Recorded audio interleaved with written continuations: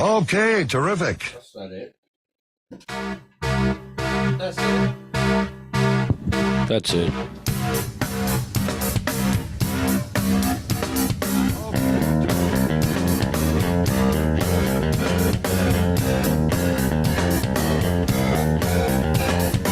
Okay, terrific. I am the law. Government's red. Bring in the boss squad, I'm gonna get mine. Go do the crime if you can't do the time. Don't tell me how you're off and down. When you're smiling in my face, but you play me like a clown and you fool bitch. So just step back, or I'm mad dad when I come down straight. I thought you were my piece, but you play me out. Now I'm mad as hell, and I'm full of doubt. Who you wanna roll with? Who you wanna roll with? Lefty, let's roll. Who you wanna roll with? Who you wanna roll with? Lefty, let's roll.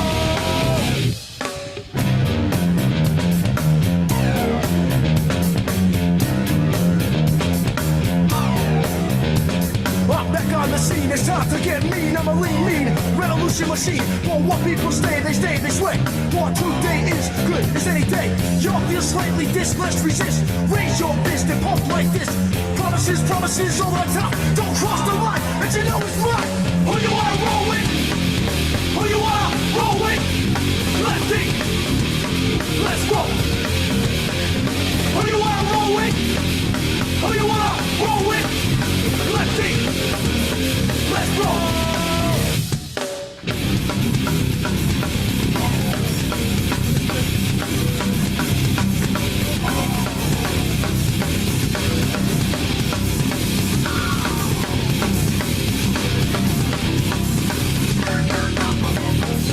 Who you wanna roll with? Who you wanna roll with? Lefty, let's roll. Who you wanna roll with? Who you wanna roll with? Lefty, let's roll. Double side, next up to the arena. Double side, next up to the arena. Double side, next up to the arena. Double side, next up to the arena.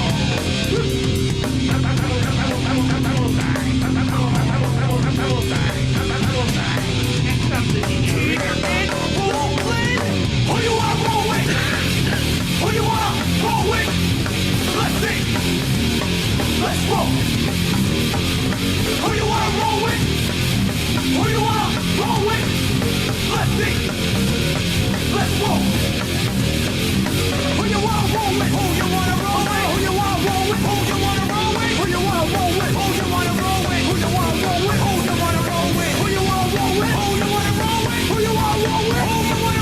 Who you wanna roll with? Who you wanna roll with? Who you wanna roll with? Yes, right on the button. Boom. Shared, posted. Boom. Just in time. By the second. Woo! Welcome to the Ignorance is No Excuse podcast. On the air early today. We're on Stoner Time. This is a 4:20 show. And since we're on Stoner Time, it's actually like 4:30 something. 4:40. Exactly. 20 minutes late. 20 minutes late. So we're good. We're good. We're on Stoner Time. That's what you call this.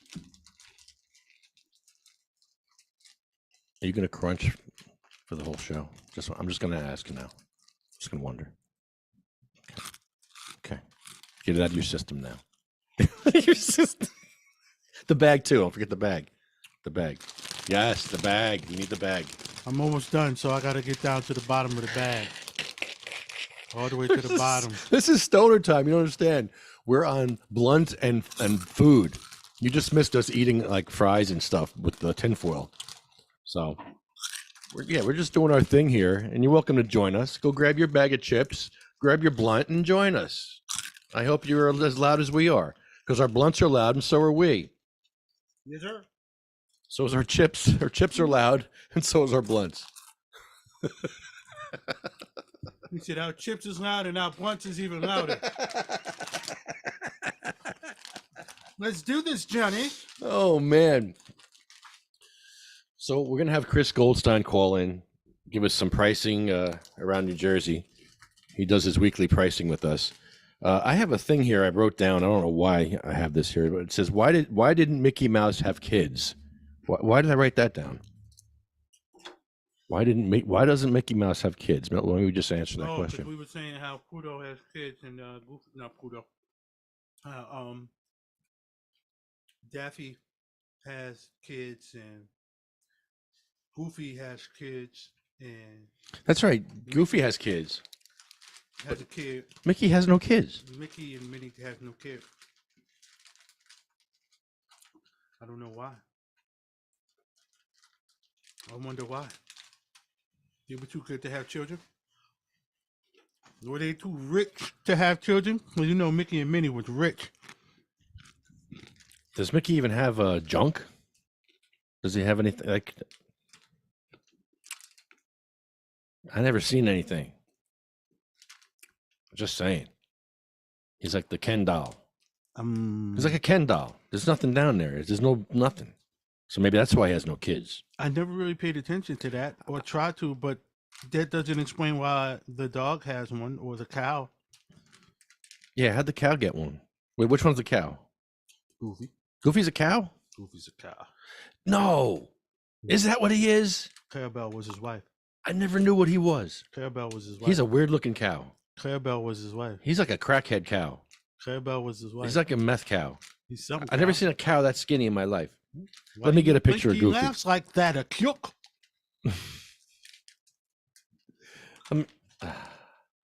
Hold on. I'm going to answer. We're on now. Zoom in anytime. This would be great. I'll get a rock star on here. We had from 0 guests to having a rock star on here. Hey, how about that? I'll take it. I'll take that. One is better than none. Always remember. Oh, baby. This is great. I'm leaving here with something, just like Denzel Washington said. I'm leaving here with something. So I'm not going to give it away yet in case he can't call in, but he wants to know what time we're starting. I said, we just started, bro. We're on. We're going. We're going for it. Because we wind up talking about some cool stuff down here. We're going to sit down here for hours and not podcast. We're going to be regretting it because we always talk about some dumb shit. We always talk about some cool stuff. So I don't even know what it was like the last thing we talked about. Catch, sir. No, catch that. Oh. That's why I said catch. Oh. I didn't say hey. No. Oh. Catch. Oh. Purple Rain. I wish you all could see this, but he just sent me a truckload of weed. A truckload of grass. That's Sent him a truckload of grass. Oh man, this never gets old. I'm telling you. I told Mikey the first day we started doing this, I'm like, this is never going to get old. Passing joints to each other like this and weed and oh no. I live for this. I'm living my childhood over. We need a train down here. We need a real Lionel train going around the but the light rail. We'll make it the light rail. Up top. Gotta have it. It would be amazing, honestly. Gotta have it. Well, in our new studio, I'll make that. We'll get our benefactors to put a train in.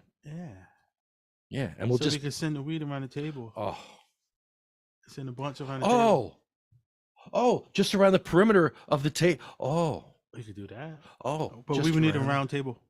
right like this, just like this, or a big, A nice size round big table. one, A decent size round table. like bigger than this. Yeah, a decent size round table. Yeah. Ooh. Yeah. We could just take this table and add on to it.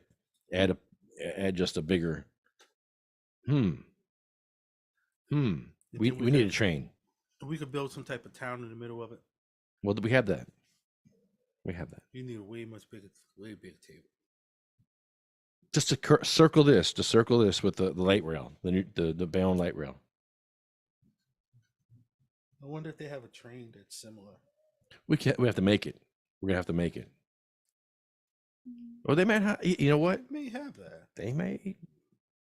You never know. You never know where the money go. They may have that. So what am I doing with this here? You can roll that. I'm gonna roll it. You got a paper? I'm sorry, a wrap. Not sure. For the last time, no. I only asked you once. No. Yeah. How about now? No. How about now? N. O. How about now? No. Yeah. Hey, Bear, you want a dab? No. Nah.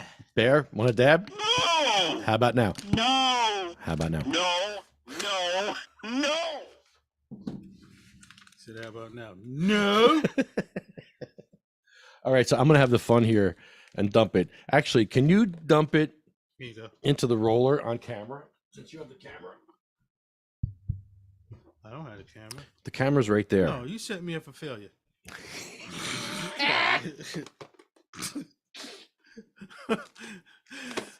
I've been down this road before. Nope, I will not. Catch me next time. For the last time, no. You trying to set me up for failure. This is bullshit. You do it because I think I'm going to spill it. You get the fuck out of here. No, I wanted to get a good camera shot. I have to change the camera. Hold on. Just change camera. I'm change camera. Change clothes. That's a lot of work for me. And go. You don't understand. I got to go over here and do this. Mm-mm. Yeah, Yes, we're ma'am. podcasting. Hello there. Hola. Hola. Wait. Thank you. Hola. All right, here we go. Where's that from? No. All right. Where's that from? Hola. I don't know. Megamind. You a cartoon Megamind? Blue dude, big ass head. This not really. Hey, now you gotta put that movie on. Here, take this, eat this. I thought you were trying to hit me. I'm like, I am in a minute. I'm like,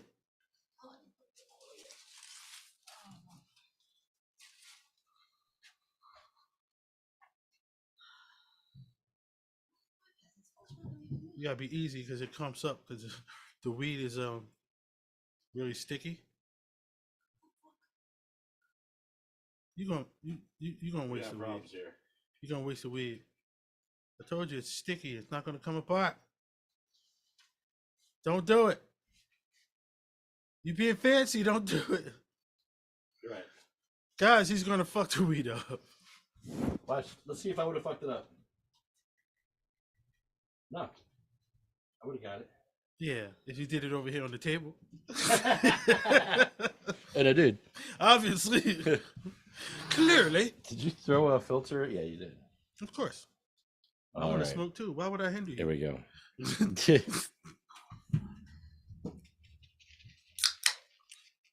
Change clothes. So there's a few good stories that we have to read about today. They're all good. Well, Especially the one that involves crackheads. let's see. Crackheads are always fun. Yeah, where's the story?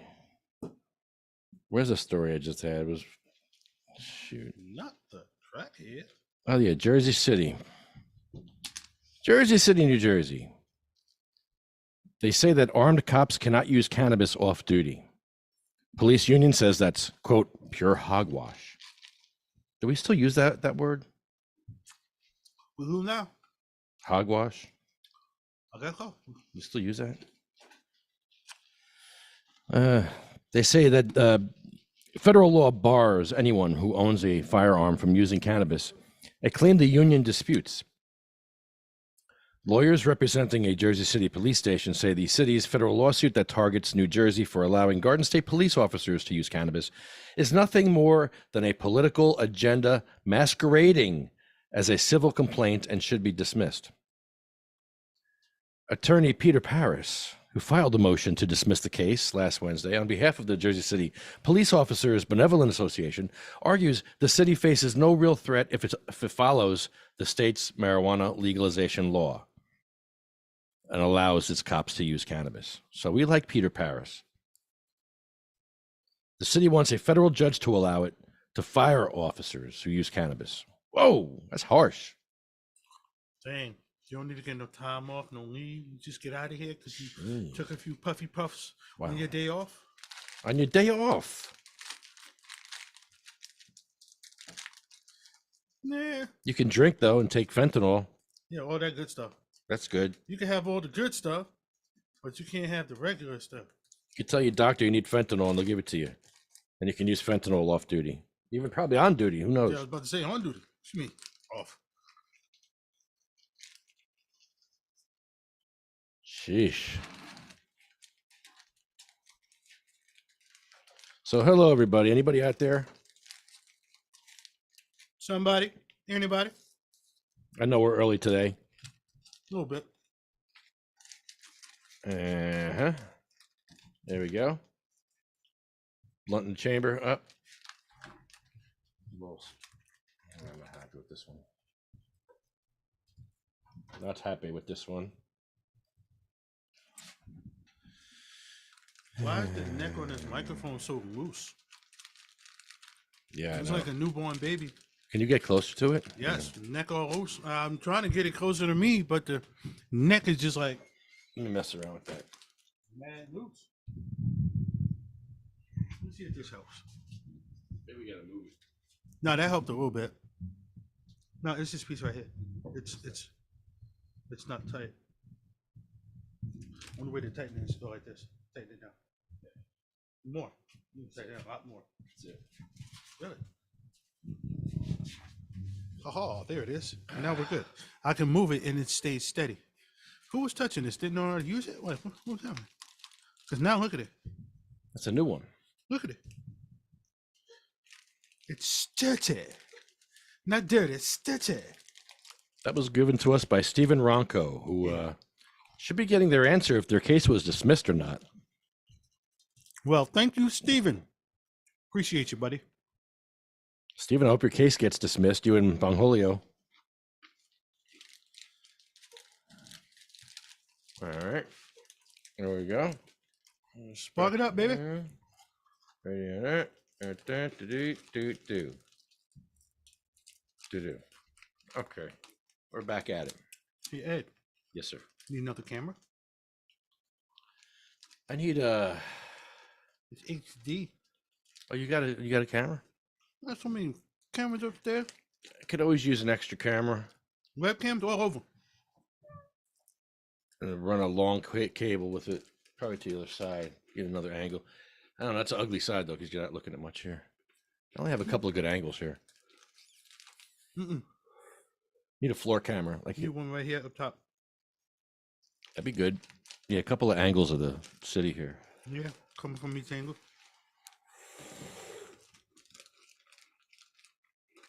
So, Public Safety Director James Shea hypothetically risks federal indictment for providing firearms and ammunition to cannabis consumers, police officers who consume cannabis. Wow. This is a federal issue. I mean, this is the New Jersey taking on a federal issue here. So basically, if he does that, he could be in violation and the ATF could come out there. Yeah, the federal law is, yes, That's kind of wild. crazy. That's a wild stipulation. Where's the NRA on this? They don't collecting their money. They're supposed to. It's okay with drinking booze and shooting guns.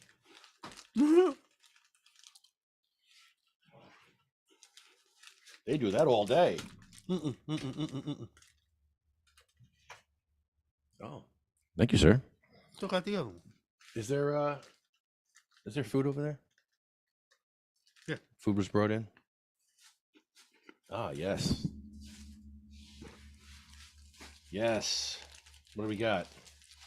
We got more noise to make on the podcast here. Oh, we got. Oh yeah. Oh yeah.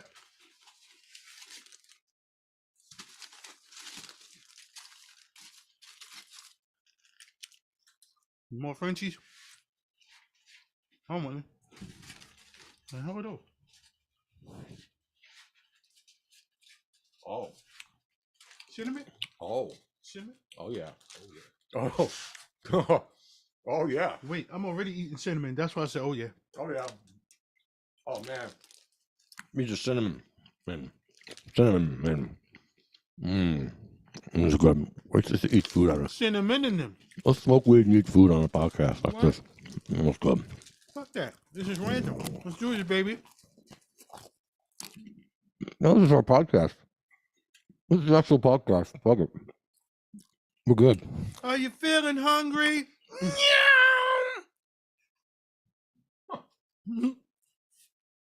Are you feeling mad? Yeah. Are you feeling kind of sad too? Yeah. You're. Are you feeling mad? Yeah. What are these pretzels? I don't know what they're looking good. I got something. Tastes like a pretzel. I wanted to play something for you guys. I hope I can do it. Let's see. Lulu. Yeah, let's see if I can get this to play. We'll take a short break, but it's not really a break because I want you to listen to this. This guy's a little crazy, and he's not alive anymore. Like the Tennessee police killed him. So check this out. In the Mexican courthouse, I will use the evidence and testimony against me to prove to any and all, beyond any doubt whatsoever, that it is not against the law to grow pot, deal pot, and toke pot. I have tricked the evil empire into busting me so that I can put the government industrial complex on trial before a jury of our peeps for its crimes against humanity, violations of our civil rights, and wanton desecration of nature. Don't miss the forests for the pot fields. Potheads are the new nigger in society. I'm no more of a criminal than a colored guy was for sitting at a lunch counter, or a negress for riding at the front of the bus, or blacks and whites who are mating in the Jim Crow South. Sir, I hear you. Right here from I'm an advocate my for parlor. anyone else. Whoa. But please don't use our struggles for yours. It's He's two trying different things. He's trying to say no mens rea. He's from Tennessee. First of all, he's from Tennessee. I get it. So let's start right there. He's already racist. We know this. But he's trying to equate. Well, I'm not going to call him racist. I think I would say that he's super insensitive. not yet. Well, he's Super. insensitive to the subject because he's only on one side of the fence. I wouldn't call him racist. I would just call him that's what he knows. So his argument is no mens rea, which is having a guilty mind, guilty conscience. When you're doing something, the government's giving you a piece of paper saying a black man can't marry a white woman. They said that there was a law that said you can't do that. Yeah, A piece of there was paper. movie about it. So who was wrong? Was the black man wrong, or was the law wrong? And that's his point. The law was wrong. The law was Because wrong. humanity is humanity, no matter what color it is, creed or. So his points are great, but when he goes here, Ed Fortune and him had it out one day because Ed Fortune called him racist too. Let's put it to you this way: when you of the same creed, it doesn't matter what your appearance is. You are of the same thing. So let me put it to you this way: can we breed dogs? Can dogs breed us? You ever seen a dog breed a cat? Will you ever see a dog breed a cat? No, but every single human on this planet, we can breed each other, which means we are of the same.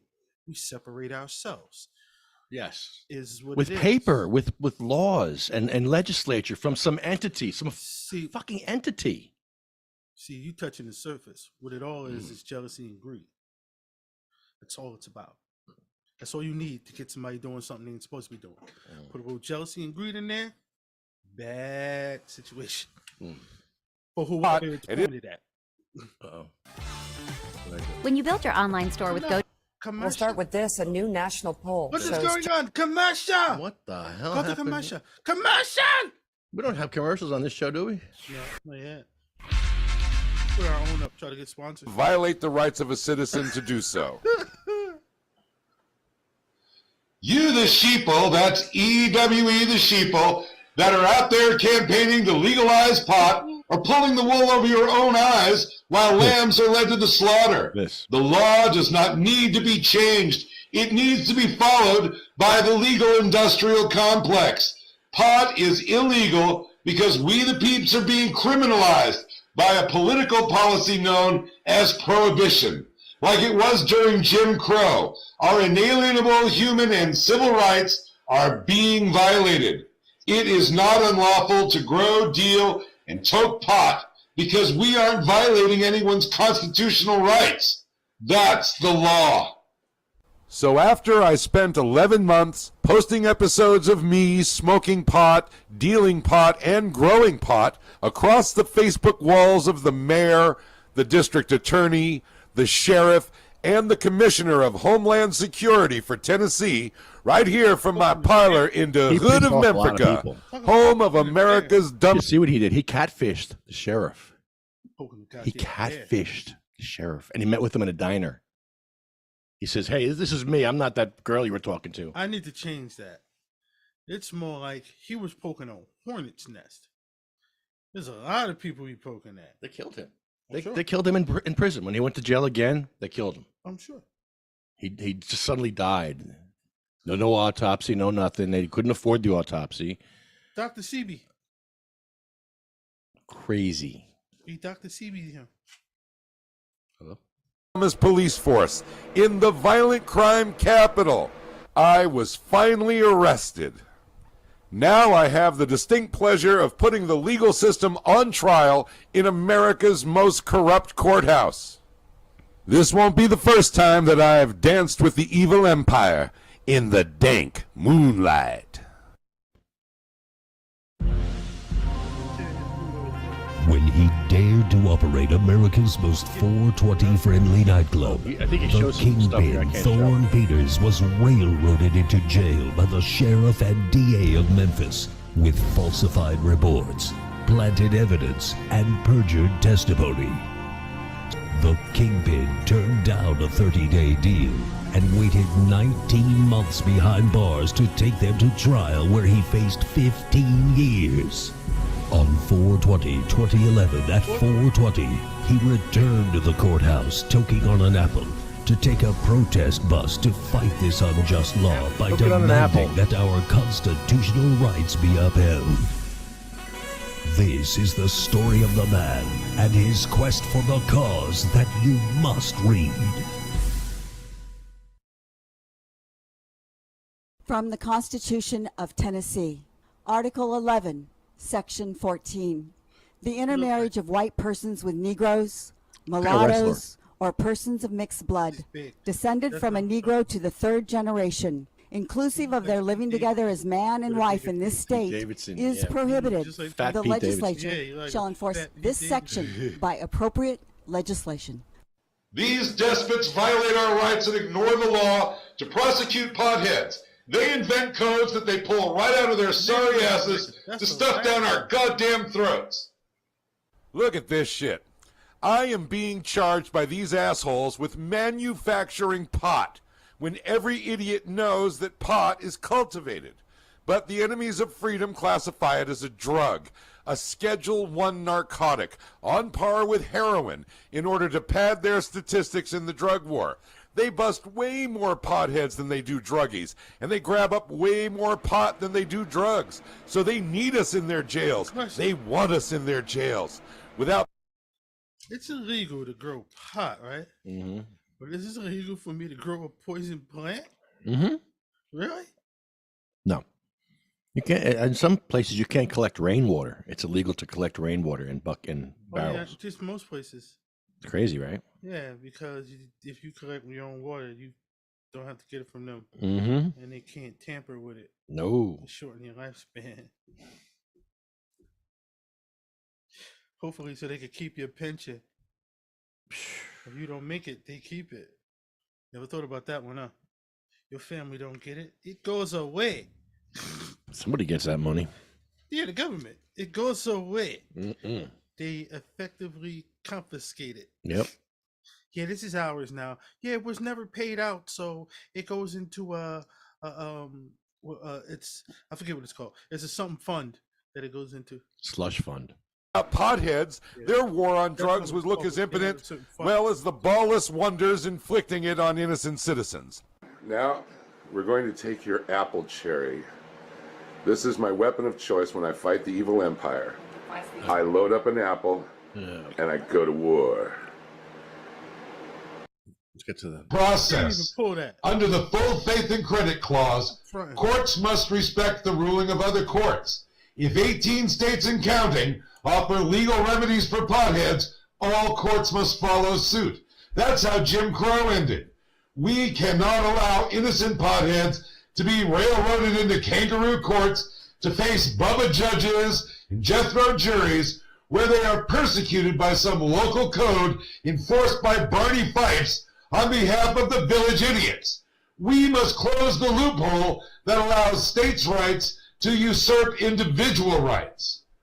States' rights was an institution supported by the Founding Fathers to appease the plantation delegation that demanded slavery then, now, and forever. From the onset of the Civil War onward, the federal government has marched troops against the practice of states' rights to protect American citizens who were being denied their civil liberties by local demigods who were imposing codes rather than enforcing the law and upholding the Constitution. Generations of presidents all rolled out troops and tanks to go below the Mason-Dixon line and drag the Confederate powers that were out of the darky ages. We must never allow states' rights to provide a loophole for the enemies of freedom when they engage in acts of unlawful fuckery against peeps. What the fuck is the darky ages? So, in order to end the siege, like I said, I must racially perform an insensitive intervention at at trial least. because the legal system and its little piggies are sprung on drugs. I've got to make them go cold turkey so they can be fit to live among us in peace. Otherwise, we got to take them down and out like we do any other predatory junkie roaming the streets looking for a drug fix at the expense of decent society. It's not just You sure you online. only smoking weed, buddy? You're a little hype there. I don't know nobody get that hype on weed. He needs to chill. I don't know nobody get that hype on weed. That looked like a little bit of, the white powder. The white powder. Oh, I'm going to cut this in half. These are only accusations. You don't have to. No? No? Handle that, baby. Eat it. I don't eat much. I'm full.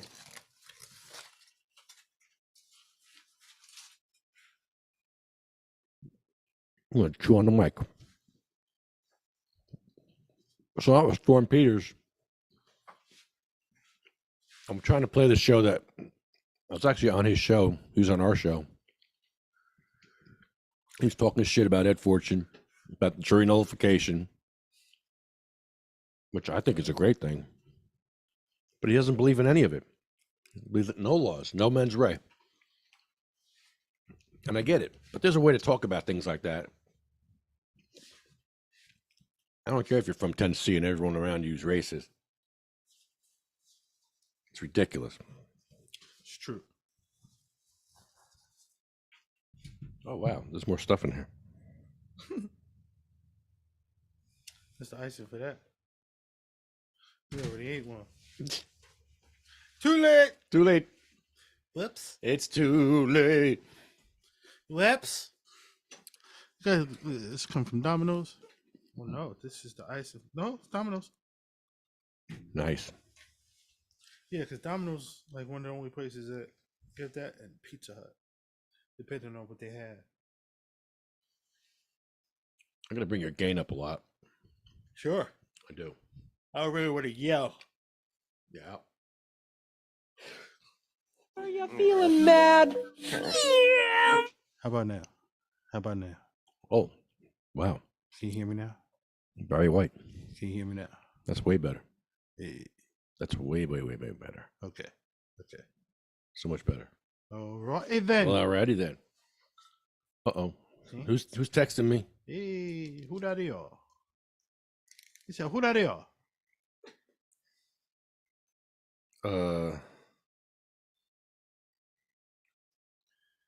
So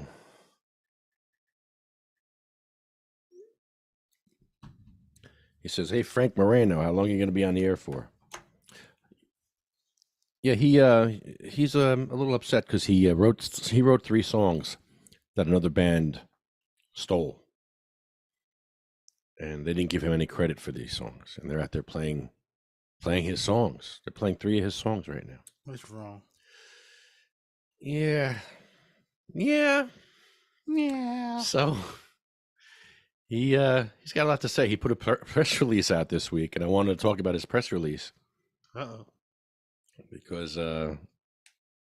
he's probably going to pursue legal remedies at this point. Listen up, homies. He can prove he wrote the songs. He has tapes. It's like, you can give it to me or I could take it. You could pick one. It's up to you. Either way, I'm coming for it. Know that. This band is making a lot of money without him right now. A lot of money. Packed houses. Playing big shows all over the East Coast right now. With his music. Mm-hmm. It's cool. You can give it to me or I can come and take it. Mm-hmm. It's up to you. I'm giving you the benefit of the doubt. He was in the band for a couple of years. And then when he left the band, the main guy died. And they found these tapes. Of him. But it was of His stuff. Trip Eisen's They didn't know. tapes. And hello, that's his stuff right there. You're stealing. But it's like the moment he comes and says that, then you just got to be like, all right, we got you. Put you on credit. Just give him Like, credit. Give him some couple of percentage royalties, points. give him Whatever. the money he would have gotten if he was in the band. Very easy. Thus far, Nope. move from there. No, they're fighting with him. They wilding They're fighting. for Yeah. my stuff Mm-hmm. on his tapes with his voice. Mm-hmm. And they don't even know that because they think it's the other guy. Not his voice, it's his guitar. He's a guitar player. Oh. So it's all his guitar, his songs that he wrote with the guitar. Oh, and they playing his guitar strings and his chords. And Mhm. he wrote the song. He wrote those songs. And they put, oh, So he's going to redo those. Well, he's doing those songs now, I think, with his other band and his version of it. So it's going to be interesting. to say the least. Yeah. Yeah, they steal beats and stuff, right? But I mean, this is more than that. This is no, it's the same thing. Same thing. You're stealing beats, you're stealing samples, Yeah, he's stealing chords. stealing chords. Yeah, same thing. All the same thing. So, I mean, kudos if he got what he got. Mhm. Get him. And they know they're doing it and then try to continue to steal, blatantly continue to try to steal. Bro, you got to do something about that. You can't let them play in your face like that. Don't let them play, I don't care who it is, don't let them play in your face like that. You know it's mine. Okay, all right. Yeah, so he's going to try to call in later. That's great. I want to hear about that. I could take him for everything. Mm-hmm. All of it. We can't put nothing wrong no more.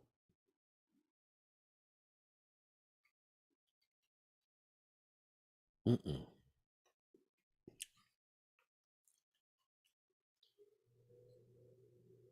Then I put it out there that I was the one who wrote those songs, and then preview my new song. Boom goes the dynamite. You off and running. Move out the way. I'm coming. I like that he's putting out his version. I wouldn't even did that. I would have just waited. Would have just waited. I would have put out another song and just waited. Waited till my case was over. Because at this point, it's just about the money.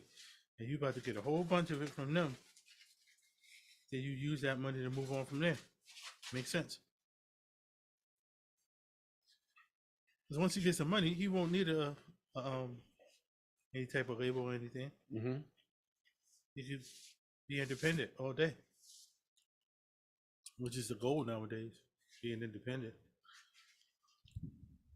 I'm not gonna mention that band's name.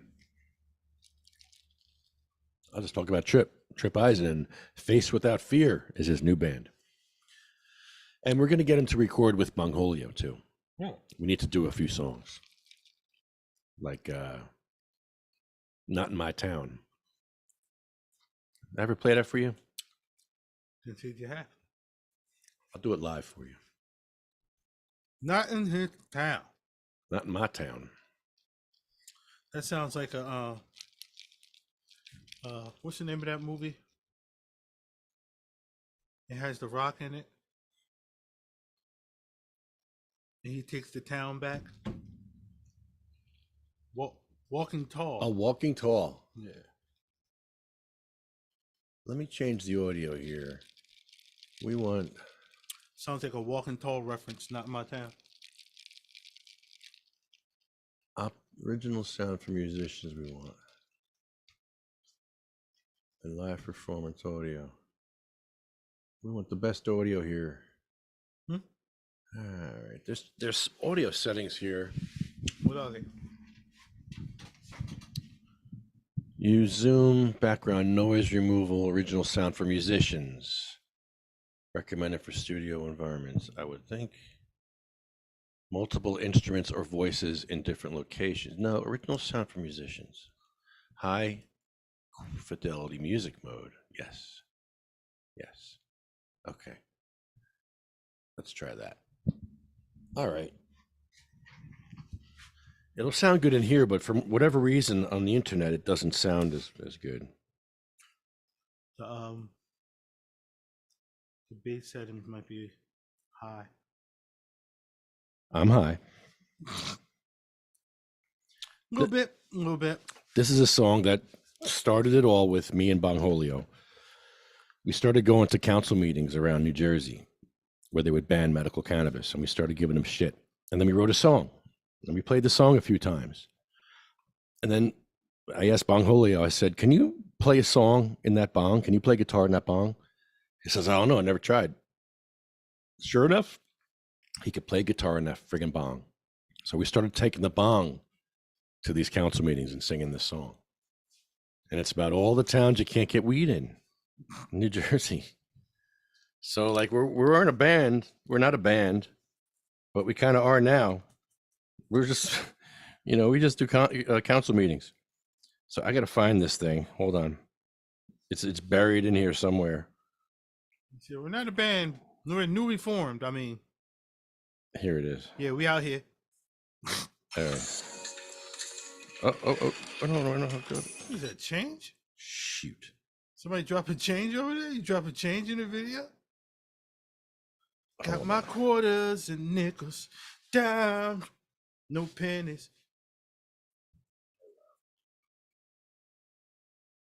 All right, Bluetooth. Okay.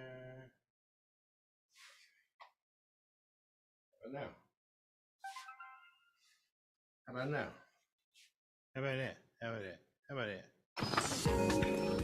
I don't like that. All right, so this is a fun song. And it's about all the towns you can't get weed in New Jersey.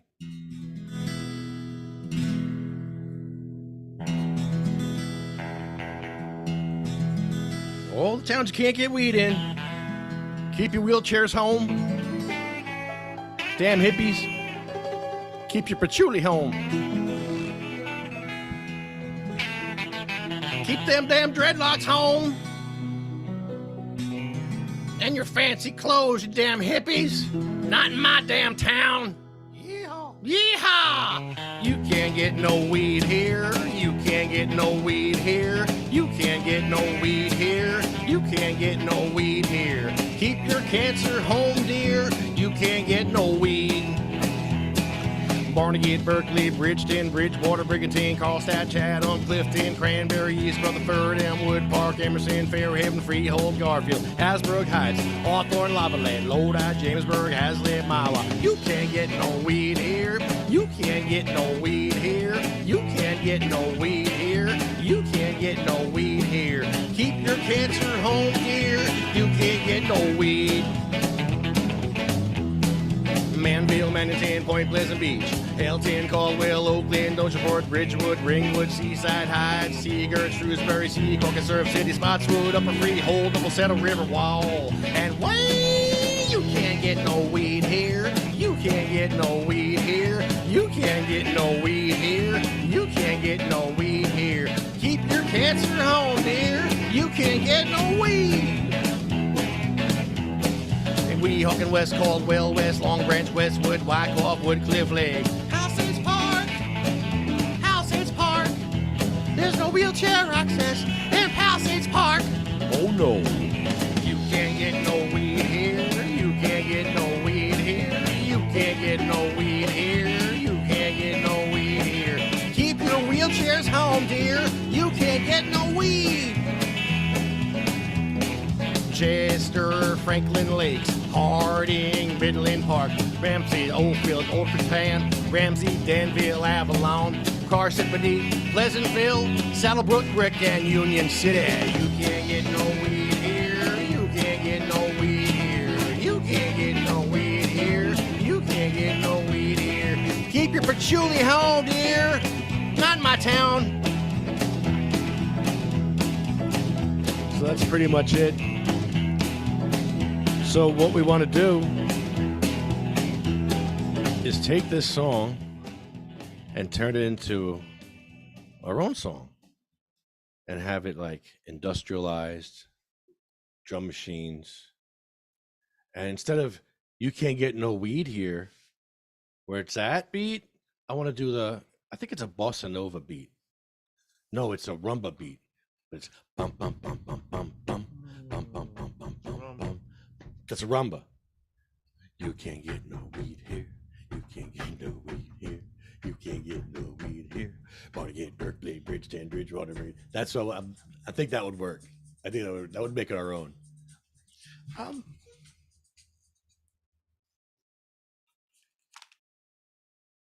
sorry, but I can still hear you.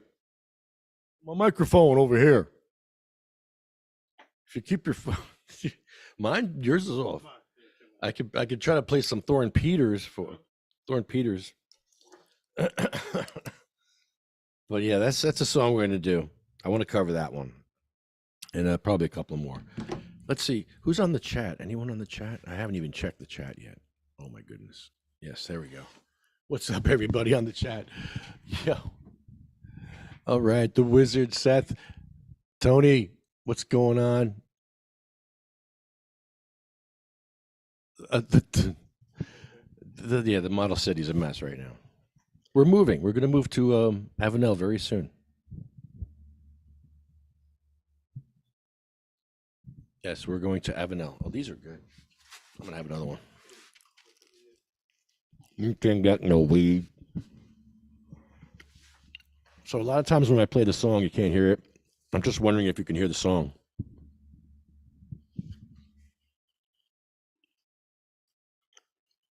A lot of times it's just me, a cappella.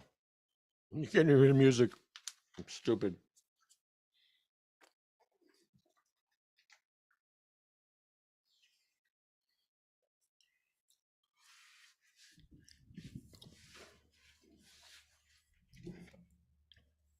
I'm going to send this out again. Hold on. Let's see. I'm waiting for Mikey to get their answer back if their charges were dismissed. Hopefully this week we'll find out if their charges were dismissed.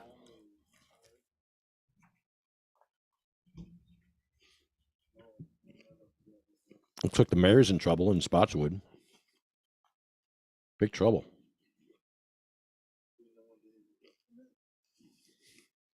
Hey, let's look it up.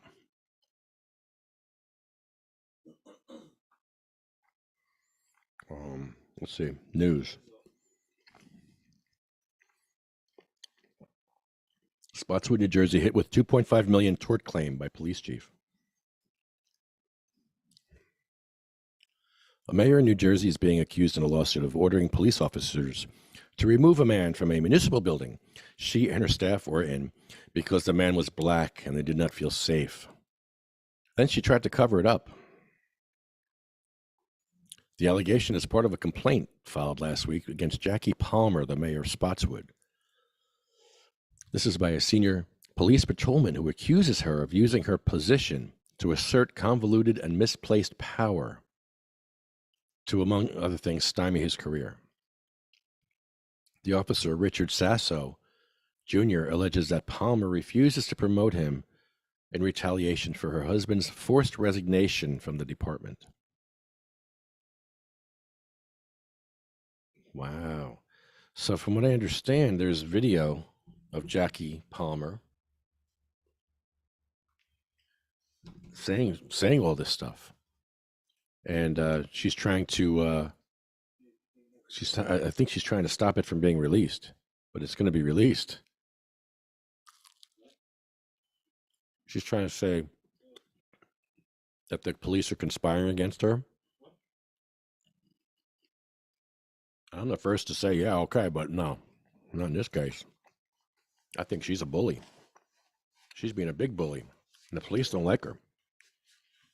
I don't blame them, because she is a bully.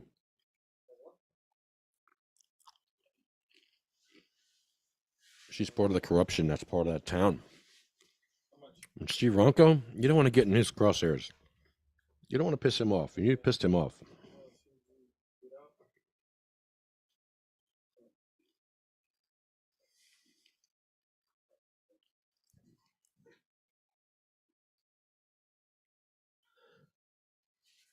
Yeah, so Mayor Jackie Palmer, you get the Idiot of the Week award.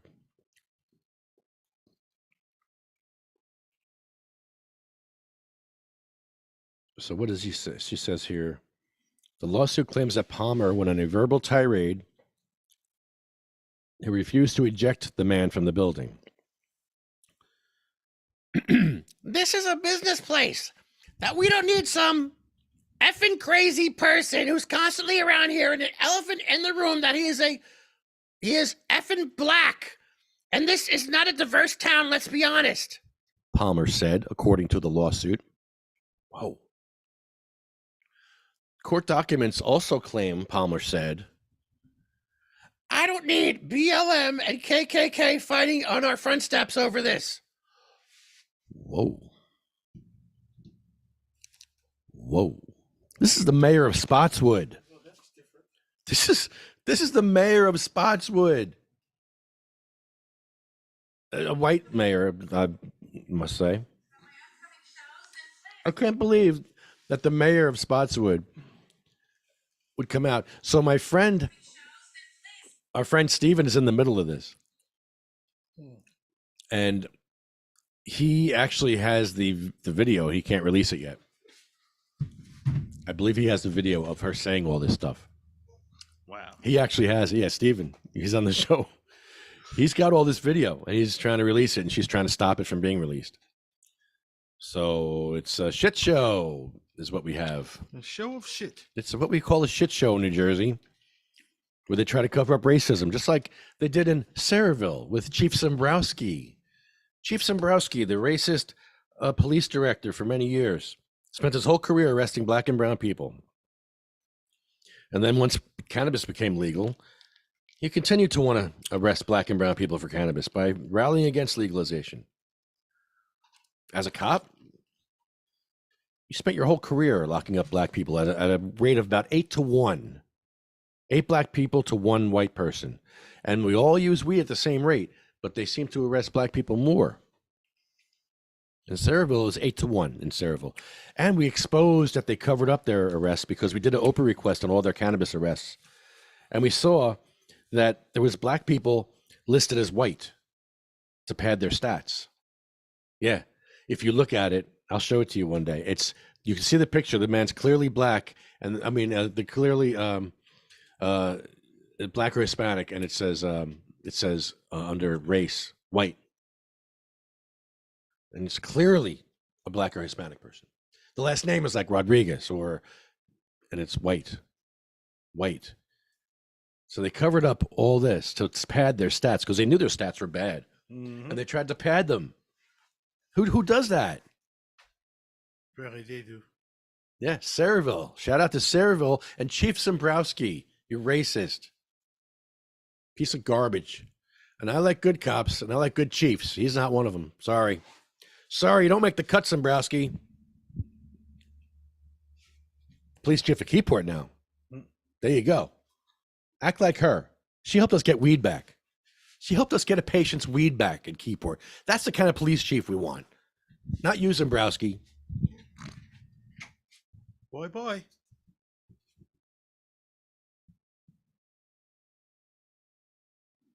Oh, wow. 1 year ago today, Eunice Drumfort was murdered. Was that a year ago today? Really? February 1st? Oh. Wow.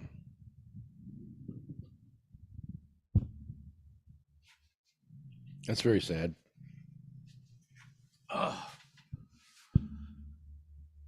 We all thought it was political, but it still may be, because that dude ain't talking. He's saying he's innocent.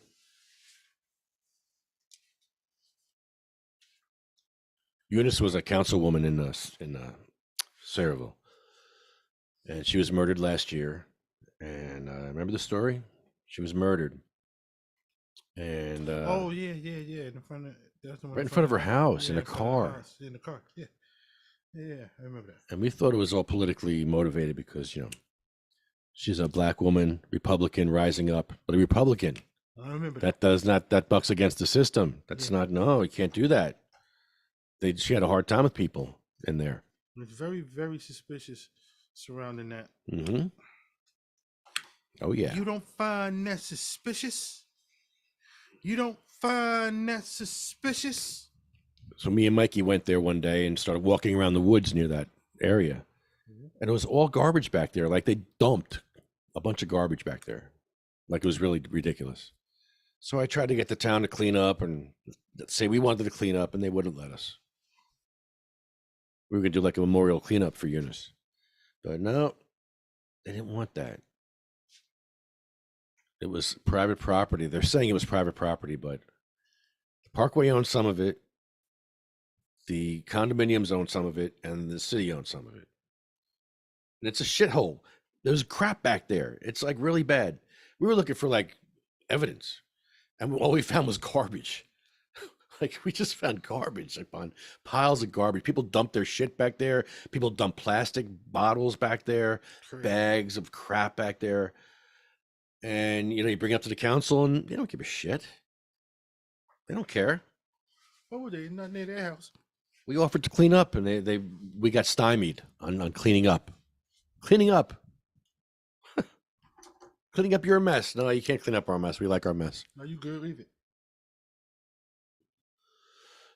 Yeah, he goes on trial in the spring. Bynum, I think his name was. Yeah, his name is.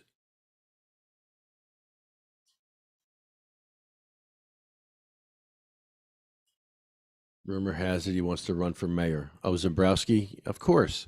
We have to go there. We have to go there and just call him out again.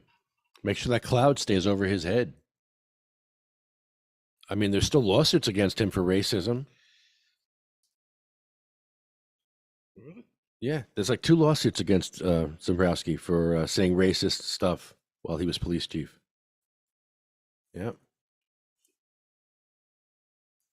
I believe it. Scary guy. So I definitely want to go there and call him out some more. Put that black cloud back on his head where it belongs. Because he's a real piece of garbage, that guy. I don't want... He makes the good cops look bad. When you have a guy like that, yeah, you don't need people like that. There's good cops out there, and he makes them all look like, Bad ones? Yeah, it's not good. Not a good thing. Very unfair to the rest of them. Yep. There's cops that listen to this show, and there's cops that like us, and they love the show. And guys got to clean your house, though. Because I don't have to yell at these guys. I've had 2 cops in Bayonne that I had to yell at. Of all the cops, I've had 98% good relationships. And then the 2 guys that I had problems with. The one guy calls a psych eval on me. And the other guy just gave me shit for being out there. He's like, we don't need a light here. Good way to trigger El Rampador. We don't need a light here. It's people run it anyway. His logic was just so awful. What do you mean people run it? You're a cop. You dimwit. Like you're an officer of the law. I'm a taxpayer. I'm telling you, I want a safer street here, and you're just like, nah, it's safe enough. No, it's not. There was 4 accidents this year. 5 accidents. He's like, that's not a lot of accidents. Huh? I gotta play statistics. Let me play this for you. Let me play this for you. You gotta. His name was Bachagalup, I think. Bachagalupi. Let me find it. Let me look on TikTok. I think it was on TikTok. That guy really triggered me, man. No. No. Oh boy, this is so small. I can't see, man.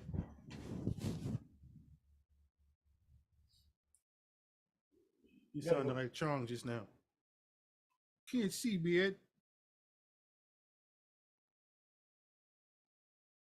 So this is a good weed, man.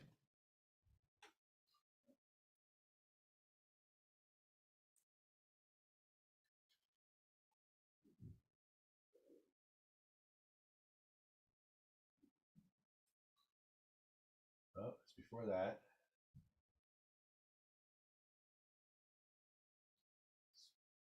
Is it here? No. Is it here? No. Here?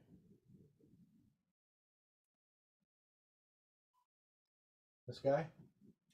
Okay, it's your old pal El Rampador. I'm here with my umbrella today because it's very hot.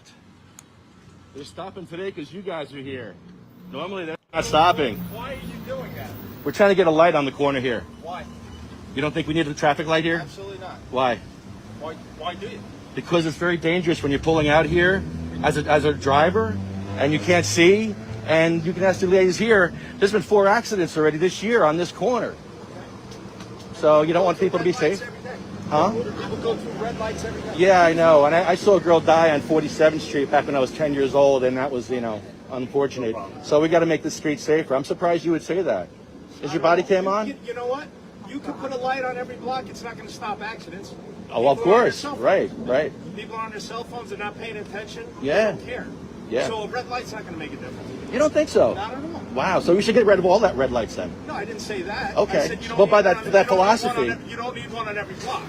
No, but you need one here. It's a turn. Why? Because they put in a circle back there on Avenue E. So now this is a turnpike artery. Now it's a very busy street. It's a turnpike artery. So if you look, there's a sign there that says turnpike. So it's a very unsafe street for pedestrians and for drivers. When's the last time there was an accident on this intersection? You have to ask her. Probably No, about a month ago. You're the one with all the stats. A month ago. Okay. Deborah, how No, many? I'm asking you. Well, she actually works here and she can tell you. I understand she works here, but you're the one with all the stats. I'm Right. asking you. 4. I understand 4 accidents, and one of the people In how long? this year since she's been here. Okay, that's not a lot. That's not a lot. No, it's not. Compared to other intersections in this town with lights. What's the worst intersection? Probably 22nd and Prospect. Okay. There's no light there? Yes, there is. Okay. Doesn't matter. Where's the light? Well, then a speed bump. Then I want a speed bump. Why? Because I'm a property owner in here, and I want my streets safe. There's never any. Okay. I want my streets safe. You're on a wrong mission. You should pick a different mission. We got the light on 49th and C here. Okay, that was us. We got Right, that. it's not even on I'd yet. have been like, you're It's, in the it's, wrong- Or they just put it on. you have bad situational awareness. That light has been on for about a No, I month don't- I now. don't drive That's about a there. month now. So All right, a month. Big deal, a month. But it was sitting there unoperational for how long? For months. for months. And Okay, so they Why- just turned it on. Right. Okay, and what did it do? What did it do? It made the streets safer over there. Says you. Says a lot of people too. A lot of people say A that. lot of people. People that all right, watch my videos. You know what I mean? Actually, you can watch my videos, and you'll see right here. People have been thanking me. People have been thanking me. So I'll probably make more of a difference than you are today because you're actually stopping me from my mission. Patrol officer, and you're not doing anything except causing a hazard by going back and forth. Do I have a right to cross the street? I didn't say you didn't. I said you're not doing anything but making a hazard. I'm making awareness. It's called awareness, sir. Awareness? Awareness. Awareness of what? For that kind of ignorance right there. Ableism and ignorance. Ableism and ignorance. Because I am unsafe in a wheelchair. I am unsafe. I am El Rampador. I am El Rampador. What does that mean? I fight for wheelchair access in Bayonne. I fight for disabled vets in Bayonne because we have no wheelchair access. If you look on this street right here, A wheelchair accessible. no, look on this street right here. Every business on that street has no wheelchair access. That park that they put in on 47th and Broadway has no wheelchair access on the 3rd step there. You can't get in there. That's ableism. That's your Bayonne Police Department has no wheelchair access at night. At night, you have to go in the sign. So believe me, I know what I'm doing. No, you don't. No, I don't. Is your body cam on? Yes. What's your badge number? 258. And what's your name? Baccarella. Baccarella. And is your body cam on? No? No. Probably should be. Why? We're just having a conversation. Well, No, well, what? I'd We're like to having know a more. conversation. Yeah, well, I want to make you This isn't- famous because you're ignorant and ableist. Okay. Ableist. And you're insane and out of your mind with your mask. Thank you. You're welcome. And that's what we deal with when we have ignorant cops. Come on, you got a right to cross the street, buddy. There we go. I'm helping you across the street.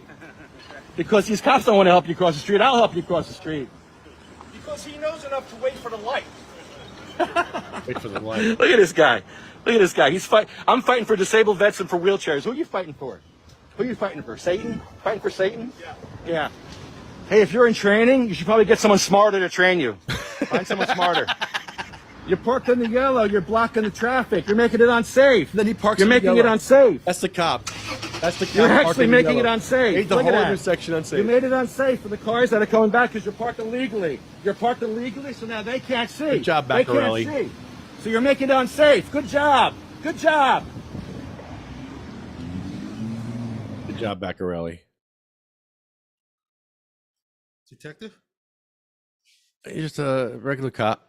Why was he in that car? Yeah, I don't know what that. Yeah, he was in an undercover cop car. Yeah, Or was it his? yeah. They have a lot of undercover cars, and they don't want you to know. Hey, Chris, how you doing, man?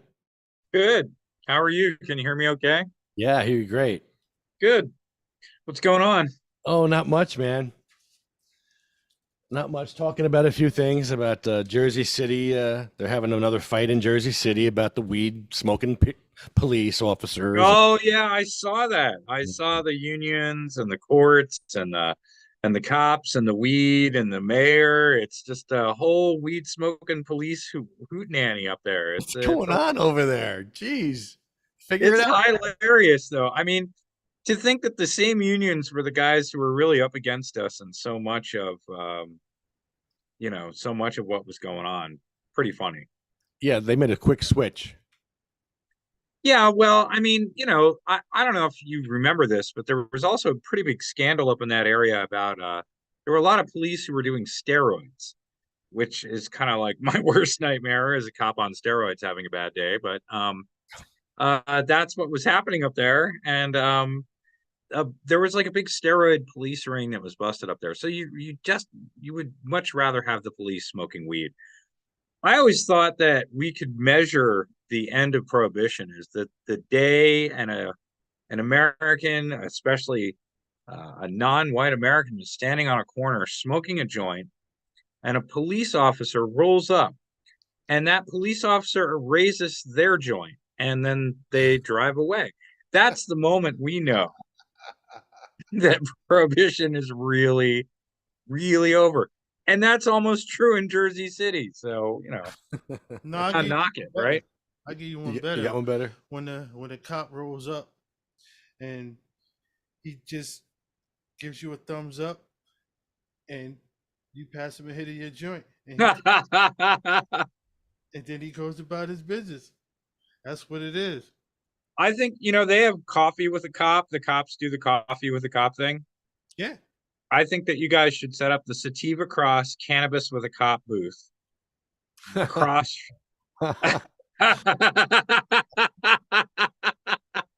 And put out, it's got to be a lot. It's got to be like a pound of marijuana. Be like, but it's only for a cop in uniform who's willing to sit here and smoke on camera. Oh, wow. Yeah, you'll call it Sativa Crossover. Sativa Crossover. Oh, I like it. Sativa Crossover. I like it. And then you can trade badges. That's hilarious. That's great. That would be funny to set it up there. You should figure out, you should look up the towns when they're doing coffee with a cop and set up the table right across and do like the cannabis with a cop, right? Just like with a single joint. Be like, oh, we're here to have coffee with you. And at the end, have coffee with them and talk about marijuana. At the end, set up your own table. It says coffee with a cop. Coffee and cannabis with a cop. That would be really funny. It would boost up their coffee with a cop. You could put it out on social, be like, coffee with a cop. There's also cannabis today.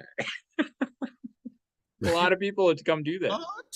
What? The most popular coffee day. They'd sell like $10,000 worth of coffee that day. Can you turn that down or off? What? The fan? So, what do you think of we got like 655 letters written so far today, since yesterday. I saw that. Yeah. Yeah, there you go. I like your hosting from afar. That's good. I like how you're keeping it up. That's good. I had to shut off a fan. Oh, there you go. I'm like, this, There you go. you know, I heard that from over here. I don't want you to overheat down there, though. Are you going to need that fan? Dude, you had 100 in like 5 minutes. Yeah, it's a good. I mean, we got to keep pushing it forward. I think that once we reach 1,000, it feels real good. Once we reach 2,000, I think, legislators are going to start feeling adequately annoyed. So I talked to a couple legislative offices today. They're definitely getting the emails. So that's good news.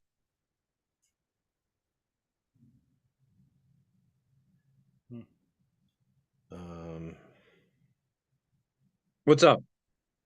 Sorry, I'm trying to find the see what number we're at now. Oh yeah, it's doing pretty good. Let me take a look. It's like 655 or something like that. Okay. Yeah, it's 655, and our current, it's got a floating goal, but I think that we'll probably get to maybe like 800 by tomorrow, and hopefully by 1,000 over the weekend. That's what I'm hoping for. So I'm looking to crest 1,000 by next week, and then be able to contact legislators and say, hey, 1,000 people already, in just a few days really contacted. Very, that's a good response for home grow. This is for the medical home grow bill. We would like some amendments to that. How would you like to see it change? Yes, we're talking about the home grow bill, and what you do is you sign this. It's a one-click activism, which I really like. I mean, it's really a couple of clicks. Sorry, a couple of clicks. Three-click activism. Yeah, so you have to be a little bit more invested. It's painless. It really is painless, and this goes out to your legislator, and it's going to help to get the ball rolling with cannabis here in New Jersey, legalizing cannabis for real this time. Well, I think this bill is specifically for medical patients to grow at home. Okay. So all right, we would like to see a bill that decriminalizes and legalizes cannabis cultivation for everybody. Yeah, no men's right, Chris. No men's right. I just listened to Thorne Peters, and I'm all fired up right now because, yeah, he was right. No men's right. I don't need a piece of paper to tell me I'm doing something right or wrong. I hear you. I hear you. I think that's probably fine in most cases. And did you guys do the Willie Beamer support? Whatever happened with his case? His was dismissed. Okay, that's good news. So they just outright dismissed Willie's case. It was because they didn't really have the warrant that they needed. It was it's a technicality. Yeah. Take it where you can get it. What they call it, tainted fruit or something. They called it tainted something. Yeah, tainted tree. So there you go. That was something. But that sucks. It wasn't on the merits of no, not at all. No. I thought it was, but it was because of the tainted love. Whatever it was, tainted evidence. Tainted love. That'd be funny if that was the statute. Unfortunately, we have to throw this case out because of the tainted love statute from 1984. So once Wham got on the scene, this case is over, baby. Wow. So, but no, I think 1393 is interesting because it's the medical home grow bill. I guess what's interesting now is that there really isn't an adult use home grow bill per se that's been reintroduced yet. We're still waiting for one. There is, remember Jerry Cardinale introduced his weird bill right before he died? You remember that? Yes. It's still there. Assemblyman Robert Auth, who's a Republican, still has that language active, which is kind of funny. Technically, it's a Assembly Bill A414. And it was surprising to see it there. It's kind of a funny way of doing things, but it would essentially legalize possession of 6 plants. It doesn't really have anything much to say about canopies or anything like that. Oh yeah, that's what I was asking you guys. So what do you really want to see is what's like the best changes you could see in the medical bill, in the medical cultivation bill? What is the plant count? I mean, Right now, it's pretty limited, I guess is the most diplomatic way to put it. It's for mature plants and for immature plants. No, more. I need more. Okay, but when you say that, do you want a plant count or do you want a canopy size?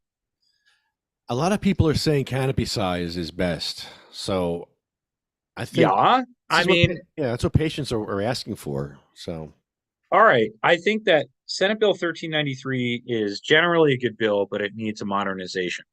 And right now, we can help contribute to the language of that bill pretty significantly. So I think it's important that you start to really think about what you want and what you think is feasible to pass quickly. I think that there is motivation amongst the legislature to do something about home grow. And I also feel like, did you see the CRC put out information about the medical marijuana program today? I don't know if you saw that. no. They had some patient testimonies even. Like, I use the program because I don't have to pay taxes on my products, stuff like that. Oh, really? So, yeah, go to the CRC's social media or website right now and you'll see it. But they put out a medical marijuana sort of program guide, which was good that they were talking about it. Anyway, I think that regulators at the CRC and legislators generally, they want to see more patients registered. They want to see a robust medical cannabis program. They want to see a medical cannabis program that's like tied into their public health initiative. The industry, I'm not sure, is too interested in that. We'll see. I think that medical cannabis, as opposed to recreational cannabis, represents something that is more difficult for an industry to do. So maybe the more corporate side of the industry is less interested in seeing a lot of patients get registered and having to serve them. Are you looking up the CRC info? Yeah. Okay. Here we go. Did you find it? An update on medical cannabis in New Jersey. Cannabis. Wow, you're really you're putting that Fargo take on there.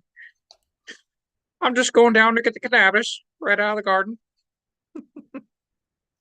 Yeah, the devil's lettuce cannabis is in the garden again.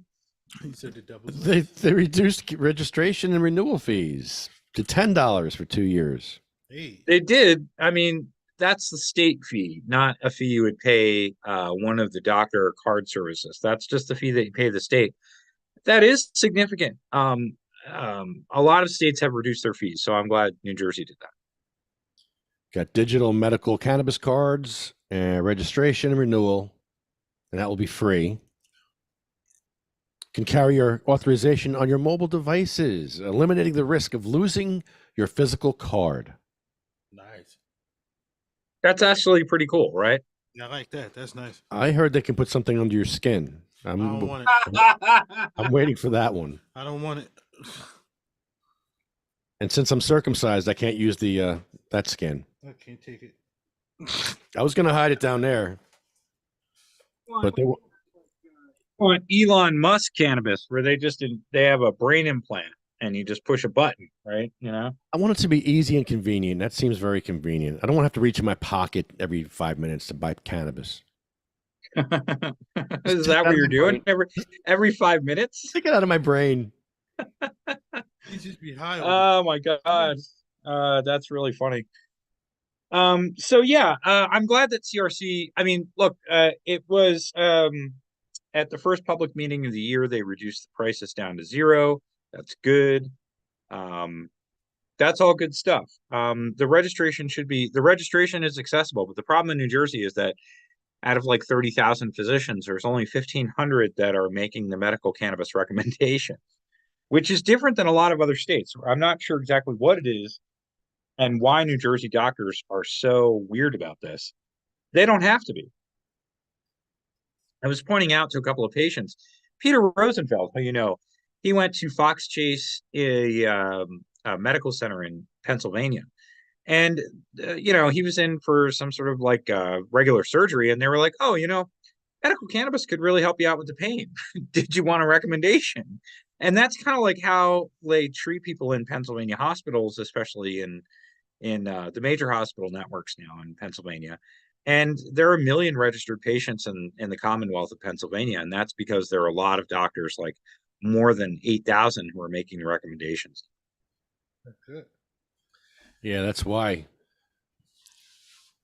You know, there's some argument that there are so many patients in Pennsylvania because they don't have adult use, but we never really even had that. I mean, again, even when there was no adult use program in New Jersey, there weren't huge numbers of patients.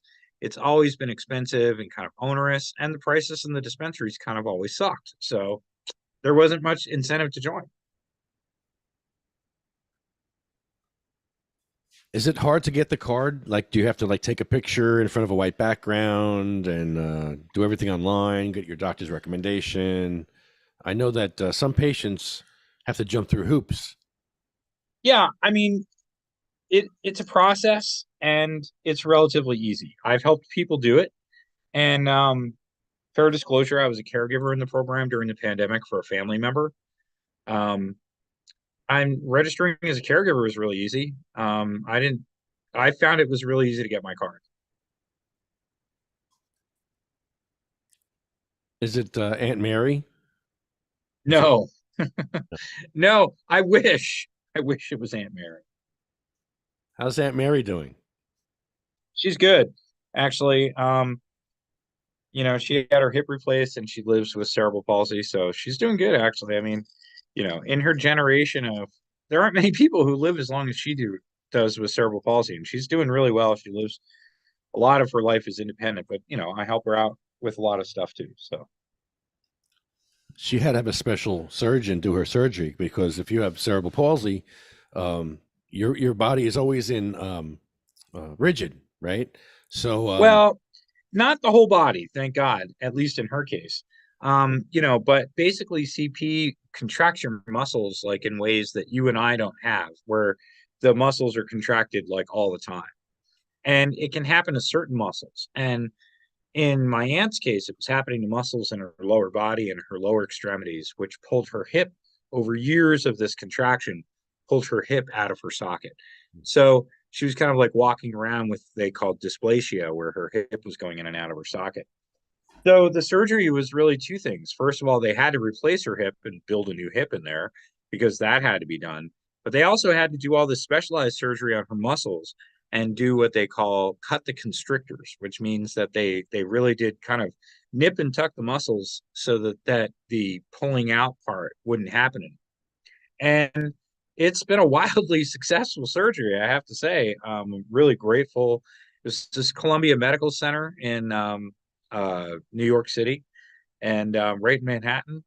And they just did the Columbia specialized orthopedics team. Man, did they do a job on her that was just amazing. And she was up and walking in the hospital just like every other hip patient.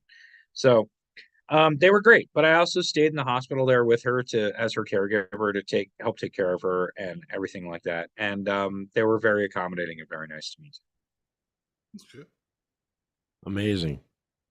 Yeah, I have to say, I mean, what the process to get there was a little onerous in that we had to go to regular orthopedic surgeons here in New Jersey. It was almost like, you know, medicine of last resort. We had to go to other orthopedic surgeons in New Jersey and get denied, basically. We had to go through every test, all the visits to have them say, you need a hip, but we're not going to do it in order for us to get approved for her to get the surgery done at Columbia.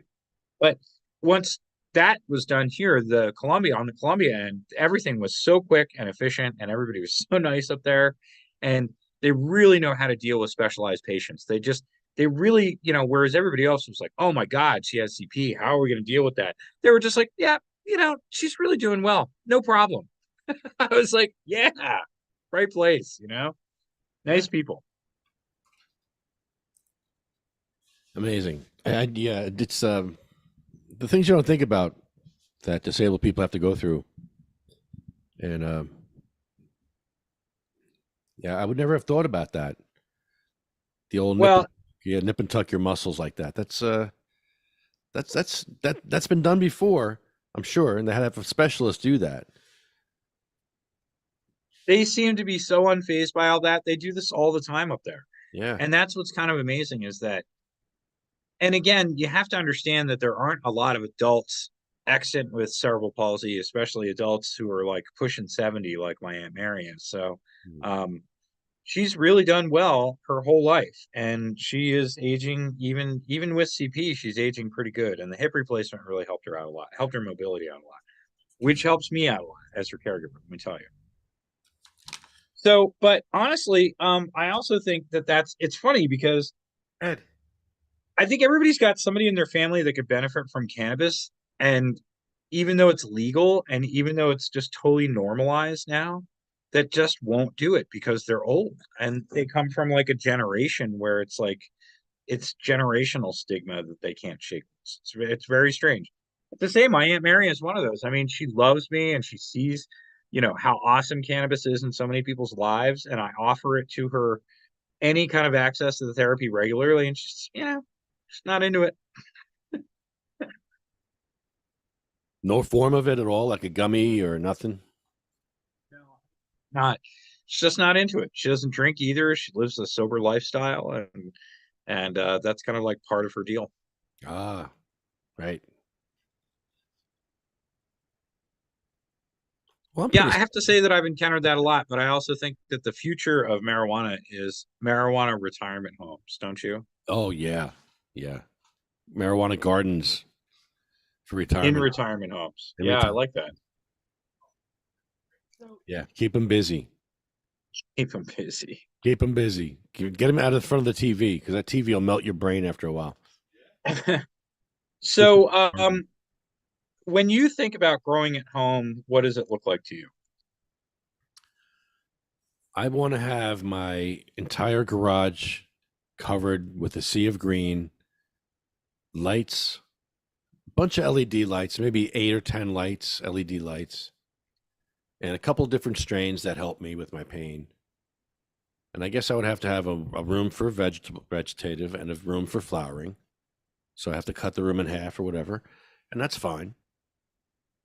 And I would just need something where they're up higher, like what are they called? The pots where they're up high, the raised beds. Raised bed. Yeah, I need that because I don't want to bend. There you go. Now, someone in a wheelchair would want a different kind of bed, I'm sure. Like they would want something they can roll under. I've seen them. I've seen gardening for people in wheelchairs, and it's like you can roll under the bed, kind of. It's very cool. Do you think Sativa Cross would you should one day have like a group of community gardeners who go out and help people grow, help people set up their home gardens? Yes, I want to start with myself. Come help me. Come help me. Let me get going, and I'll show you how I did it. Because I haven't grown weed in 20 years. So, yeah, all right. Well, you probably wouldn't start at scale. Like you'd probably start small. At least I would start small.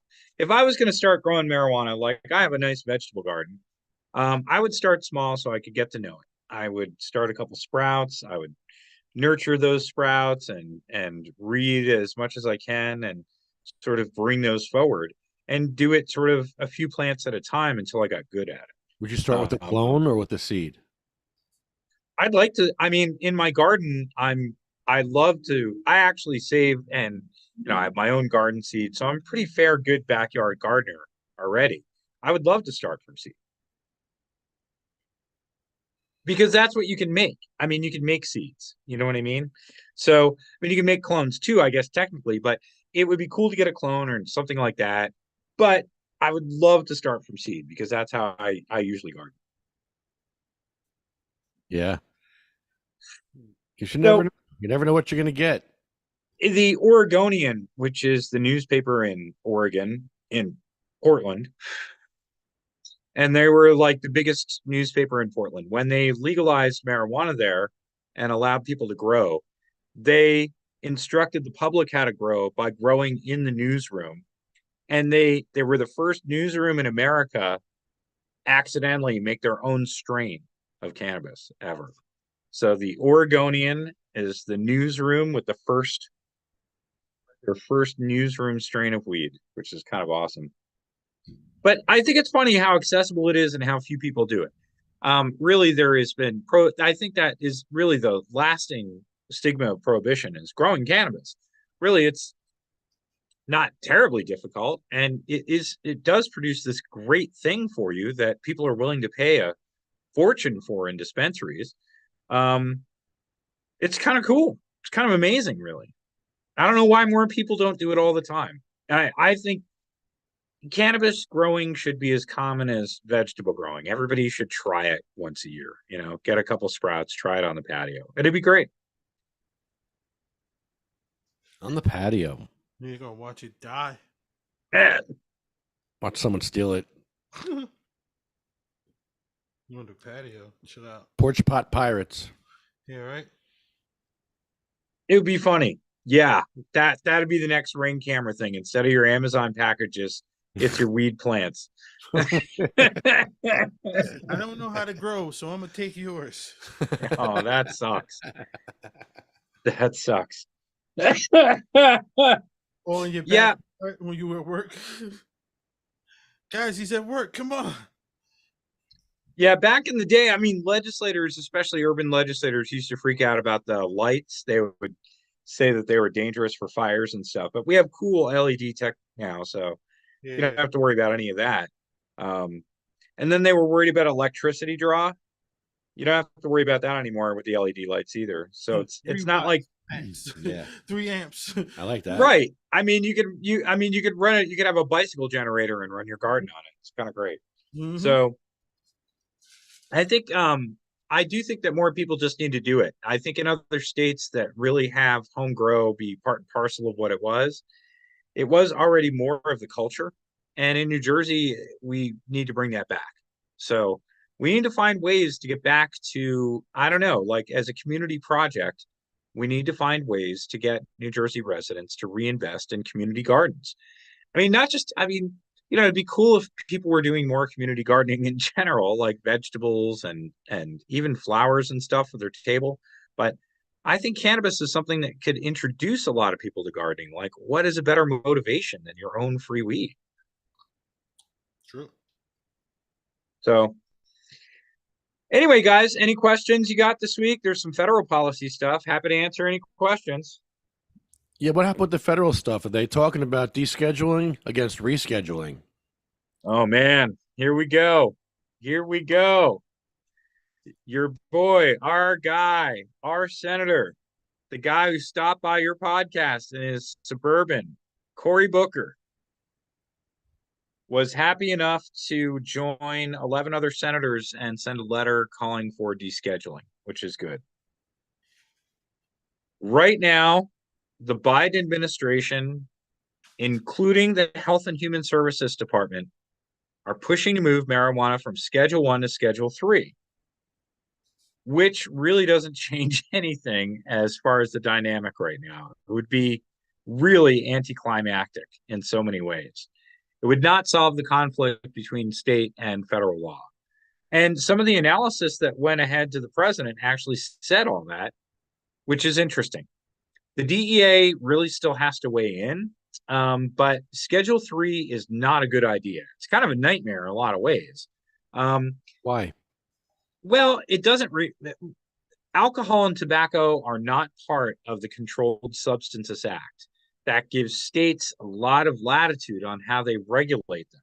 So alcohol and tobacco taxes and regulations vary wildly, actually, pretty state to state.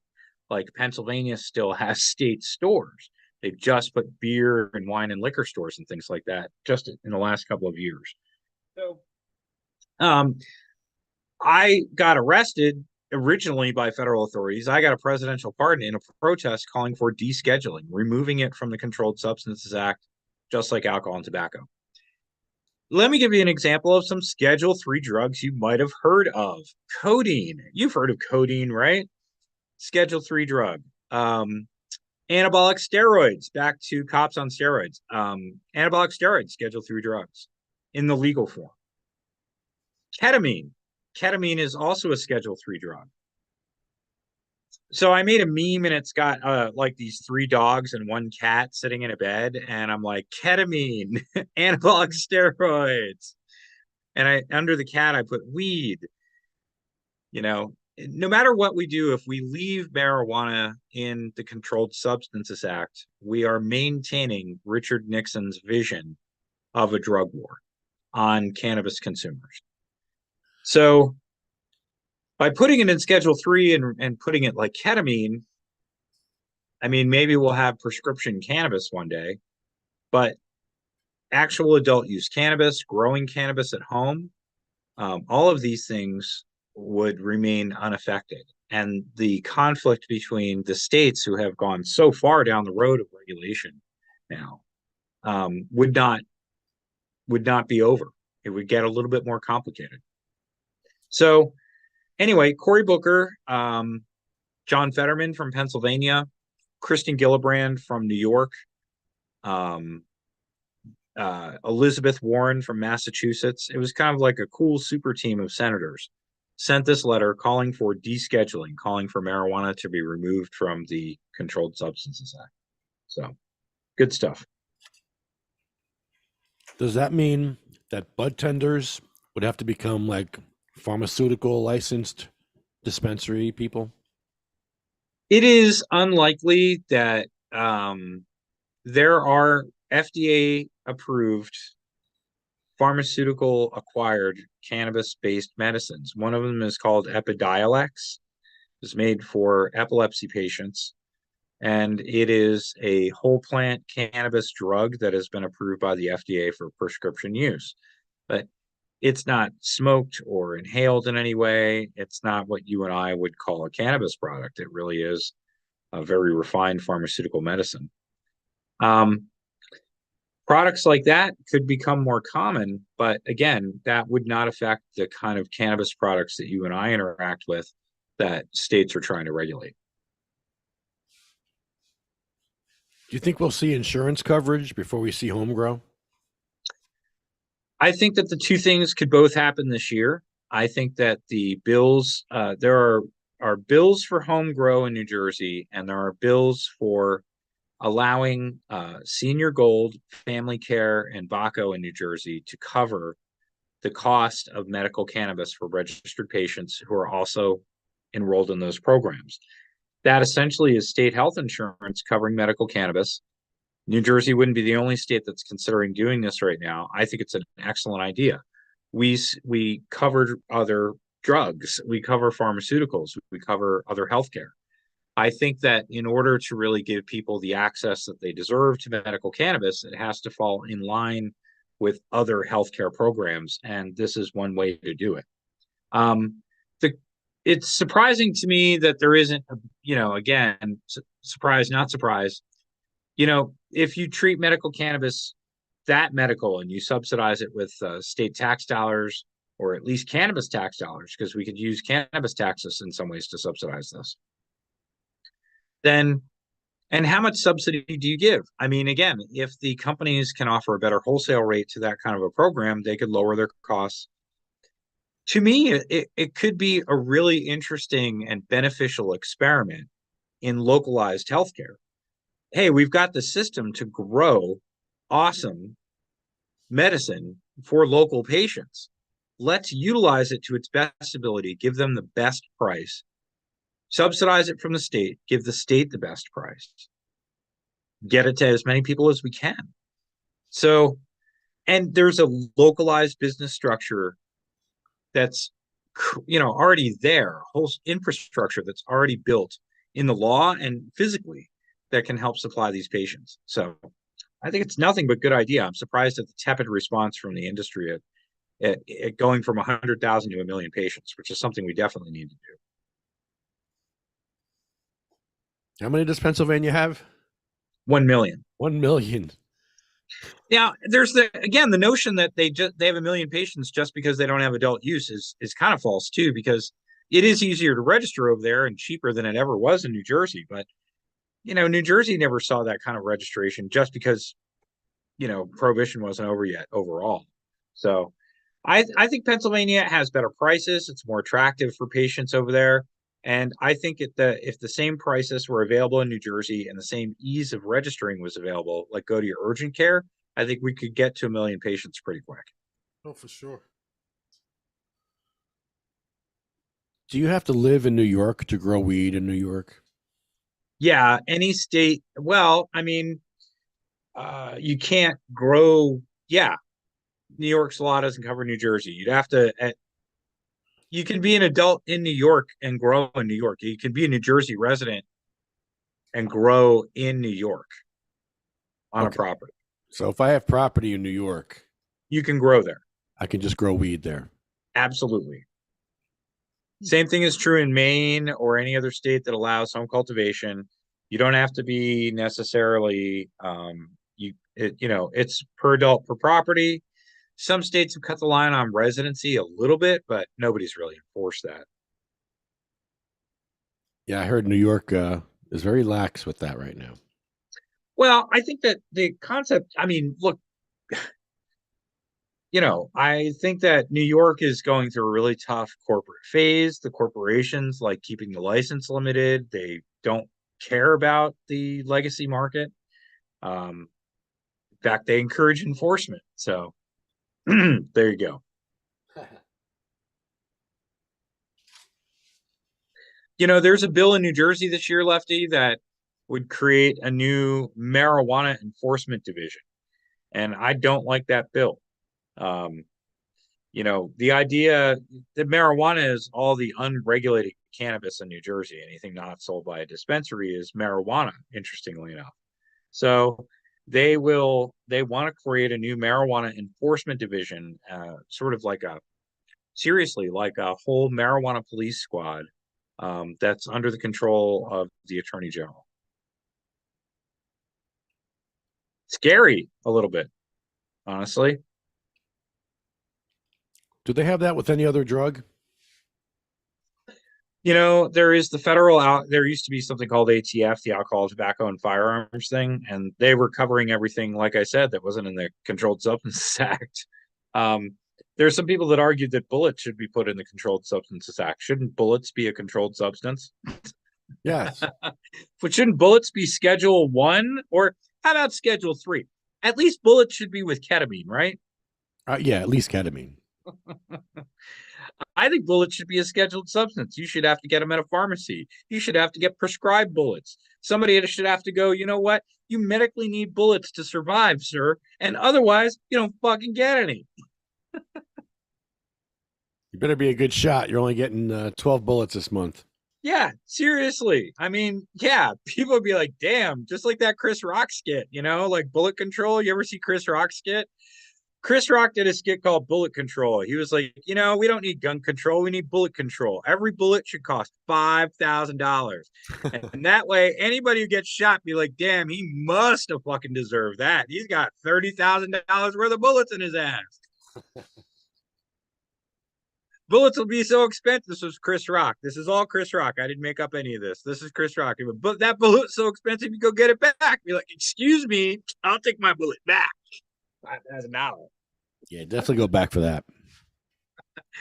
That's what it should be. But if you're going to have a Controlled Substances Act and we're going to have marijuana in it and alcohol and tobacco out, let's put more things in it. Let's put bullets in the Controlled Substances Act, for God's sakes. Let's move marijuana to Schedule 3 and put bullets in Schedule 1. I'm okay with that. Wow. Otherwise, take marijuana out. All this stuff about, people on cannabis will be driving all over and we need to have testing. We have all these tests we need to do. Like, where's the fentanyl test? Where's the test for all these other pharmaceuticals that people are on? Well, the truth is, if you're on fentanyl, you're probably not going to be able to drive your car. So that's already a test. Yeah. So, the test for driving on fentanyl is if you can open the door, you're already probably sober enough to try and drive. That's the sad part. So, but no, I agree with you. And drug driving, I mean, that's the danger of the policy of how it's moving forward. Look, Lefty, Pennsylvania has one of the few zero tolerance per se THC DUI policies in America.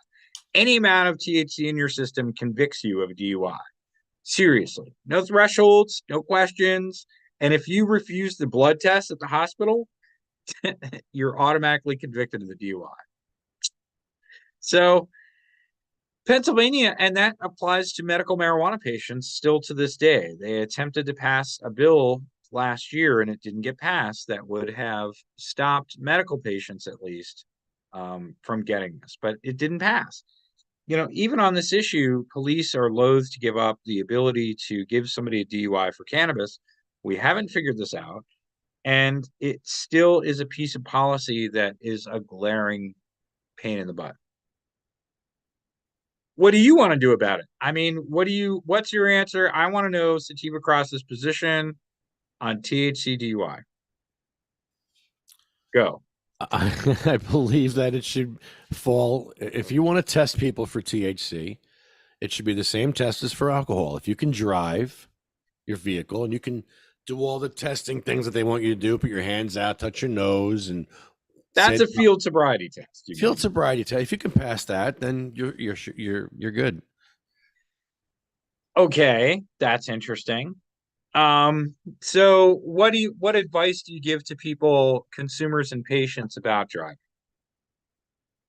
Well, I say don't not drive. Advice. What do you say? Just generally, not advice. Well, generally I say don't answer questions, first of all. Okay, that's not what I meant. More practically, like, how do you tell patients to deal with driving and using their medicine? Like, should they wait? Should they gauge? Like, what should they do? Well, for myself, I need a certain amount of cannabis in my body to be able to even drive because I'm in a lot of pain. So there's a certain level where, I can drive on. And then there's a level where I know I can't drive on. Like if I took a bunch of edibles or a bunch of Fico, chances are I'm not going to be driving anywhere because it's a little too much. But okay, especially edibles. But I do need to have a little cannabis in my system because as a patient, I'm in a lot of pain. And sometimes I need to pull over and use cannabis and then get nothing wrong with that. I think that you could have, so you kind of have like a reverse breathalyzer put on your vehicle so that if you haven't reached a certain cannabinoid level, it won't start driving. You know what I mean? Like you have to stand there and smoke a joint to unlock the car. That'd be kind of cool. That'd be awesome. Like my Prius will not let me go until I smoke this joint. Until it detects enough cannabinoids in my system, it won't start. I'm in too much pain to drive otherwise. Yeah. I think the edibles thing is a clear thing that you need to tell people. I do think that there's a huge difference between inhaled cannabis. When you look at the bell curve on how it works in your brain and stuff too, the inhaled cannabis like goes out of your system in an hour, whereas the edible cannabis, you're making those endocannabinoids in your liver and you're doubling up on your dose and you're extending that over hours. So I think it's difficult. I don't really use edibles that often, really because of that, because I know how long that curve is. So, and I have to go places. So you do. You get around. Hey man, don't judge.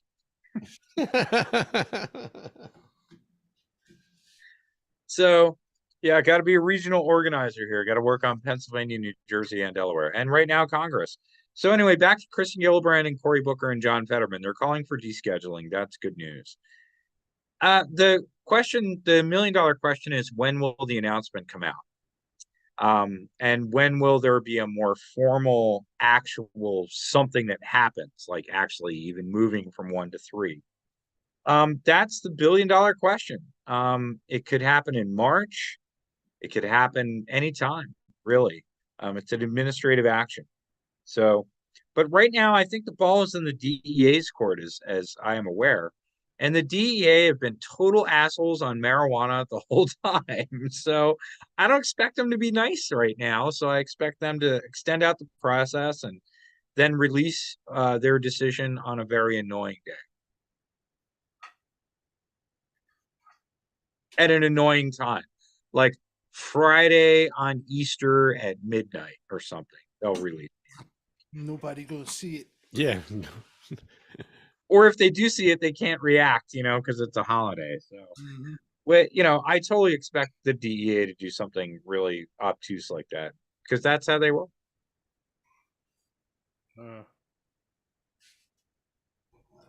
So, any other questions before I get going here? Thank you for helping out with the 710 because I sent normal an email, and I guess it went right back to you. So I was like, okay, right It on. did, only because I'm, again, right now as regional organizer here, if you send an email asking for help in New Jersey, they're going to direct you my way and see if I can help you out first. So and Lefty, dude, I'm happy to help. So we'll invite as many normal chapters around the country to help out with 710, and I told you we'd help out with that. So, and I hope you get good feedback. Yes, thank you. I'm excited about this year. Hopefully this year we'll get all 50 states. That would be amazing. That would be cool. And don't forget Puerto Rico and some provinces, don't forget about the islands. Get some islands. So, yeah. It's also Black History Month. So you guys do anything Black History Month for Steve Across? I don't know. We will. I guess we will. I'm not sure what though. What about like the Black History of New Jersey cannabis? Do that with Ed Fortune. I was saying before I want to go to Chief Zembrowski, the racist Chief Zembrowski, and just give him a earful.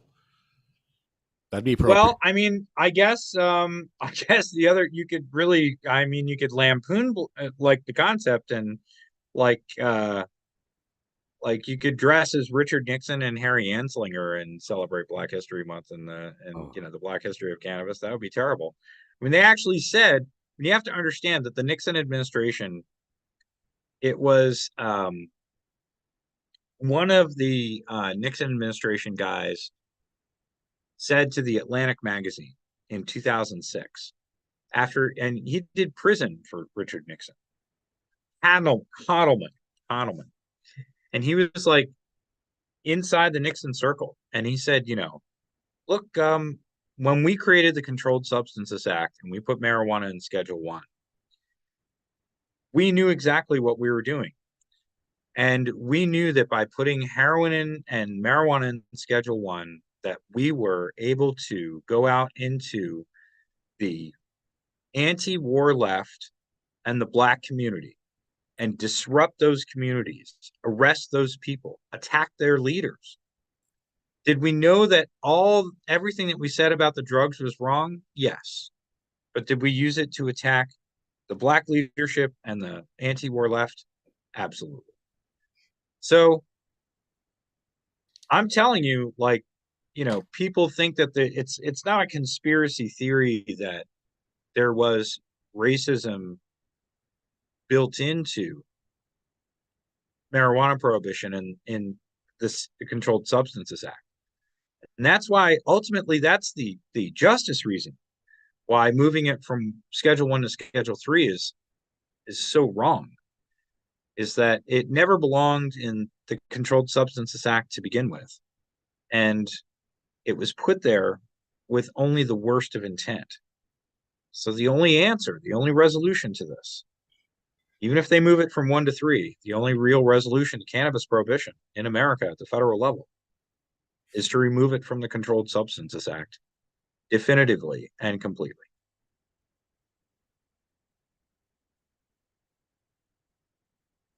And that's that. I got to get rolling, y'all. All right, then. Well, thank you, Chris. That was amazing.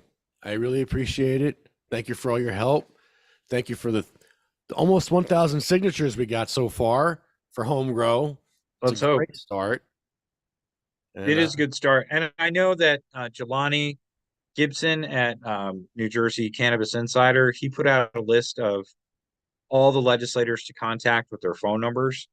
I know that Kristen at Trichome Analytical Labs and Gina at Nissenco and SSDP, they've all been putting it out there.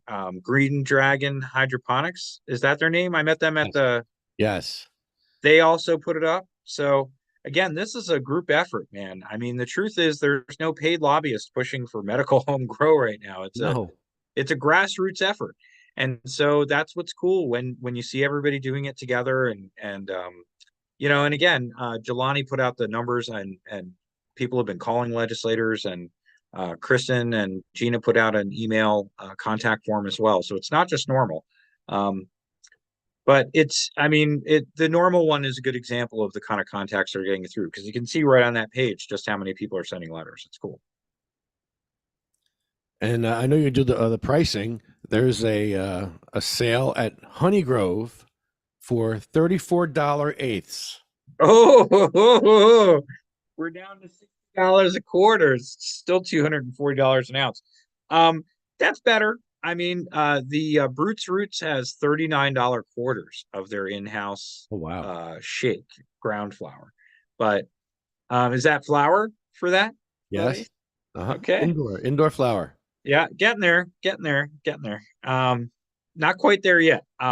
For me, again, I don't think it's out of bounds to ask for the $160 ounce. So I think the we're almost there. So, but yeah, that sounds great. That's good. Yep. All right, man. Thanks, buddy. You have a great night, and the hot box was a heck of a lot of fun. Let me know when you want to do any more State House glamping. Well, we have a date for April 18th. Oh, yeah. But I'm thinking we should probably go back sooner. They are meeting a lot of committees and quorums throughout February and then early March. And I have to look ahead at the April calendar. But make sure that there's something going on that day legislatively, too. Usually Thursdays are good. I'll just pick a date in Thursday in February, like late February. Maybe. I think there are 2 days you should shoot for. You should shoot for something around Valentine's Day and something around St. Patrick's Day. I think those are the 2 best days because they're already holidays and people are looking for good angles on that, including legislators. So the Valentine's Day one is that you can, you can I love my plant day. You know what I mean? My Valentine is cannabis. So that's right. My Valentine this year is marijuana. I heart cannabis. Yes. This year, I'm just gonna hang out alone at home with my Valentine. Netflix and cannabis. But yeah, that's right. Netflix and Valentine tonight, baby. So, and then St. Patrick's Day, which is the drinkiest holiday of the year, unfortunately, around here. It's still the top selling alcohol holiday around here. So that you can really push the message of make a safer choice on St. Patrick's Day, go green, smoke weed. So that's what you do. Yeah, this green is better. Much. And so yeah, that's where we go on all that. I think Valentine's Day is coming up pretty fast. And you could really have a kitschy amount of fun doing something with that if you want. Might be a little soon for me, but St. Patrick's Day sounds good. That's the end of February. The other thing that we could do is I wanted to, I have fun suggesting this stuff in public on your podcast. This is extra fun just revealing it all. But here's something that might be fun, right? CMMJ had a stakeholders meeting at the auditorium at the New Jersey Museum for medical marijuana back in the day. And we invited all these people to talk, and we put an open invitation out for legislators and staffers to come by and just stop by and see what was going on. And we had a bunch respond and come by. It was really cool. And it had lasting impact. So you could have like a similar thing, like a Valentine's Day themed sativa cross thing at the New Jersey Museum Auditorium, which is right on State Street there. It's like right there. And then invite any member of the legislature or their staffer to stop by when they can throughout the day, collect some information, listen to what's going on, and have it be like a Valentine's Day themed sativa cross medical marijuana themed sort of open event, all day event. Might be interesting indoors on the walls. So let's talk about that. Interesting. Let's talk about a home grow stakeholders. What would we call it? What would be the appropriate Valentine's Day theme for this be? The home grow stakeholders cotillion. No, that's too middle school. The home grow. We got to think about this. You get back to me on the creative side. We'll brainstorm. The Catalina home grow mixer. Oh my God, that sounds like a drink that you get on Point Pleasant Beach. That's from Step Brothers. Oh, that is funny. It was the Catalina wine mixer. I think we should also play up the movie. There's a big movie industry and they do a lot of filming in New Jersey. So we should have like an open invitation. We should give awards away. We should have the Sativa Cross Lifetime Achievement Cinema Awards, right? Where you give out like trophies. High Times used to do this. High Times used to have an annual awards night, and they would just make up these trophies and call up the celebrities and like, dude, you got a High Times award. You can show up or not, right? And a lot of them would show up. So you can just make an award ceremony. We can make the Sativa Cross award ceremony. You can make trophies for the stoniest celebrities in a movie that was shot in New Jersey. I like it. Yeah. Any excuse to have a nice fancy meal too. You should I do think that you should think about a black tie gala for Sativa Cross. You could have an annual fundraiser, black tie gala, where people dress up and they pay a lot of money for cheap food and a nice location. Yeah, you call it home grow from the heart. Home grow for the heart. Ooh, I like that. I like that. From the heart.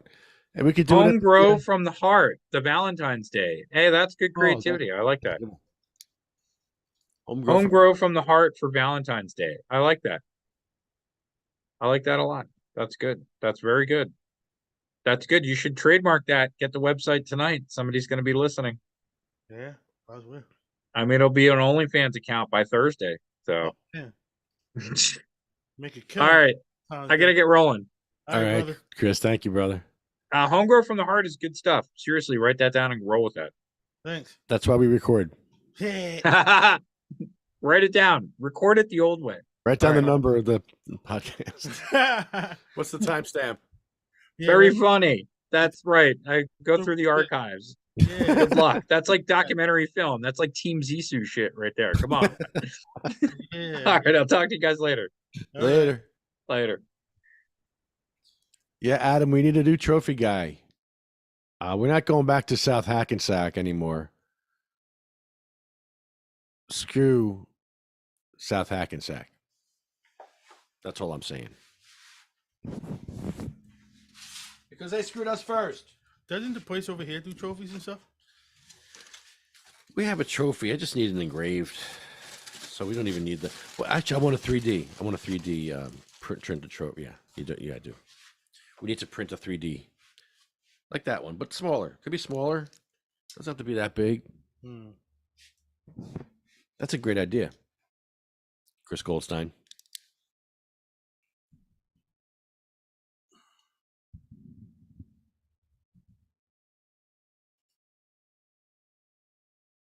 Unconstitutional. Yeah, any law with a discriminatory effect and intent is unconstitutional.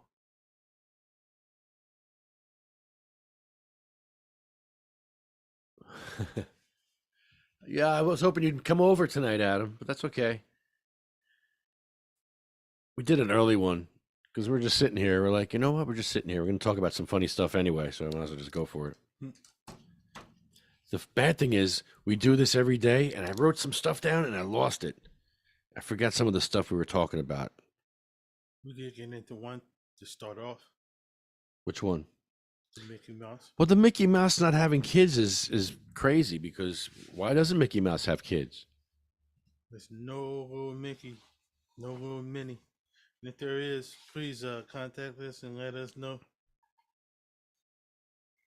Yeah, I haven't seen any kids for Mickey Mouse. And I didn't know. Hold on. I got to see what Goofy. Now, you're saying Goofy is a cow. All right. Yes. Because I always wonder why he could talk and Pluto could. What animal? Because he's not a dog. He's a cow. No, it says here. Okay, no, it says Goofy. Keep going. You're looking at the old one. He's a tall anthropomorphic dog.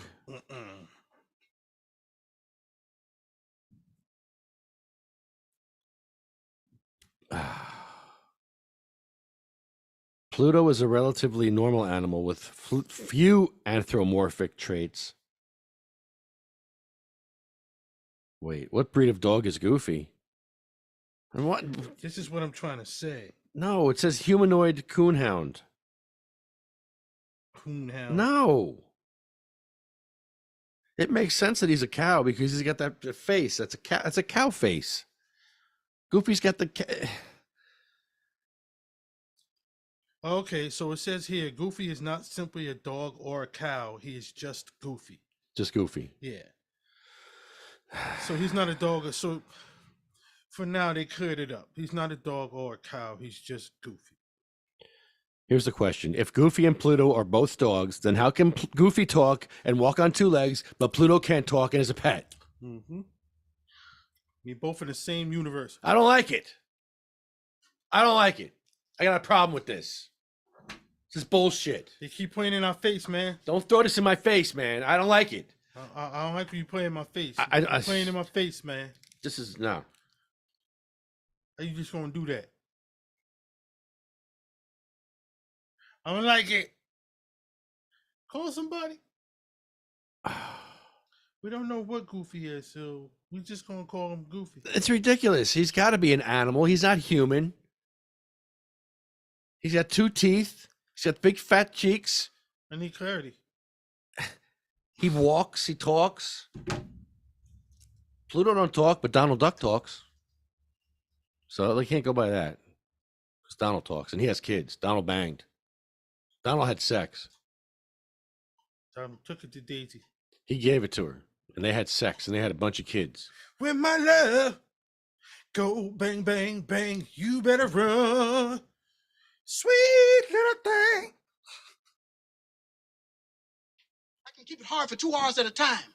Jesus Christ.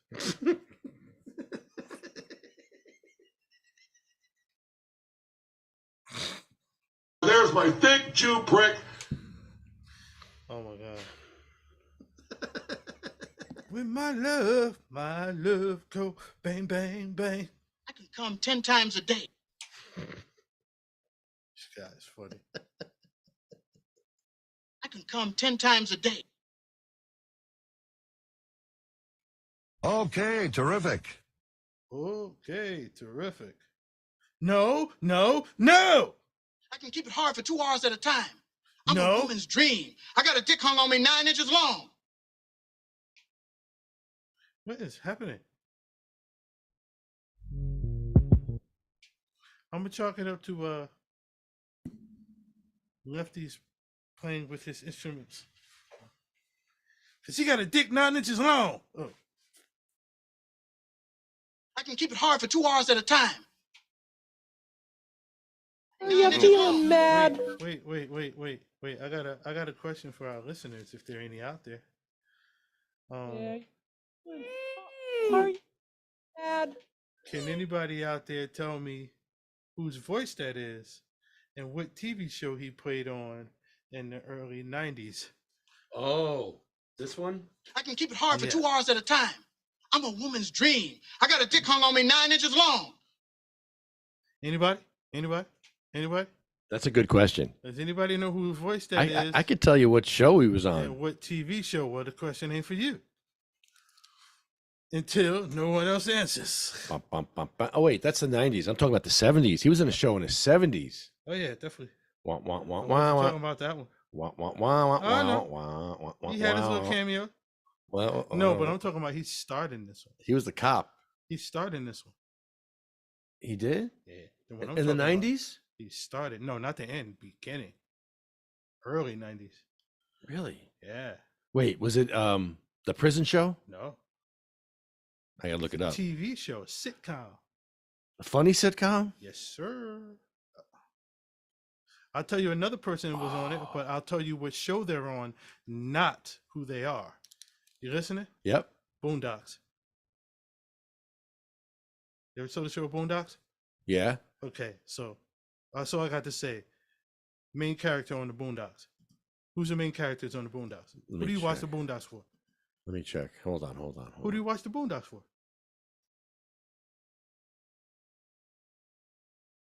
I'm sending out a link. Hold on. I'm checking this out.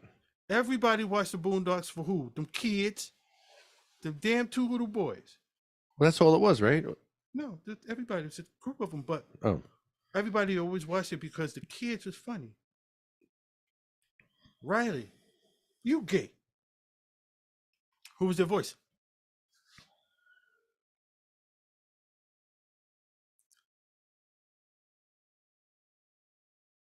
I didn't know Peter Boyle was in this movie. What movie? Hardcore. Big Dick Black. This is his name. His name. And it's BLAQUE. It's Big Black. Dick Black. Wow. That's a strong black. With the QUE. Blackwa. Blackwa. You blackwa. You are black. You're so black, you're Blackwa. You're not black, you black. It's not here. What? Wait, Big Dick Black is not in the credits for this? Why would it? He was the big black man who started it. Why Here would it they is. Put him in the credits? Here it is. Okay, I got it. Got it. All right, let's see filmography.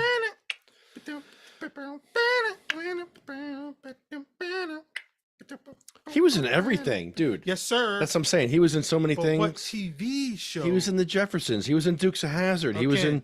Again, did he star in? Okay, hold on. Now you talking about stuff he cameoed in. Which one did he star in? And it was a sitcom. Minor Adjustments? No. Suddenly Susan. It's Numbers. I'll give you another hit. In the 90s. It's Numbers. Oh, wait. Maybe I'm looking. Maybe I need to look for TV shows. Yes. I'm in the movies. Mm-hmm. You need to look for TV shows. I know that show wasn't in the 80s. Maybe it was, but I know it was early 90s too. You give up? I don't see it. You give up? Well, I have the list here. I don't. You give up? The Mayor, Parks and Recreation, Nightclub. Those are new stuff. Guess Who? That's new stuff. You got to go further back. Cherokee Kid, Tales of the Crypt, Sinbad Show. Keep going back. Percy and Thunder. You're going to see one that's just numbers. It's going to say 227. Oh, 227. Look at that. Oh, he plays The father on 227. Lester. He was in damn near every episode. Lester Jenkins. Yes, sir. Now, who was his daughter? She's probably staring you right in the face if you're looking on IMDb. Marla Gibbs. Nope, that's the mother. Helen Martin. Daughter. Regina King. There you go. Hubba Hubba. Kia Goodwin. Hubba Hubba. Regina King looks amazing right now. Kia Goodwin was born in Montclair, New Jersey. See, everybody here is from, at one point in their life, from New Jersey. Yeah, now they want to disclose that because Jersey's popping now. Yeah. Back in the 80s, you had to find that out by hell or hot water. Mm-hmm. Early, you'd never know. They from Jersey? What the hell? Oh, there's two people in here. That was concealed and quiet as kept. Hey. Hey. Oh. Get everybody on. This is great. Oh. Hey. What up, homie? Hello, Adam. Hello, Trip. Trip Eisen. What's up, buddy? Hey. I don't know if you can see me because, you know, it's dark in my car. Oh, no, we can see you now. What up with you? That was Dave. Yeah, I was hoping you were coming over to smoke with us before. Sorry about that. Sorry. That's all right. Next time. Yeah, we here. We just need to plan, you know. Last minute stuff. Big Bear from Anyway, can you hear me? Or am I in a dead zone? No, you good. No, you're good. All right, good. I know that there was a little bit of a lag before with, you know, typing stuff in the chat to participate. Something that I learned back when I was studying cannabis sacrament case law with Alan Gordon. One of the things that I learned was there's a court case called Washington v. Davis, which is a federal Supreme Court case. and it was about there were some colleges. There was a college, and this college had a questionnaire. And even though the questionnaire didn't ask you, "Are you black?" based on your answers, it could be inferred whether or not you were white or black. And then that was used to discriminate against black people and deny them entry. It was, so the people who were denied entry as a result of these tests, the people who they sued, and they said this is a racial discrimination. And the Supreme Court said, yeah, you're right, that's racial discrimination. But it doesn't appear to have been intentional. So even though the effect was racially discriminatory, the intent was not, and therefore that's not illegal. But there's a flip side to that, which is if the intent and the effect are intentional, if the effect is intentionally racist and the effect is racist, well, then that triggers the rule from Washington v. Davis. That's what makes a law unconstitutionally discriminatory in that context. If the intent as well as the effect is discriminatory. And as Chris was saying earlier, it's pretty well documented that Anslinger's intent was racist, because he said things like, weed makes darkies want to have sex with white women, all kinds of, and also think that they're equal. It makes them think that they're equal. So that's pretty well documented that Anslinger's intent was racist. And, well, so the cabinet member that Chris mentioned, the guy's name is Ehrlicher, and he did this interview where he said this. He said that it was intentionally discriminatory and false, so that they could disrupt these political communities that were at odds with, the status quo, the anti-war left and the black community.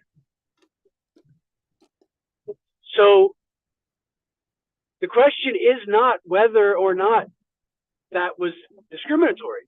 Obviously, if what he said is true, it is, which would make the intent as well as the effect of the Controlled Substances Act unconstitutional. It would make the Controlled Substances Act unconstitutional on those grounds. However, well, that guy's not showing up to testify, right? Ehrlicher, the guy who said that it was done discriminatorily, that guy's not showing up to a court case. So are the rules of evidence loose enough that you can get that admitted into evidence as fact? No. Sadly, the answer is no. The answer is no. That's hearsay. You cannot admit. That will not be admitted as fact. It won't be. It's a newspaper article where a guy gave an interview 20 years ago about what someone else said. Now, maybe you could make the argument that he was saying what he did as a member of so, he can speak for his own knowledge and intent was that, yep, we did this to fuck people. Yeah. But I don't know if that would hold up in court as evidence because the hearsay rules say that can't be introduced as fact. Now, it could be introduced. There's an exception. I know I'm going on a long legal tangent here, but that interview could be introduced as evidence, not as fact, but merely to show that it was uttered and not as a statement of truth or falsehood. So you could introduce into evidence that this cabinet member said this, but you would not be able to introduce those as facts themselves. Okay. And that's where it would get sticky. But, you and me sitting here, everyone who's listening, anyone who has reasoning could say, well, obviously, if that's true, then that triggers the rule from Washington v. Davis, and therefore that law is totally unconstitutional. The whole CSA is unconstitutional. it would be up to the jury. Problem is there always a jury in a federal case? That I do not know. I'm not sure. I think that in a civil case, Yeah, you touching me. maybe in a criminal case, because like, all right, so, and again, Chris caught a federal charge for his weed possession, 1/2 of a gram, during a protest, and he recently got his paperwork for being pardoned. And our former treasurer, Jason Cordero, also had a federal charge from getting caught with some weed, allegedly, in a federal state park in New Jersey. And he was pardoned. And he informed me when he was going through his process, there's no jury. So, you know, like, I'm not a lawyer. I just play one in our meeting.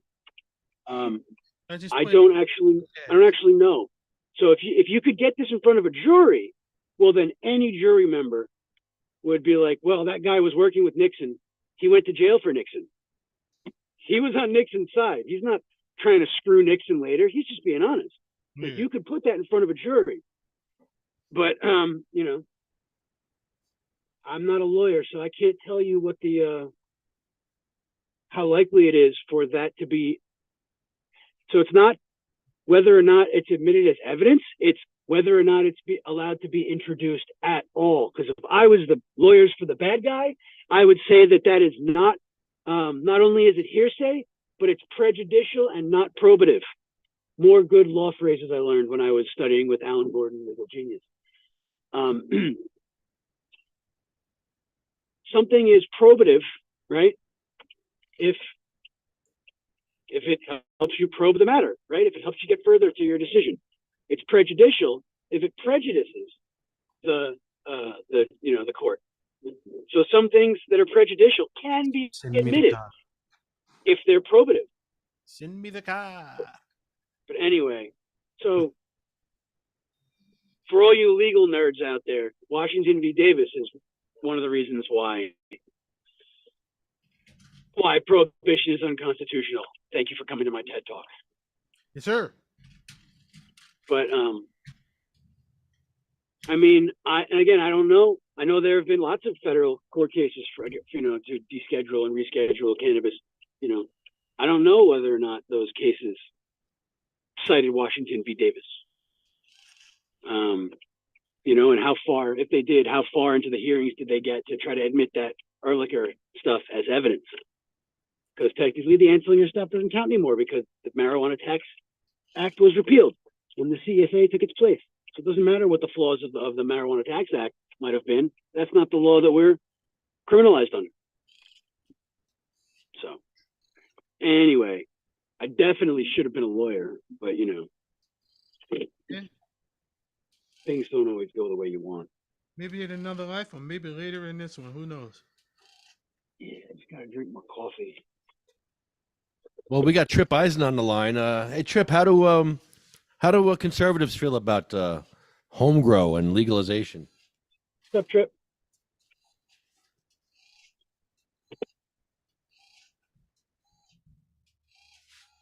I'm not sure if he's on. I think Trip's in listening mode. Yeah, Trip's in listen only mode. He's probably driving.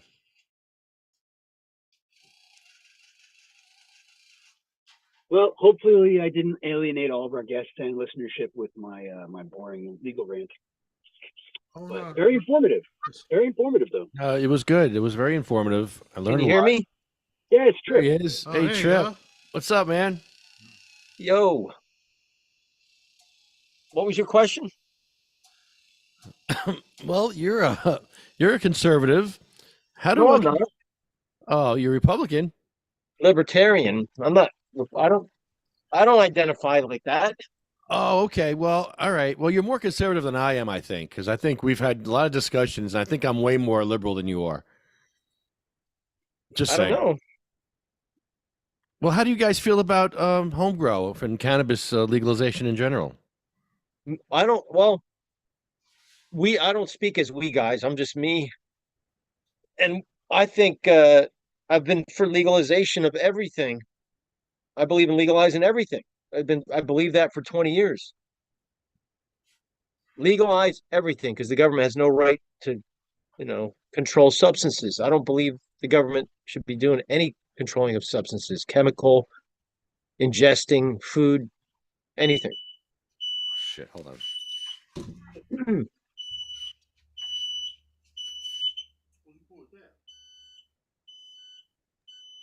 What's that? The microwave? Is there a fire? Yeah, hopefully not. Problems with the dabs. So I know Lefty's asking about home grow, but maybe we can circle back because I'm curious about your libertarian perspective. You don't think there should be regulation of food for safety? No. Okay, fair enough. Discussion for another time. Oh wow, yeah. The libertarian things. I thought I was libertarian, but there's a lot of things libertarians overlook, like say discrimination against wheelchairs and stuff, or even they say let the market decide itself. If people want to go in there with wheelchairs, they'll get it, make it happen. But you're saying there shouldn't be any regulation for that, though, right? Me? Yeah. Do you think there should be regulation for some wheelchairs? I think it's a good thing, but I'm a market based person, so I tend to get the government out of it. If there's a community and you can lobby the local government to put in wheelchair, make some some kind of, I don't like to use the word regulations, just policy. I think it's a good thing, but that's on the local level. I don't think you should. The state of New Jersey dictates this about wheelchair access. I think it should be like a local thing, but I mean, but that's just what I believe. So is there currently a wheelchair access laws in the whole state, or is it all local? It's a federal law, but the states, the local guys are grandfathered in. That's the problem, and it's not really enforced very well. Especially when you see post offices and police stations without wheelchair access. Well, yeah, I mean that obviously governmental buildings can forbid smoking, and everybody should have access. So I agree with that absolutely. Did you hear Ben Shapiro's new rap song? Yeah, it's great. It's unbelievable. Did he really rap, or they just spliced together his speeches? Because people do that all the time, right? I was about to say that sounds like sarcasm. Yeah, I was amazed when I heard it. Yeah, it's neat, but yeah, I mean, like getting into the libertarian view of things, I think it's interesting. It's just the view of government, the role of government. That's how the whole country was founded: the push and pull, federalism versus local versus how much should the federal government be involved with this or that. And I just veered towards, obviously just the more local and private individuals have control of their lives, I think we'll all be better off, in general. Well, say we want to open up a cannabis church, a church that's based with cannabis, as the tabernacle has cannabis in it. How does that work out where the government can't trump religious rights? Right. Well, yeah, that's a delicate balance, but I think it's delicate, but it's still black and white. I think that if it's a religious based thing and some kind of, I mean, the priest drinks wine, isn't that's kind of a drug, right? So, I mean, it's like if you want to use stuff, I think it should be legal. I think it should be tolerated, and definitely, as long as you're not hurting children or you're not hurting, people doing anything against someone's will, then it should be allowed. Yeah, it's called no mens rea. You ever hear that? But how do you control cannabis or cigarette or marijuana smoke around children? There's got to be some kind of, Hey man, when I grew up, I got hotboxed in the car by cigarette smokers. Yeah. They didn't care. That was terrible. Yes, that's not a good argument, though. Nah, I grew up and I was fine. So now it's my turn. That's my argument. Well, I mean, cannabis That's is a good argument. That's my argument. That's a great argument. It's my turn. Nah, Now, it's bitches. not a- as your lawyer, I would say it's not a good argument. It's a great argument. But it's mine. It'll get the people talking. Hey, wait a minute. You might be onto something. Let me just say that, Chip, you've never used any drugs or drinked or nothing ever. You're totally straight edge, right? Right. Straight edge for life. Nice. Ever. You never did anything. Right. Nothing. Never tried alcohol. Never tried anything. Why? Why is that? I do respect that. I just want why. What made you do that? You don't respect it because you're questioning it. I'm on a podcast. So is he. Nah, I'm serious. Well, it's because I don't know. I was kind of brought up that way, but my friends we made a pact when we were in high school. Like, seen a lot of kids doing alcohol, marijuana, and cigarettes, and we just said, "Oh, we're going to be different." It's a little bit about being different. I got no tattoos. So doesn't everybody want to be different? Well, now I'm different. I got no tattoos. Everyone's got tattoos. But Ted Nugent and Gene Simmons kind of played a part growing up, thinking about, well, I don't want to ruin my life with, abusing drugs and alcohol. But I believe in the responsible use of these things, Yeah. And But you should be allowed to do whatever you want. It's your life, but addiction is a problem. So it's like, allowing people to do stuff. That's why the conservative argument about, look, we have enough problem with alcohol being legal. Don't make it worse by legalizing marijuana and other drugs. But I think in Portugal, there's statistics that they decriminalize a lot of drugs, not just marijuana, a lot of different drugs, and their crime went down, or certain things that worked in the favor of making society better by legalizing. Sorry to cut you off. I apologize. There was a state right here in the United States that did that kind of had like the same results, which was weird to me. I can't remember exactly which one, but they decriminalized a lot of the Schedule 1 drugs there, like heroin and coke and stuff like that. Just decriminalized the whole thing, and I'm like, what? And they said that the crime got better and stuff like that, and it was kind of weird to me, and I wanted to delve into it a little more, but I haven't gotten the chance yet. But I really was curious to know how that came about. But the principle, the philosophical argument and the principle is, doesn't freaking matter whether it benefits society or not. It's what's right. The government should not be involved in regulating our lives. Even if it makes our lives better, they shouldn't be doing it, because then you make the argument for, like, well, then let's take guns away from everybody. Then there won't be a gun problem. Let's take this away from everybody. Then let's take this away. If we take all these things away, like I heard someone make the argument, there's too many people dying of cancer. Just make tobacco illegal. There's no use for it. Tobacco doesn't get you high. Tobacco doesn't have any benefits. Marijuana has way more benefits than tobacco. So you make the argument, make more people die of cancer because of tobacco. Let's make that illegal because of the utilitarian argument. But Yeah, why is the slippery slope that creates? I get it. It definitely creates a right? Well, and a perfect example of government and laws. Pennsylvania has a no helmet law for motorcycles, and more people get hurt because of that law being there, that you don't have to wear a helmet. More people are dying and getting hurt, but it's about freedom. We don't want to be told to wear a freaking helmet. I'm not a biker, but I get it. I understand. But it doesn't matter. Our country started with rebels. We don't want to be told what to do, even if it's for our own freaking good. Get out of our life. Just shut up. Go away. We'll take responsibility for ourselves. But that's the nanny state, Yeah, I get it. But I can speak from experience. Everybody won't know what to do with that. Right. It's the danger of freedom.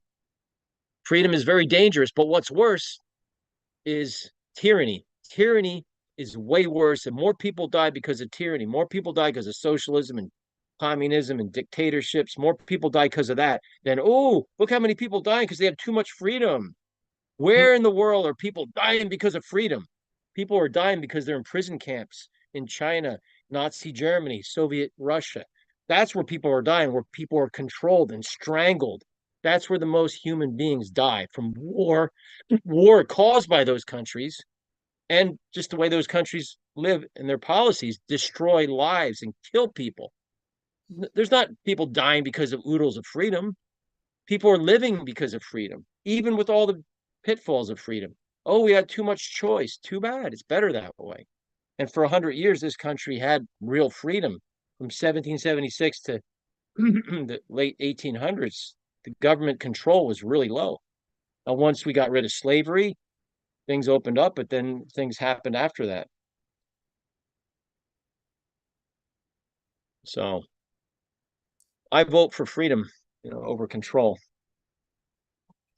I'm pretty much libertarian, except when it comes to like discrimination stuff. If you don't have a wheelchair ramp, I think it's the government's obligation to fight human rights violations or civil rights violations. I think that's. But then there's only the problem with that is there's only one right. There's no this right, civil rights, this rights, that rights, human rights. There's only one right. The concept of rights only exists as one concept. You have a right to your life. The only right that exists is an individual right. There's no group rights. They're all manufactured. They don't really exist. They're all manufactured. You only have a right to your life and your property. There are no really other rights. They all exist within that realm. The government didn't give these to us. We were born. Right. You're right. You're born with your own right to your life, and that's why people fight that are enslaved, that are held down. They fight to get out. They fight their captors. They want freedom. It's the natural. I mean, that's what every animal. You see how animals' instinct is to be free. They want to get out. They want to. I mean, all of our pets, we're holding all our pets captive. They all want to get out. Let me out. Except for my cat. My cat loves it indoors. He spent a lot of time there. He don't want to be outside. But that's another whole discussion. Yeah, that's how my cat is.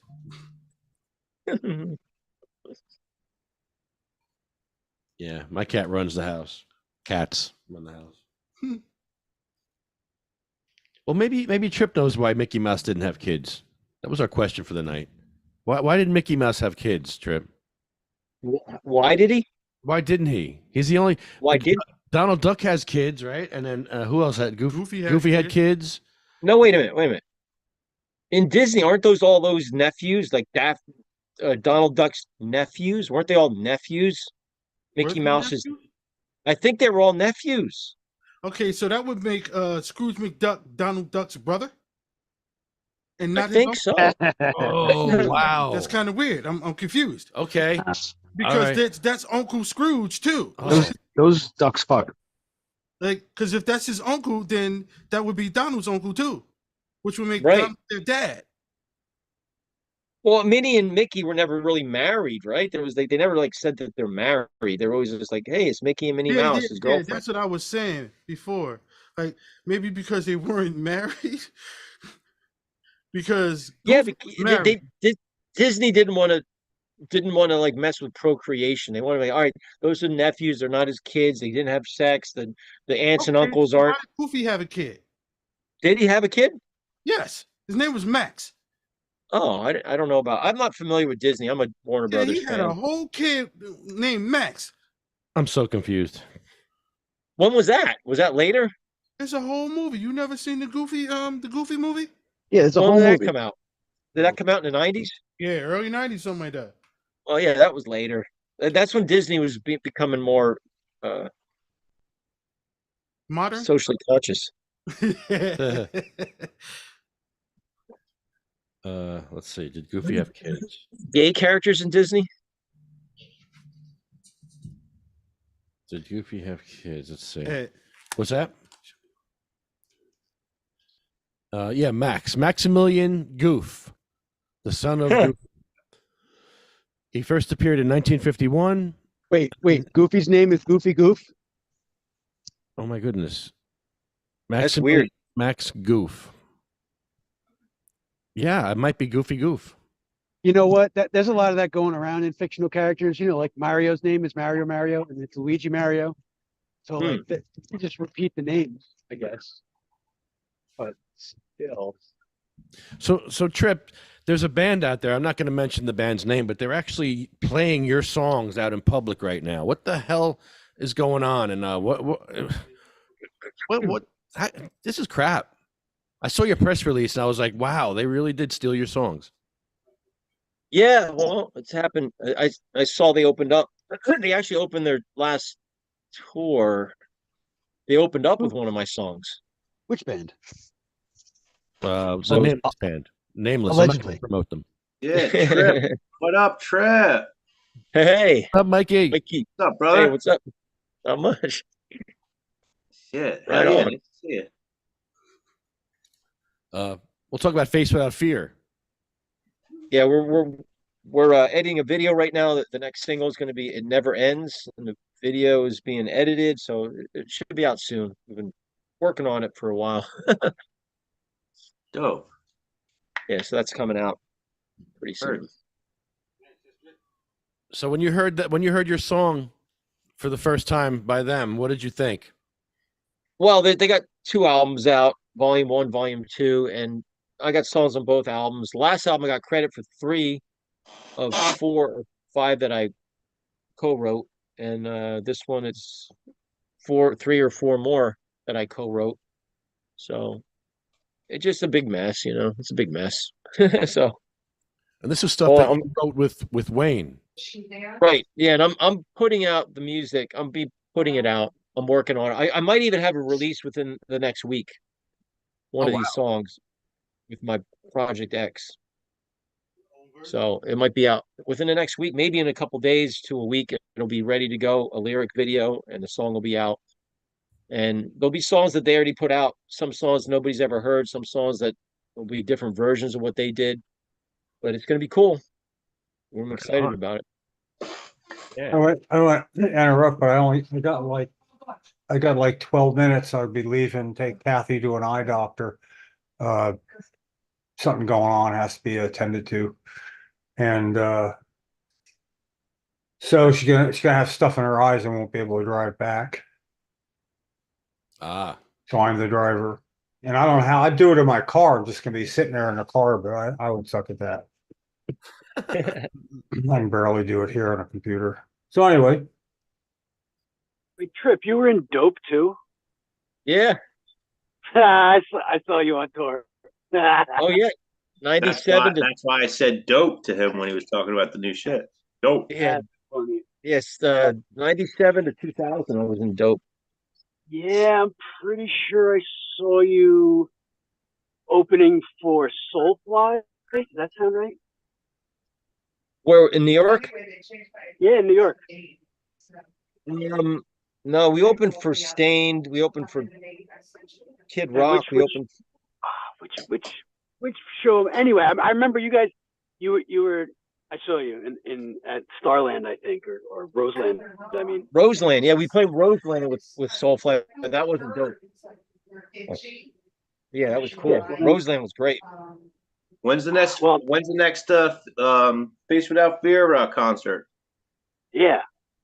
We're working on a few. There's a few offers out there. We might be playing in Pennsylvania, New Jersey, but it's not booked yet. We're working with the promoter and a couple bands, so we'll announce it. Right now, we're just working on music, working on the videos, and trying to get an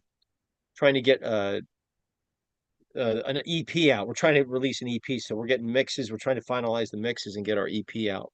So it should be pretty cool. Sweet. Like a 5-song EP. So we got to get stuff out. I mean, people have been waiting. When is your album coming out? We got to get this EP out and some more video.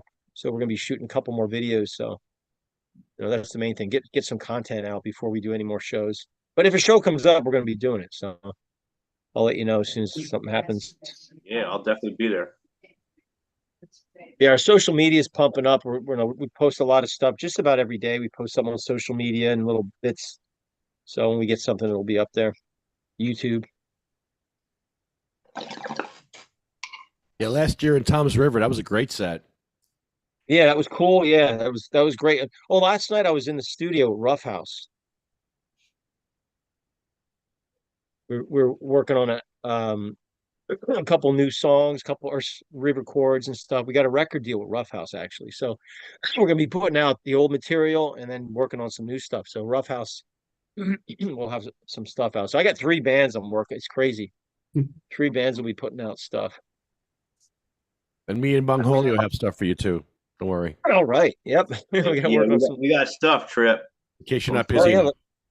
You You know, want me to play guitar? You mean or sing? both. Oh, All right. Yeah.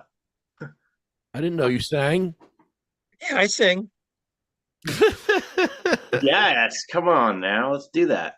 Yeah, we were all It was- singing in Ego. It was Fear Factory. It was Fear Factory. Yeah, Fear Factory. Yeah, we played. Where did we play? I think we. I don't remember where we played. BBC. One of those. It was in New York City, or Irving Plaza, or Roseland, or something like that. I don't mean to interrupt you. I was just racking my brain there for the last 2 minutes. Right. Yeah, awesome. Yeah, you guys killed it too when we saw you. Where was it? In Jackson when we saw you guys also? Yeah, Jackson. Yep. Yeah, You guys killed it then. that was a lot of fun. Yeah. Yep. We'll be playing soon. But yeah, we played in Easton, PA a couple months ago. But now we're just staying in the studio and trying to finish stuff up, basically. So Trip, that would Gotta be get some- amazing. If you sang You Can't Get No Weed Here. Oh my God. Death metal version of You Can't Get No Weed Here. Can you do that? I don't know. I don't know if I can do that voice. Is it You death know metal? you can. Will you do that is the Will you question. do it? Yeah. I don't know. Exactly. That's good. That's enough. That's all That's I fine. need. That's fine. We'll take it. We'll take that to the bank. Absolutely. Yeah, man. Sweet. Well, I'm hoping that you get some kind of retribution for the money that they're making off your songs right now. I mean, I think it's really just ridiculous that this band is out there playing your music and making money. Yeah, well, I turned it. They made me an offer, and I turned it down. So I wasn't going to sell out. It was an offer to take my band out on part of the tour and sign the songs over. And Wow. I think it was I don't know. It was an offer. I turned it down because I didn't like the splits, and I didn't like the whole deal. Right. Because So I held to my guns, and I don't care. It's not about the money. It's about the integrity of the songs, and it's doing principle at that point too. Like, Yeah, principle. come right. on. It's a principle, but it's more or less people say, well, what went wrong? That's the $64,000 question. What went wrong? I was working with these guys, and they were changing the songs, and I was like, hey, listen, do you have to change them like this? I don't like what you're doing. Can I work? Can I be involved in the changes of the songs? That's where And it they went pretty wrong. much were like, shoo, go away. That's where it went wrong. And that's pretty much where things went wrong. Yeah, they were just like, and then later, the bass player said to me, maybe we should have involved you more when we were changing the songs. We should have got you involved. So he kind of apologized in a half-hearted way, and I appreciate that. But he had a chance to make it right, and he didn't. So now, the bad guy. So Oh well.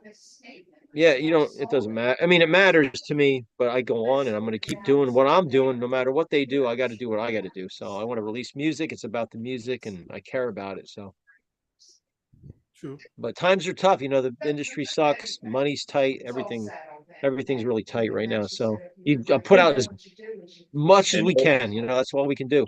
Oversaturated too, I would imagine. This day and age is just Well, stuff it's everywhere. oversaturated online. There's so much stuff, but out there touring is like a lot less because there's no money in touring, so there's a lot of less bands, a lot of less live performances. So you perform online and you put stuff out online. That's it. So, but spending a little bit of money to promote online, it helps. So we spend little modest amounts, and it gets the word out. It increases the awareness and your scope. So the internet really helps a lot. What platform do you use the most? Is it YouTube or Facebook or Instagram? Oh, we do. Facebook isn't as big, but Instagram and YouTube are the big ones. You know, we want to branch into the other stuff too, but right now it's Instagram, YouTube, and Facebook. Oh man, I saw the funniest thing. All right, this band has a lead singer that wears a mask and he plays Wayne's songs. And there's a site on TikTok that shows that this guy is not actually playing the songs. You've been saying this for years, that he's not actually playing. And I was like, wait, it's true. They broke it down, and it showed how he had his coat over the strings. His coat was over the strings, and he's sitting there playing. No. Oh yeah, that's right. That's right. Yeah. No. Well, yeah. Well, I talked about that. We like I got a podcast I'm working on, which is way late. I've been talking about it for a while, but we did a little, test podcast that you helped us with, and the like preview episode we went into detail about that. But yeah, that's that dude went through and made a bunch of videos showing how he's not playing, he's hitting the wrong frets, he's had his coat over the strings. It's just it's silly, and it's absolutely silly. Backing tracks, that's the big. It was really bad. Yeah, so it's about faking. It's backing tracks. Is how much, the band Rush talked about it back in Spirit of Radio. Remember that? Oh yeah. I just saw a picture of Neil Peart, 16 years old, behind his first drum kit. Oh yeah! Wow. I just saw it. It was funny. He looks the same. Wow. Yeah, Neil. It's sad what happened to Neil, man. Peart. Sorry, I said Peart. It's Peart. Peart. It's Peart, right? Yeah, it's Peart. I've never said it right all those years. I thought I was so cool. I wasn't cool at all. Well, I mean, French words are. It doesn't change the fact that during those moments, though, you felt cool. So. Yeah, someone told me like, "Oh, did you see Ace Frehley's?" Ace Frehley's playing Carteret, and people don't know how to pronounce it. They think it's Carteret. Carteret. Carteret. Mikey, didn't you win a couple of bucks in Carteret with the bong? Yeah, I won 300 in Carteret on the Friday night during the holiday weekend. Yeah. Wow. Yeah. Yeah, it was a different scene than like the Jersey Shore area. Carteret's a little different than Point Pleasant Beach. Mm-hmm. So took some loot home. Good with it. I love Carteret. Union County. Yeah, it is what it is. I kind of thought I was going to get robbed that night. It just didn't feel like I was around like my kind of crowd, and I thought I was going to get robbed, but I won and I left with all my money. All right. I'm just, that was just my experience. That's all. That's when you thought you were going to get robbed, after you walked out of there in the bong suit with a handful of money. Yeah. And there was a chick outside the club, and she was like, she was like, "Oh my gosh, like, what you a bong?" And I just did did a little bit of my spiel. And right afterwards, she had a lot of street smart. She was like, "No. What's going on? This is like a persona. This ain't just like for tonight. This ain't just like a tonight kind of thing. What is this?" And right away, I was like, "Oh fuck, she's on to me. I gotta get out of here." You're a hustler. Yeah, she was like, "Who sent you?" I was thinking to myself, she's like, "Who sent you here to like take money from this club? Like, you are hustling us like a pool shark." Boy, bye. And she said, "Do you have a security guard?" I can't. I can only like take baby steps in that thing. And I'm looking at my car. It's like down the street. I'm like, this is not that great. Hey, Trip, your band should play the Cannabis Fest this year in Edison. When's that? Perfect place for you guys to play. When is it? It's I'm not sure when it is. It might be 420 this year. I'm not sure, but I think we'll find out. Yeah, we got a spot with Bong Julio. The only problem is getting up that stage on a ramp. We have to set up a 10-foot ramp on a 5-foot stage, and the math doesn't work. It's very dangerous. I almost died last year.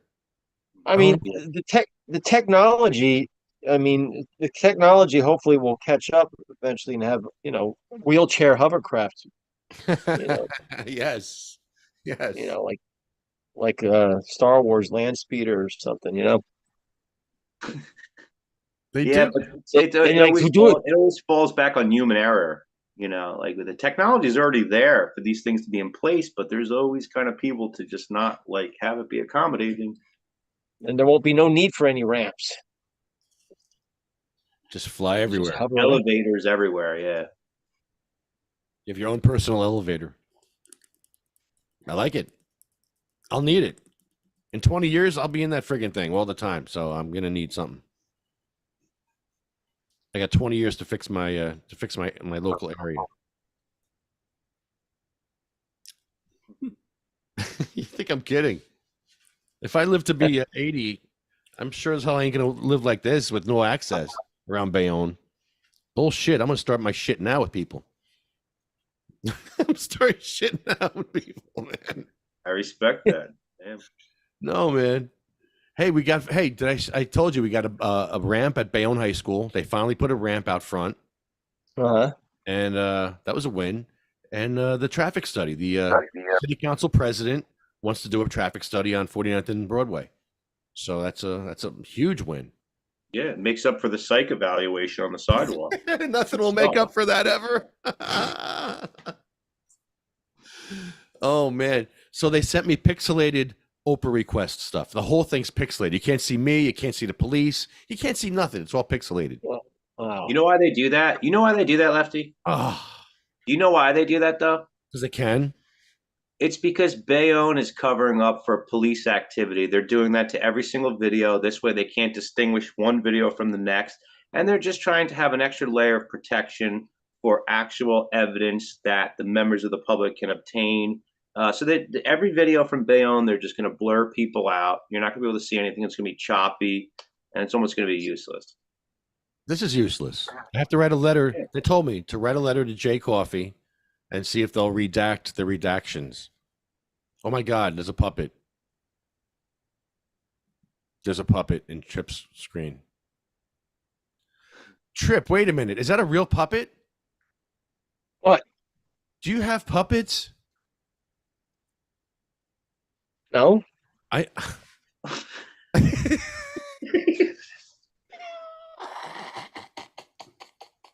was lost his mom and he thought that was a damn puppet. He's got a puppet. He's got a puppet right there. Like Grover. You playing Yeah, I with know his Grover when I childhood see it. Yeah. Yeah, it sparked his childhood. Yo. Is that a puppet? He got all excited. It's a puppet! We're trying to make a puppet of Phil Murphy. Oh, that'd be funny. So we just have to get like teeth and hair. Like a crank anchor's puppet. Yeah, we need that Grover's hair right there to stick on the Murphy one. That's a good one.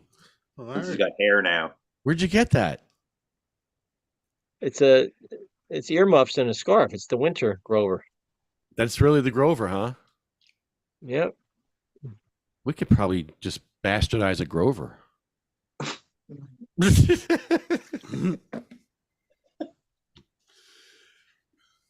Oh, that's so cute.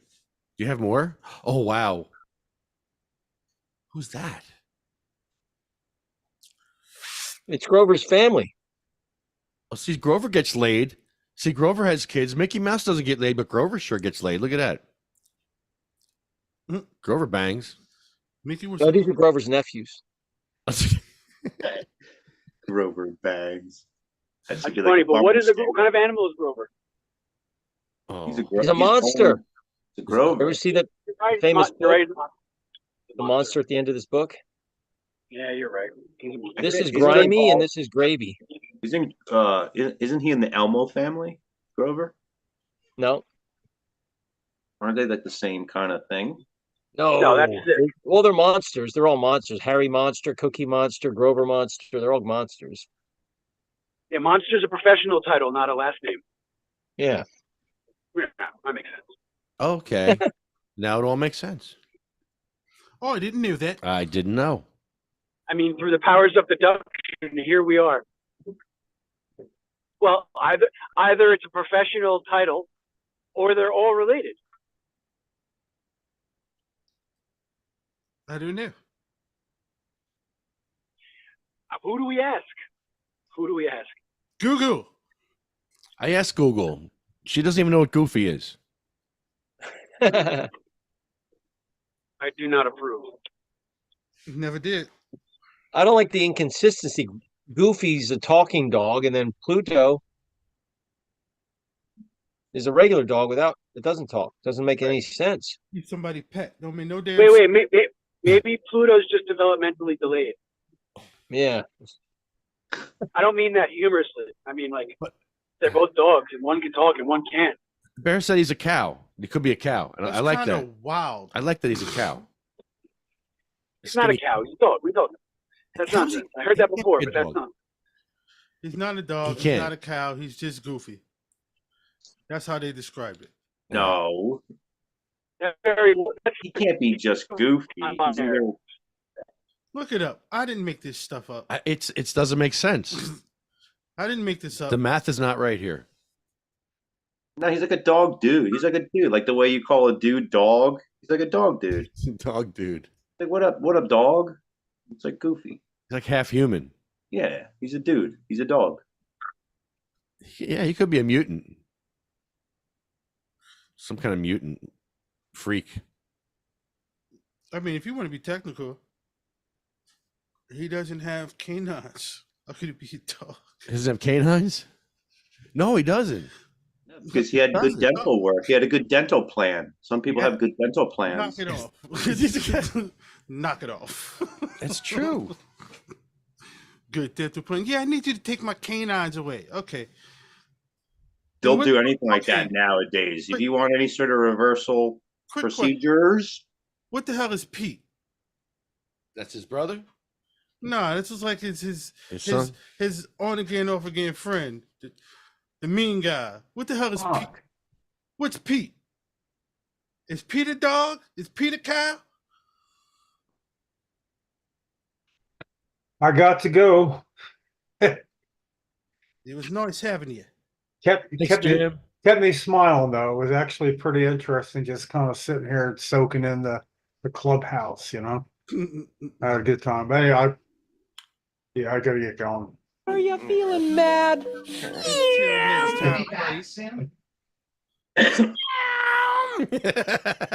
was like, "Out! I'm out! Out! He's out of here! He's like, out no, of here!" He heard that sound, but he's like, "I'm not putting up for this." Are you sad? Are you feeling kind of sad too? You're Sound bit ever. You're. It's like annoying to the core. Are you feeling stoned? No. No. No. No. No. No. No. Whoa. No.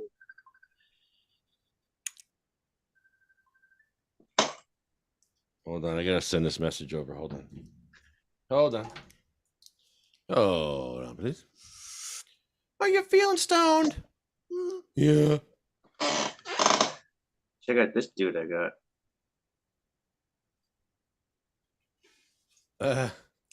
Who's that? Trippy pink rabbit Yeah. with a carrot. Is he upside? Oh, those his ears. Why does his ears look like feet? There's his feet.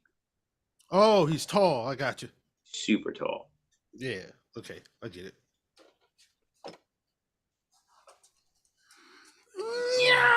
Oh. feeling mad. I got some toys. Look at this guy. Whoa. Right? That's an acid trip. Hello. Have you taken your DMT today? What is that from? What is He that? look like the dude from the original. Your worst nightmare. It's from your it's from your best conscious expanding dream thoughts. I have no idea who this is. No. You know what that looks like? You ever see the movie Dune, the original one? Yeah. He looks like the character on those. He sure does. Oh. Check out this. Who's that? It's a raisin. California raisin, baby. Sure is. I bet you how you thought I knew.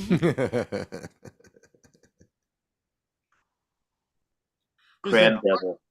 Crab devil. It's a crab. Crab devil. Crab devil.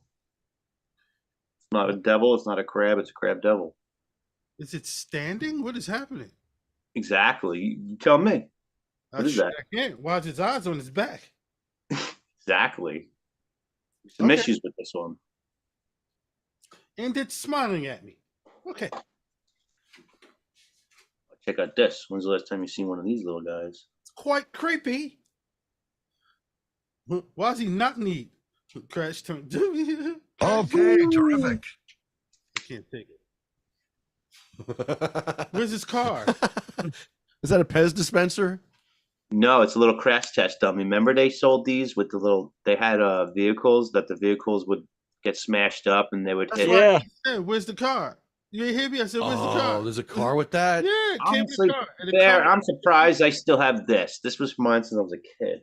The car would break up in the front and you just pull it and it goes back together. Check this out. Remember this guy? Nice. Wait a minute. The Bushwhack Brothers. Yeah. And of course I have all my toys within hand's reach here. I can't have to go grab these.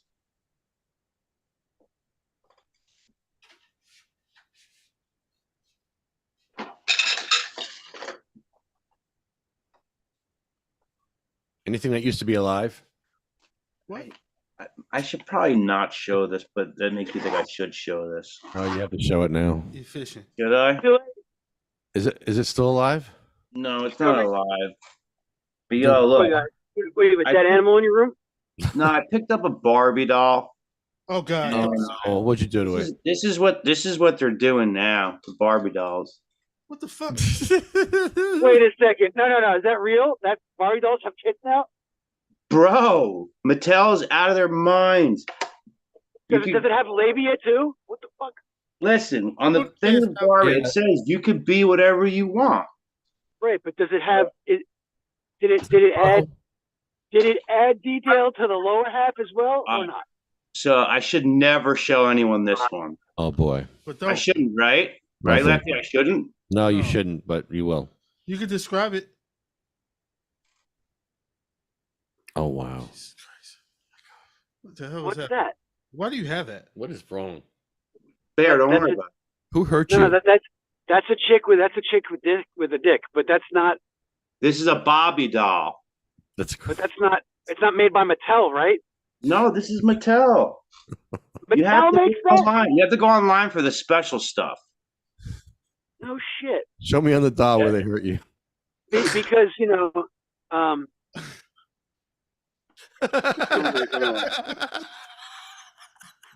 right here. So wrong. Wow. Oh my God. So wrong. Turn my mic. No, I'm done. Actually, I'm done. Oh my. I'm done. We're gonna stop. No. But you didn't answer my question. How come I hear echo? Damn it. Go ahead. Did they give Barbie labia? I don't know what Mattel's doing, Adam.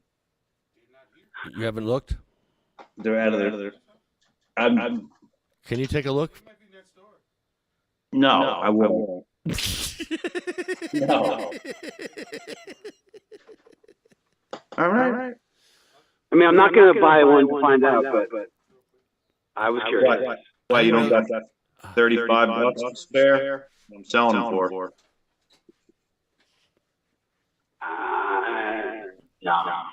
There's an art show this weekend. You can sell the Barbie with the penis there, I'm sure. Yeah, I might do 50. I might do 50 for that.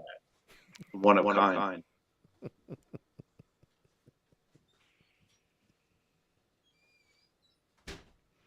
Okay, terrific.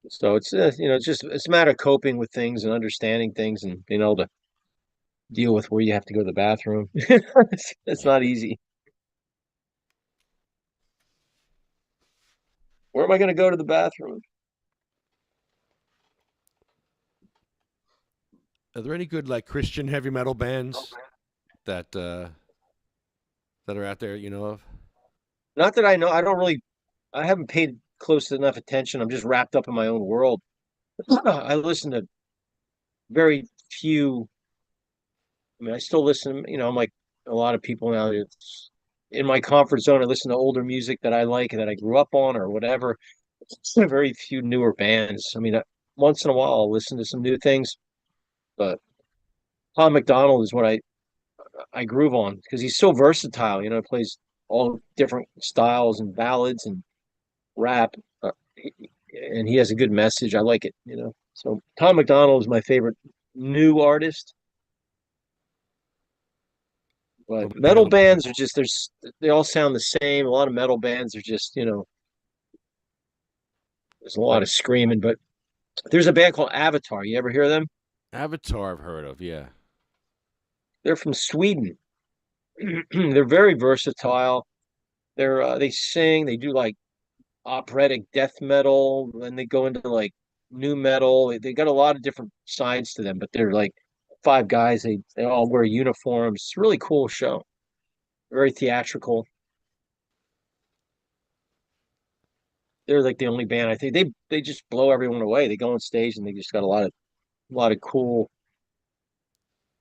just theatrics and stage moves and little gimmicks. And the lead singer is amazing. Really good band.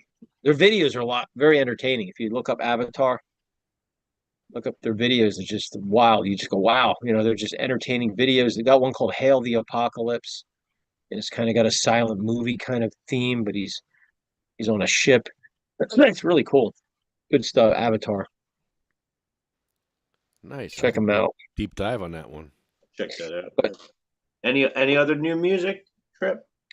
Tom McDonald just put out, that thing with Ben Shapiro, but he's always reinventing himself. He had a song called Superman. Did you hear that one? I think so. Yeah. Where is Superman? Mm-hmm. And at the end of the video, you see Superman flying by in the background. You see a red cape and a guy flying by. They probably had to make it kind of blurry so DC wouldn't sue him, Definitely. But it's cool. I love cultural. Excuse me. I love cultural references in music. You remember there's an AC/DC song where he mentions Lois Lane and Superman in a song. Bon Scott wrote that into the lyrics. I think it's on Powerage. Might be Give Me a Bullet to Bite On or one of those songs on Powerage. Mentions Superman, Lois Lane. Like I don't know if you can get away with that now. DC would come after you. A lot of stuff we can't get away with now. But I like the cultural references in songs. Probably back in the '60s, there were different songs that mentioned products and stuff like that. Or when you see products in movies and stuff, that's always cool. Like the famous one is Jerry Seinfeld in the '90s. Remember, he had all the cereal boxes, and you see stuff. He had cabinets with no doors on them. You could see what he was eating. Well, Jerry Seinfeld eats Fruity Pebbles. It's cool. Stuff like that. Were they real? I don't know. They look real. Look like real boxes that were open. Like did people eating them and filling it back up? I wonder. I think there were some episodes where he ate cereal. Some episodes where they grabbed it, Nate. Yeah. Or they come in with fast food, But what was that show? There's shows where they make up products too. Is pretty funny.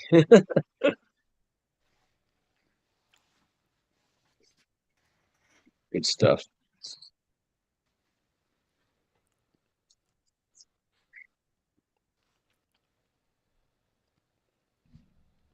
Yeah, dude. Well, anyway, I'm gonna go get some food.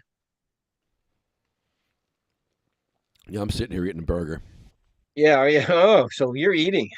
I'm stuffing my face right now. What was that? Was that DoorDash or did you bring that in? Yeah, I brought it in. It was good. He's sneak snacking. Mm-hmm. I couldn't get away with it though. We had dead air. Hmm. But no, I appreciate you coming on, man. I wanted to talk about your press release and everything that you know. Is there a place? Well, I'll be doing some podcasts once I release this freaking song, which could be any day now to in the next week. When I release this song, it's a song that's on their album, and it's also a lyric video. You can see the lyrics. So, I want to give fans and the public, here's my version, here's the original version of these songs, not the, bastardized, messed up, who knows who wrote what version that they're doing. It's confusing. So I'm going to give you the as pure as possible Wayne Static version of these songs. And what else? I mean, if fans are like, oh, I like the Static X version that they just changed everything Wayne did, or here's my version, and I can document it because I can play you the original demo. Right. I can play the original demo that I co-wrote with Wayne, and they can try to stop me, but I own the copyright, so whatever, they can try to stop me, but here's my papers. I own the copyright, So see what happens. But I should be able to go on podcasts and play the original demos and then play my version. See, this is a good representation, Right on, man. Can't wait. So yeah. So if And anybody really cares, some people say they care, but they really don't. But we'll see who really cares. I'll let you know about the 420 Expo, and Yeah, let me know about that because that'd be perfect for you guys. Yeah, that would be cool. That would definitely be cool. Right on. Playing a show with a message. I remember once I played Studio One in Newark. Remember that club? Yeah, I love that place. I played an animal rights benefit with Roughhouse. And I was like, I don't necessarily agree with this thing here. I didn't agree, but it was fun because it was, people donating their time and money for animals. And it was cool, It's cool playing benefits. You just want to eat them. Yeah, I want to eat them. I'm hungry.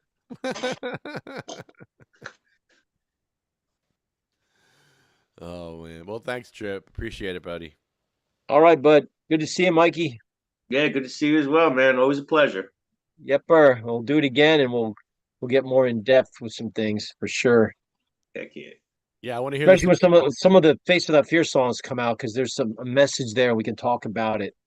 Talk about the lyrics, the message, and the song. We'll play it. So can you play a video? Yes. Lefty? Yes. You can play a video. We can react to it while we're watching it. Yes.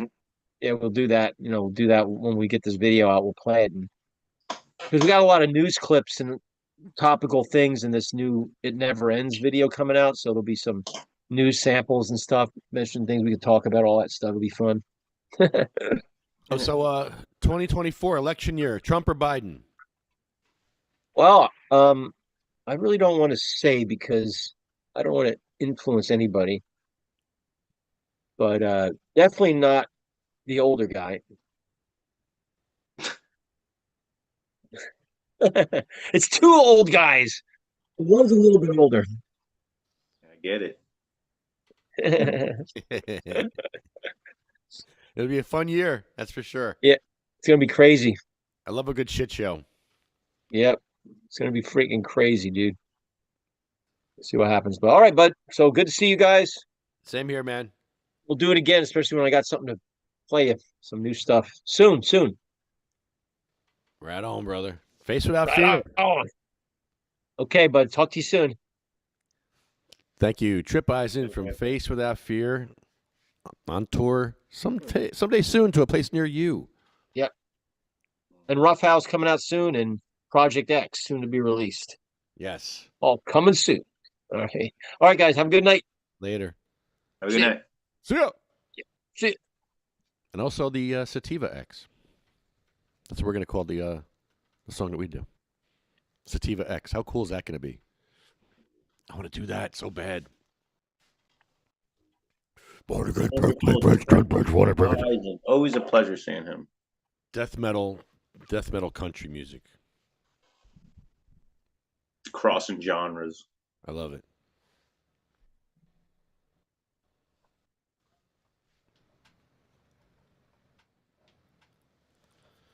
Oh man, I'm really high. So Yeah, Mikey, so you guys been on for a minute, huh? yeah, we've been just chilling out, smoking weed, and yeah, that's it. Yeah, that part. How you been, Bear? Good? Yeah, man. How you been? Chilling, man. Yeah, same crap, different day. Yeah, pretty much. A little weed, have a Pretty little much. fun. Take a nap tonight. Take a nap Take a nap tonight. And get up for a drink. No. You get up and smoke a little more weed. Then you do a little dance. Dude, I always do the 2 a.m. OJ. Glass of OJ, 2 in the morning. Sometimes like a yogurt. Okay. Is it a ritual for you now? It's not a ritual. It's just been a habit. Like lately, I kind of don't even remember really even doing it. But then I wake up in the morning and I look over and I see a yogurt and like a half glass of orange juice. And I'm like, yep, I remember now. Like, I need that. Hey, who do we have Hey, here? New Jersey Weed Man. What up, brother? Weed Man in the house. What's up, man? Not much. What's going on? What's up, Weed Man? Okay. All good. What's up, Mike? Chilling. You're in New Jersey, I can tell. Yeah, I can tell. Uh-huh. Uh-huh. During the week. It's during the week. And, Yeah, and look who else is here. Oh, is that Pal? Come on, the Duffster. Wow. Yeah. Duffster. Mr. With Duff. the freaking hairdo going on. He's just missing the twirly stash. He looks in sharp. See, I compliment you on your hairdo, Pat. You insult me on mine. No, I didn't insult you. I was just telling you how I felt. You made me feel uncomfortable with that mustache. I love making people uncomfortable, brother. Look, yeah.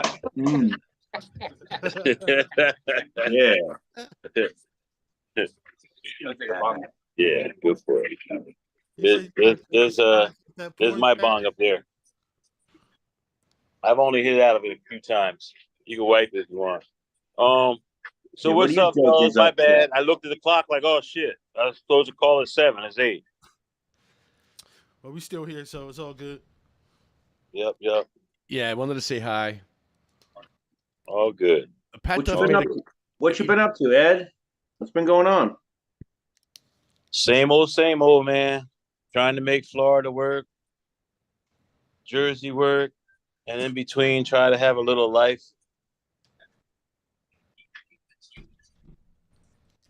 I don't know. The whole, 2-3 years ago, I was all happy, wanted to do something else that gave me a new monster to tackle as far as Miami goes. Now, oh man, I'm starting to get tired. After 3 years, I'm getting tired. I fly down every Friday now. So tomorrow morning, 10 o'clock, I'm on a plane. I land. Tomorrow night, I'll be partying. Saturday night, I'm partying. Sunday afternoon, I'm chilling a little bit, and I fly back on Monday morning. Right? That's my routine. And you getting tired of that? Sounds like fun to me. That sounds like freaking a blast. Well, it is. Except it's not like I'm going to different clubs every Friday night or a different club every Saturday. I'm in my club every Friday or Saturday. Occasionally, I'll disappear and go pop in somewhere else, but basically I'm doing me every weekend. That even sounds better than what I was picturing before about like being at other places. What were you celebrating? That's pretty good. Wonderful. Yeah. Yeah. Then I mean, do. I guess on I understand what Sundays, you're if I'm saying, gonna but- get on the boat, I do Sundays on the boat. Still good with me though. I still like that. I sometimes that's the only thing I'm going down there for, because on that Sunday I'm going on the boat. You never wrong with that. Hey, I invited you guys down like a year ago. Y'all never Dude, came. that's what I'm saying. I'm trying to get Lefty to go down there. We got to go down and do freaking Miami. Yo, this is the time of the year to go too. February, March, when it's cold up here. My boy. I know. And you step off the plane and it's fucking 80. Yeah, and it's garbage weather here. Exactly. Yes, this is the time of the year you go. All the snowbirds are down there and all that too. Right now. That don't work. I keep on saying they need to throw that away. Let's go, Lefty. Let's do it. Grab one in there. Just grab one. Reach under the counter and grab one. It's windy. Yeah, man. Let me know. I told y'all last year y'all had an open whatever. You had an open invitation. Shit, I'm down. That sounds like fun. And right now, I actually have an extra room in my house, so you wouldn't even have to get a hotel room. Dude. Oh man. And guess what? Look up the flights. Flights out of Trenton to Fort Lauderdale are fucking $40 right now. Whoa. Damn. Shit. The flights are cheap. I tell people like, how do you afford to do that? I'm like, dude, you know I do a round trip for less than 200 most of the time. Every once in a while they'll go up. Somebody else, I was talking to Pat. Every once in a while they'll go up to 300, and then I just fuck. I just flew 8 times for less than 200. So if it goes up to 300 every now and then, I'll do that. So what? Yeah, that is cheap. Shit. They are cheap. I don't know why the airlines are so cheap. I have no idea. And some weekends, like I said, this weekend coming up is a cheap weekend. Not tomorrow, but the weekend after that. I already bought my tickets for next week. Shit, less than $200. That's like going out to dinner with the lady. Hell yeah, and that's shit. That's a good meal with the lady. Good, yeah, with the wine. Yeah. You get the wine and everything for $200. Yeah. But yeah, no, flights aren't that expensive right now.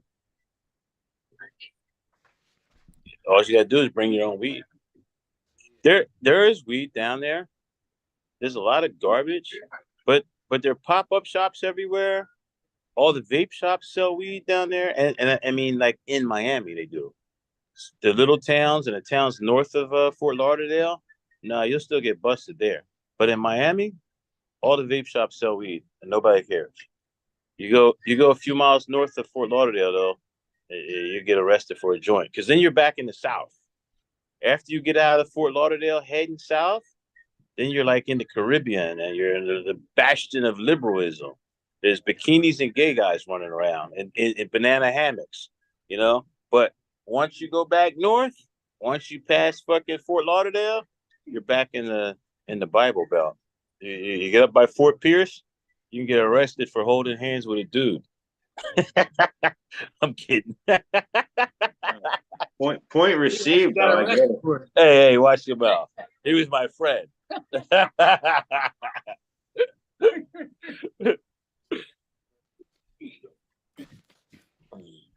So what topic were y'all talking about tonight, y'all? Well, it's funny. Since you and Pat are together, we actually had Chris Goldstein on before. And and I read the article, and then I read Pat's follow-up to the article, how you guys were actually the creators of Smoke it's Down even worse Prohibition. than that, Ed. Well, hey, wait a minute, hold it back. I want to make a qualifier to this. I didn't chime in about nothing. I didn't say nothing. I read it too. Matter of fact, yeah, I read it too. But I stay out of this one. That wasn't Chris, though. That was the article writer, just to be fair.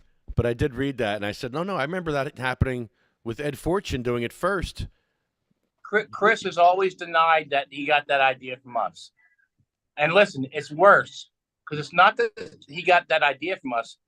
Weedman brought him to the Liberty Bell in the first protest that Chris was involved in, and it was Colleen's idea to start doing the protests again.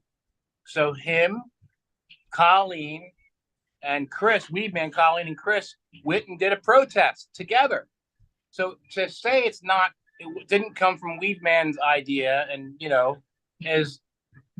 and to say it came from him and Poe is ridiculous.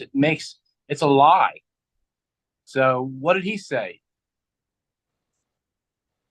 I just read the article, and the article just stated that, and it seemed like that they started it. Yeah, but what did Chris? What did Chris go? You haven't spoke to Goldstein? Yeah, I didn't bring it up. I wasn't going to bring it up because his connection will get bad real quickly. I had nothing. I had nothing to do with this. I can't speak any. I just. I had nothing to do with this. I'm the Cat Williams of marijuana, motherfucker. I think it's time for me to go incognito right about now. Oh my goodness! You got two litigious people sitting here. He better look out. Trying to steal glory. Wasn't Adam Kokesh doing that with you guys too? With him? Yeah, that was the March of 2013, right? 13, yeah. Yeah. And 14 is when he got arrested. Or no, yeah, 13, yeah. Because I just watched a video. Poe got thrown on the ground by the cops. It was pretty crazy. It was a pretty crazy arrest. Me and him were first arrested, by the way, in 2003 at the Liberty Bell. So that's 10 years prior to that, protests. And then we were arrested 3 times and did the protest 7 times. So you can't say it was in every newspaper. Wait, not only that, we went to Philly normal meetings and said, hey, do you guys want to be involved in this? And they said, you guys are too radical. We were told by National Normal, we cannot be involved in this. Yeah, so, I remember for sure Keith Stroop was not down with it. And he told the Philly Normal not to get involved. Yeah, so. Yeah. Yeah. But what happened was in 2012, remember I had a trial in Burlington County. I think you came to it, Lefty. I had a trial in Burlington County, and I won in October. And in October and in November, me and Colleen went to the Liberty Bell and smoked. There's a couple newspaper articles about it if you Google it. We went to the Liberty Bell and smoked. Look, you and then camera. You're showing me in the camera. Yeah, and then what happened? And then I went back to California. We were supposed to start these protests again in January. But when I came back to Jersey, I got arrested by the police. I stayed there in Philly for 45 days. I didn't get out until March. So I made the 3rd smoke down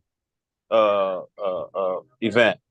And then Poe was mad at me like I was stealing his thunder. That's all I remember. But I didn't chime in at all with the article with Chris. I'm cool. I think that's neat. I think it's cool that he got a pardon from Biden. I do too. Yeah, I think I applied for a pardon. Yeah, because I saw that, I might apply for it too. I need that piece of paper one day too. So Chris, you did that first. Like I said, I didn't say nothing about any of this. I'm being incognito. but I do want one of them pardons too. I got a conviction for being at the Liberty Bell. Jeez. We had a slight distraction. That's not slight. But anyway, what else did y'all talk about earlier? Maybe I could chime in on. Since that one, I'm staying away from that one. The reason why we don't have home grow in New Jersey. Oh. And why we're still begging for it. Why we still. Why? Come on, man. Your boy Scatari, maybe Scott Rudder, a few others, the big MSOs, they don't want it. And maybe I shouldn't have said Scott, but definitely Scatari, definitely what's his name? What's the black guy? Conway. Herb Conway. Yeah, there's you can name a couple guys. Hey miss, how are you? I'm all good. I don't know. But you know what? You know what I say? Fuck the law. Grow it anyway. I don't think they're gonna do anything. everybody I know who's been busted for growing weed, they dropped the charges. Hold on, he's with somebody. 1 second. He's in here. But then that brings me back to my boy down in Atlantic County, man. Melvin. He's got a court date again on Tuesday. Yo, they dropped his first degree charges and they still ain't letting him out of jail. You know, which is crazy. It wasn't even a first degree charge. He had 1.5 pounds of marijuana. 1.8 pounds is his official amount of weed that he had. How is he in jail for 1.8? Before legalization, 1.5 pounds would not have got you no bail. Like, this is crazy. Legalization happened, and he's in jail for 8 months, and no press, nobody will do anything. How you doing, man? Hey, I think I'm gonna bring at least 1 pound of weed. Nah, not 1 pound. I'm gonna bring like 40 fucking eighths next Tuesday and distribute them in front of the courthouse. So any protesters want to show up next Tuesday in front of Atlantic County Jail, I got 40 eighths I'm passing out to any protester that shows up. What's the date? February 6th, which is Bob Marley's birthday. So I can say it's a Bob Marley birthday celebration, whatever. Atlantic County. Legal to give it away. Yeah, I'll just give it away. Anybody shows up to protest. I think I sent you a link to that, to what me saying that, Lefty. If you look at your Facebook link from me, that's what it says. Okay. So it's the crazy thing about that, since you just asked me about Florida, Monday, I have a meeting on Monday with somebody up here that I have to be at. So I'm flying in on Monday morning. I'm doing this event. I'm doing the meeting Monday night. Tuesday morning, I'm going to be at this protest, or at least standing in front of the courthouse, passing out weed, bitching about Melvin being in jail. And then Tuesday night, I'm flying back to Miami because we have a Bob Marley party on Tuesday night at the joint in Miami. And then I'm coming right back on Wednesday. So this is one of them weeks I'm doing 3 trips. Every once in a while I do 3 trips. And you're getting tired of this, Ed? Come on, that sounds fun. See you later. Hey, I have my moments, man. I have my moments. So, Tuesday, flying back Tuesday for Bob Marley party's cool, but a reggae party is not the same as like a baddie party. Last weekend we had a baddie party. You know, all these chicks twerking on each other. That sounds nice. It was mostly girls at this party last week.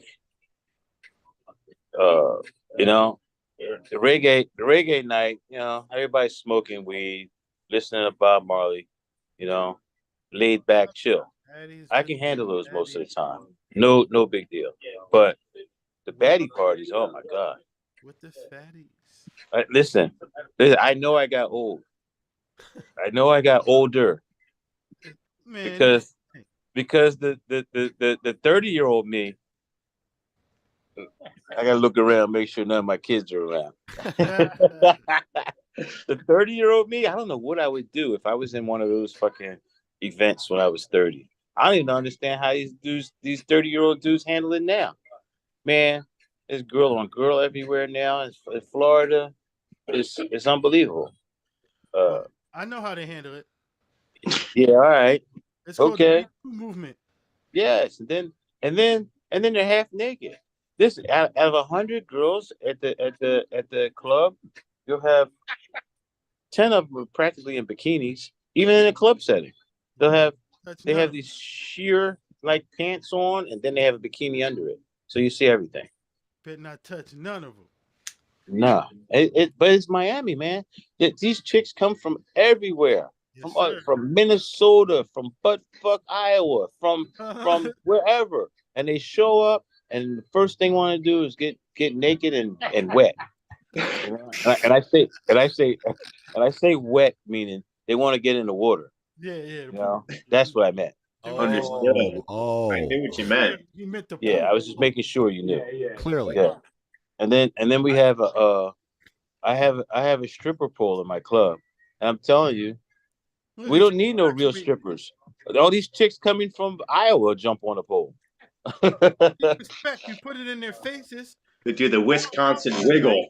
Yes, exactly. That's just what happens. Like, what you think they gonna do? Let me get on this pole real quick. Yep, that's exactly what happens. Good deal. They're like, oh shit, Oh, they it's a got pole. a stripper Holy pole shit. in here. I always wanted to do that. Let And me next get up thing there you on this pole real quick. Tennessee twerking. Yeah. Yep. Some And it Portland doesn't, popping. it doesn't take much. One dude throwing 100 ones, and then there's 15 girls dancing now. Uh-huh. Some Kansas City cachet. Wow. Wait a minute, I heard a third voice. That wasn't Lefty, right? Is it just you two? Who's there? Who else is there? I'm here with Big Bear from upstairs. Oh, I all of a sudden heard a third voice. No, this third voice been talking the whole time. I didn't hear you until just now. I heard Lefty and Mike, and then all of a sudden I heard Yeah, another speaking voice. of the microphone a little bit better, Big Bear. Yeah, Big Bear. How about this? There you go. How about that? There you go. Yeah, you got to make All love right, to the there you go. There you go. Love It took a little pole talking to get his voice up. Come down to me. Come down to me. A little bit more. Come on, baby. There it is. Right there. Right there. More like Slow cafeteria. down. Don't go back up on me now. Stay right there. Right there. Have to do All some right, man, adjustment catch here. I think we're good now. I think we're good. Have a good nap. Hey, Lefty, you got a real lighter over there? Yeah, later, sure. Yeah, let me get that. I love that Ed and Duff are hanging out, chilling. Yeah, ain't nothing wrong with that. Having fun doing Yo, you know, I met me and Pat met about the same time me and you met, Lefty. I think I met Pat a little bit sooner than you though, because I was passing out flyers and doing shit like that when I met Pat, and then I met you after you made that video that got me locked up. So you were slightly after that. Wait, you Pete Christopher introduced me to you. I met Pat passing out flyers at a bar. Right. That's right. We made a video about Ed Fortune. What was that about? About freedom. Yeah, about freedom. And you had a gag and I got order. locked up for making them. Yeah, you had a gag order, so the judge threw you in jail for that You video. know what's crazy? Because he was supposed to be on my radio show the night he got locked up.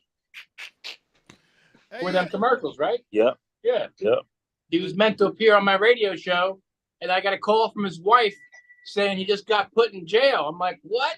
So he did it. Most of the radio show was about him getting locked up. Jeez Louise. Yo, I absolutely died watching you guys on the Supreme Court of Comedy thing. Oh, yeah. That was one of the funniest things I've ever seen. Yeah, I could not stop laughing. He said, I dry snitched. I paid for that van, man. That was Wait so a minute. funny. Wait a minute. Wait a minute. And then wait a minute. Then he had the nerve to talk shit about wait, what was it? Phyllis Diller? No, not the Phyllis Diller part. The I said no, he's not kicking me. Back then Pat was being karate Pat all the time and kicking people. I remember going to what was that bar? We went to some bar in fucking East LA and this dude beats up like 2 Marines. 3. Yeah, it was a couple of them. That's all I remember. They beat up the bouncer, and the bouncer was on the street getting his ass kicked. I went over, I took him off. I said, you guys need to back up. And they didn't back up. Wow. Well, I guess they find out. Yeah. I do all kinds of shit. I realize it. Nah, I don't know what he's into now, but he was into karate and wrestling and all that shit. And yeah, I think he caught them guys by surprise with a foot in the face. I remember when you hit a guy with a fire extinguisher. That was great. Hey, we don't talk about that no more. Oh, we don't? Oh, that was great, though. What fire extinguisher? Yeah, we That was a talk good about one. it. Yeah, right. Shit. What guy? He came on my show on a different show. Hey, one thing I will say, when you were in Burlington Court, you turned me on to I'm like, okay. wax for the first time. So I went on to my other We friend's smoked show. wax out in the parking lot, and that was the first time I ever did wax. And I never turned back. That was it for me. Not me. I still I sell it here, but I don't do wax. Occasionally, I might take a little puff. It's too much for me. Remember, I was calling it weed crack and tree basing, tree basing. You still don't mess around with the edibles, Ed? Hell no. Listen, the last time I took an edible, I took it on a Thursday. I told you I fly every Friday. I got on the plane and went to sleep. When I got off the plane, I was high as fuck. And I get to Miami. I call myself taking a nap in my place in Miami. I sleep until like 12:30 at night. I wake up. I look at the camera to the club. And I was like, all right. I called the club and said, I'm on my way. Fucking woke up. It was daylight. Like, fuck. I got up and I fiddle-faddled around on Saturday. And then I did it again. I fell asleep. I slept all day. On Sunday morning, I was supposed to go to a baby shower down there at 1 o'clock. I got there at 4 o'clock. So I woke up at like 2, right? Like I slept the whole weekend off of an edible. You had the wrong Eddie. I can't eat edibles, man. I'm telling you, it catches me for at least 2 days. And in that particular case, it caught me for 3. And you know what? That wasn't an edible. That was a smoothie. I did an infused smoothie on Thursday night. And I remember, you know what I remember? Thursday night before I went to bed, I was doing like this. I don't know if you guys can see me. I was doing like the guppy, like I was doing like that. But I felt like I had a bubble behind my nose. So I kept going like that. And I went to sleep and was like, yo, this fucking edible got me fucking feeling like I got a bubble behind my nose. And then and I woke up in time to catch the plane. I got on the plane. As soon as I got on the plane, I went to sleep. And when I got off the plane, I was high as fuck. Like it was worse than the night before when I felt like I had a bubble. Yeah, Wow. It was Great. Wow. And that was just like a month ago, like maybe two months ago. It was November. Yeah, because the girl had the baby now. But yeah, it was like 2 months ago. And no, I can't do edibles, man. I don't do edibles. Way of kicking your ass, huh? Nah, they put me down. I could do wax. I just get high as fuck. Hey, but I could do wax. It's just I just feel like it's like a beer drinker. You can drink beer all day, and then that one Saturday he decides to fucking drink some gin, and then he's committing sins. He's all fucked up. Like that's how I feel with wax. I could smoke weed all day if I wanted to. Nothing. I'm cool. I'm relaxed. I smoke fucking wax. I'm fucked up, but I'm good. But wax is not like an edible. I don't care what edible it is. Edibles knock me the fuck out. I don't do edibles. No, not me. I woke up one time. Listen, I don't talk to her no more. She don't talk to me, and she tells all kinds of shit about me and lies about me and everything else. So you know where I'm going. But one time, I woke up in the middle of the night after I ate an edible because I was sleepy. I woke up, because I was hungry. I woke up, and I called her like, "Come get me, help! I think I got COVID. I can't breathe." Right? Yes, I did that. I was so fucked up, and I felt like I couldn't breathe, and I was panicking. I had a panic anxiety attack like I hadn't had since I was a teenager, and I was like, and it was because I ate an edible, and that was maybe 5 years ago or so, but maybe 4 years. It was right at the beginning of the pandemic, maybe 2019 or something, or 2020. But I was so fucked up, like I really did. And then I went to sleep, and she was like, "No, I'm not taking you. First of all, I don't want it, so I'm not picking you up. Second of all, if I take you to the hospital, that's where it's at. You're gonna get it there if you don't got it." I went back to sleep, and next day when I woke up, I was like, "Yeah, I think I was just high off of edibles. Never mind." Definitely not taking you to that hospital. Yeah, she wasn't taking me to the hospital. Yo, he went reefer madness on that. Yeah, I really was like begging her to call the police. Blamed it on COVID. Yeah. I was really calling her to come pick me up, like take me to the hospital. I can't breathe. I think I got COVID. I think I can't breathe. He said, little bit of mushrooms every now and then, weed man. No, mushrooms are cool. I'm cool off of mushrooms. I can't do mushrooms a lot though. That's why that motherfucker's in Miami. I never told them this story. Yo, listen. Just this is a little bit of weed man trivia. When I was in Miami 3 years ago, yeah, I got pitched an idea and I was down there and all that, but who knows if I would have done it. But then I ate an eighth of mushrooms, and I started tripping in Miami, where I was singing. I was in the middle of the street. Fucking cops was telling me to go the fuck home. Everything.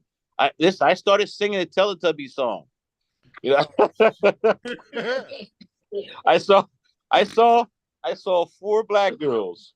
One was in yellow, one was in red, one was in green, and one was in blue.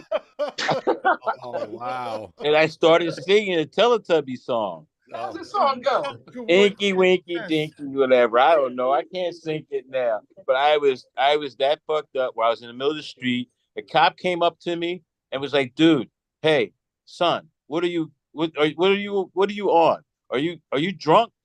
And I spun a circle and said, "No, I'm on shrooms." And then I spun the circle back the other way. Like that's how high I was.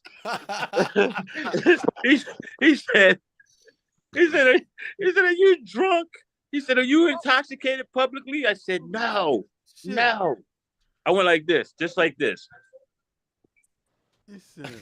No, I'm on shrooms. You proved it with a 360 spin and then a reversal 360. Yes. Come back. And then he told me, you should be in Wynwood. What are you doing over here in South Beach? That's when you're like, I thought I was in Windward. Shit. Well, Wynwood, there's paintings and drawings and there's colors everywhere. So that's why he said it. And then I take an Uber to Wynwood. I get halfway across the bridge, and you're going across the bridge from South Beach to Miami. And it's like all the ships and stuff are there. All the ports are there. There's lights everywhere. So I'm in an Uber going, whoa, because there was lights everywhere. I can Shit was imagine. bright. I can The imagine. Uber driver pulled over and tried to tell me to get the fuck out. I was like, no, I'm not getting out. No. Whoa. He's like, get out. Get out of my car. I'm like, no.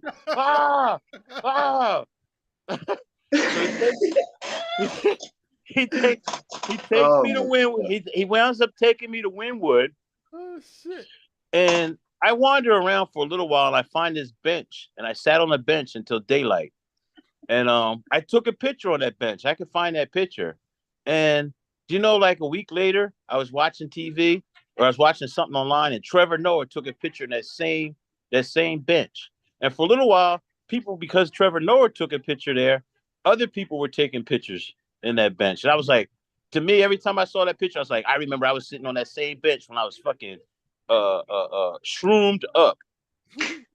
But the next day, I stayed awake all day, all night, all morning. I took a bubble bath. Like I hadn't had a bubble bath since I was a little kid, you know. So I took a bubble bath on mushrooms. Oh my god, it's great. Yes. I was staying in this fancy hotel, and they had some bubble bath shit. So I poured a bubble bath in the water, and then if you look at bubbles, like bubbles got purple and colors and shit on Every color in it. Yeah, so again, I was sitting there like inky, winky, dinky, like what the fuck? Like a little kid, like a toddler playing with the bubbles.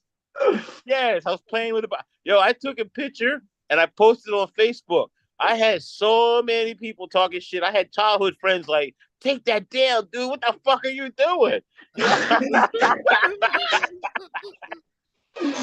And then I went to sleep and I woke up. I was like, I never want to leave here.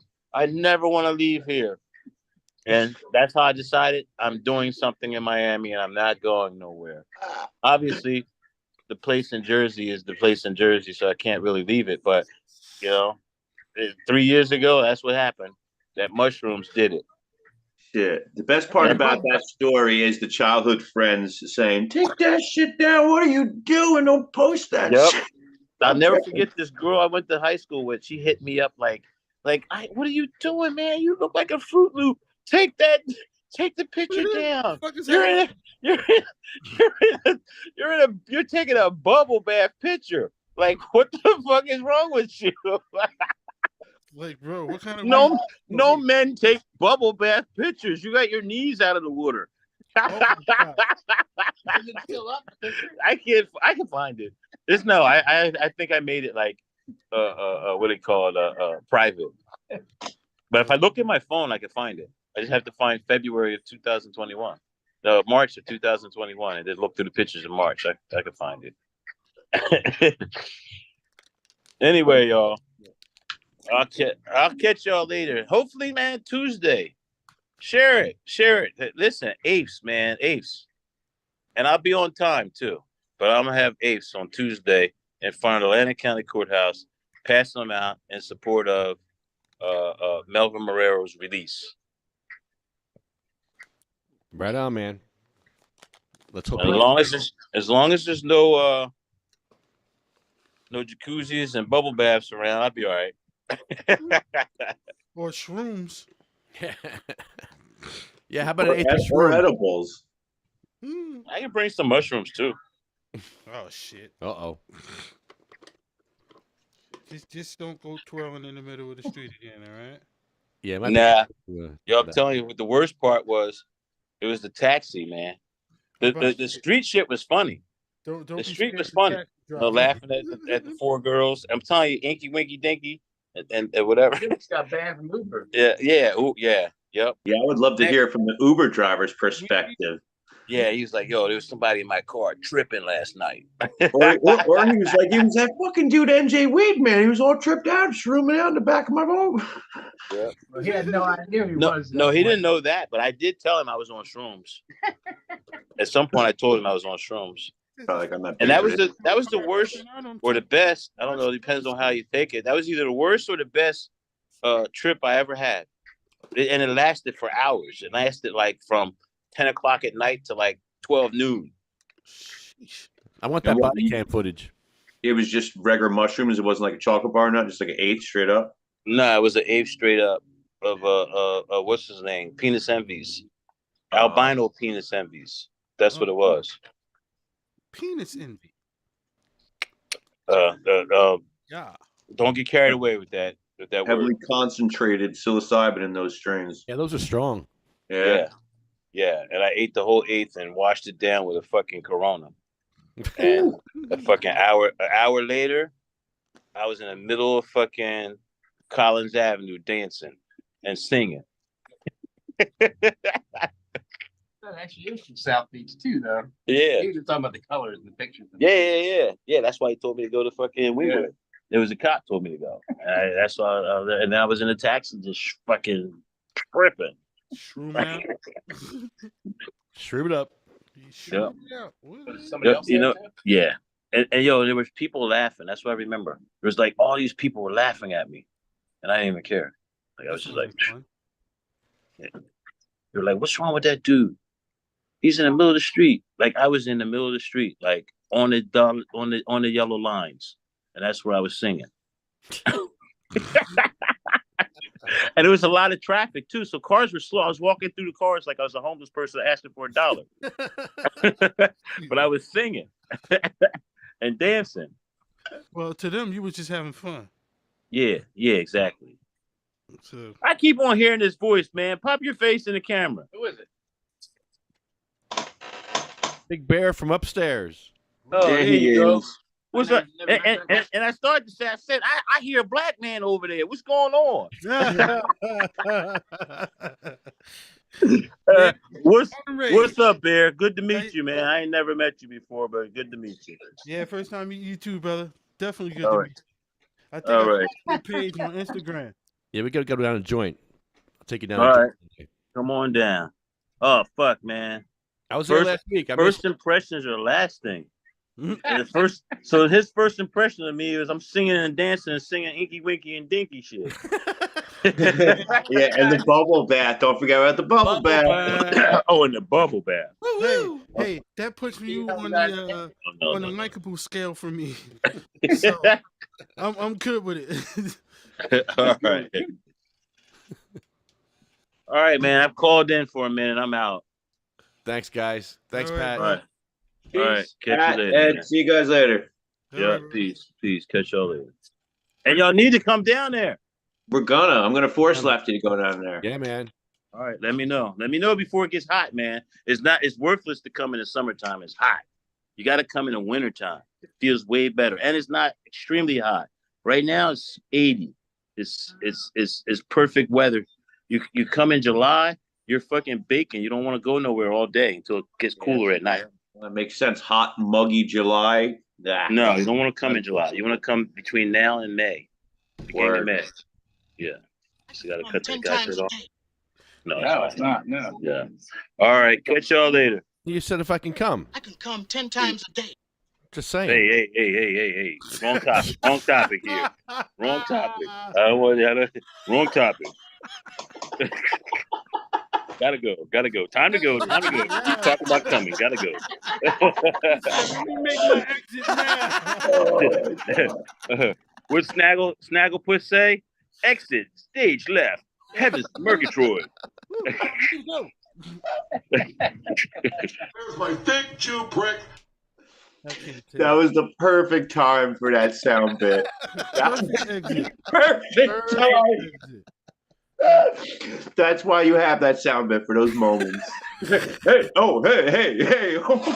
Did someone say? I think in his perspective, it's almost like, wait, did Bear just say that? Hold on, what's going on? Bear said that. Bear said that. Who said that? I can come 10 times a day.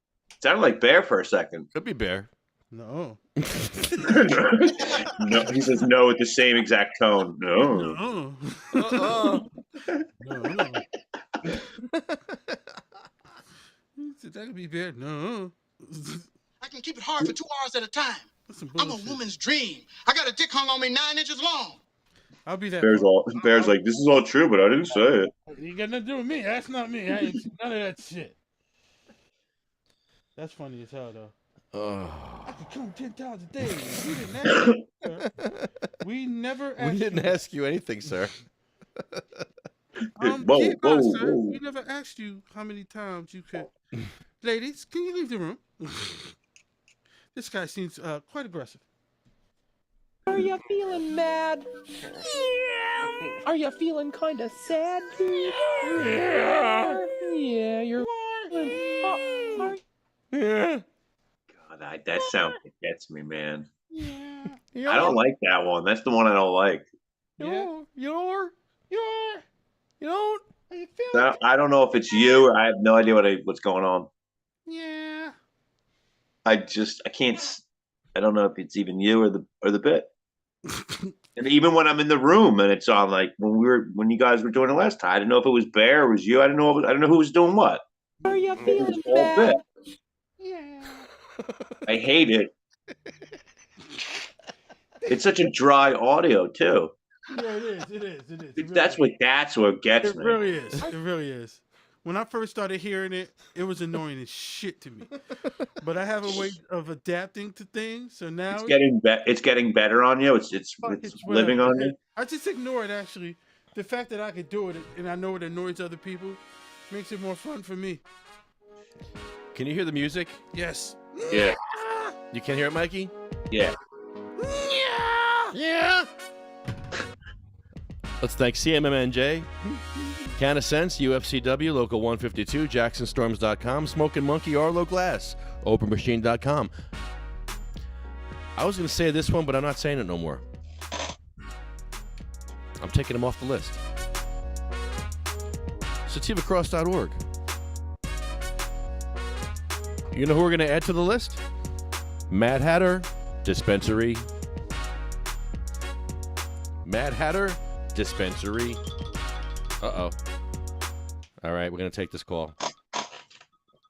Don't embarrass me. Hold on. Hello? Hello? Hello? Hello?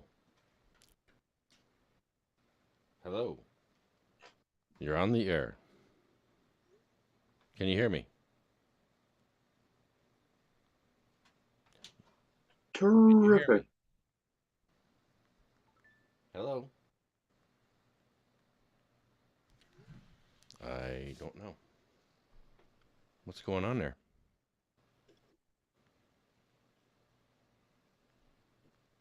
All right.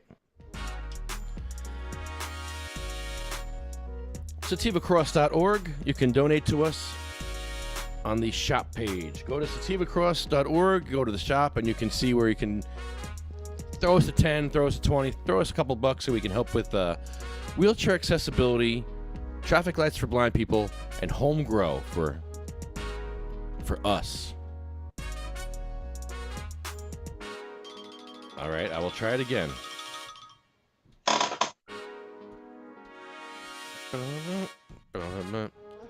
Hello?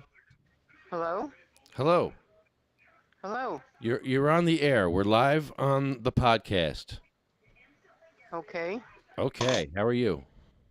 I'm fine. What are you watching? I'm watching a Hallmark movie. Oh, okay.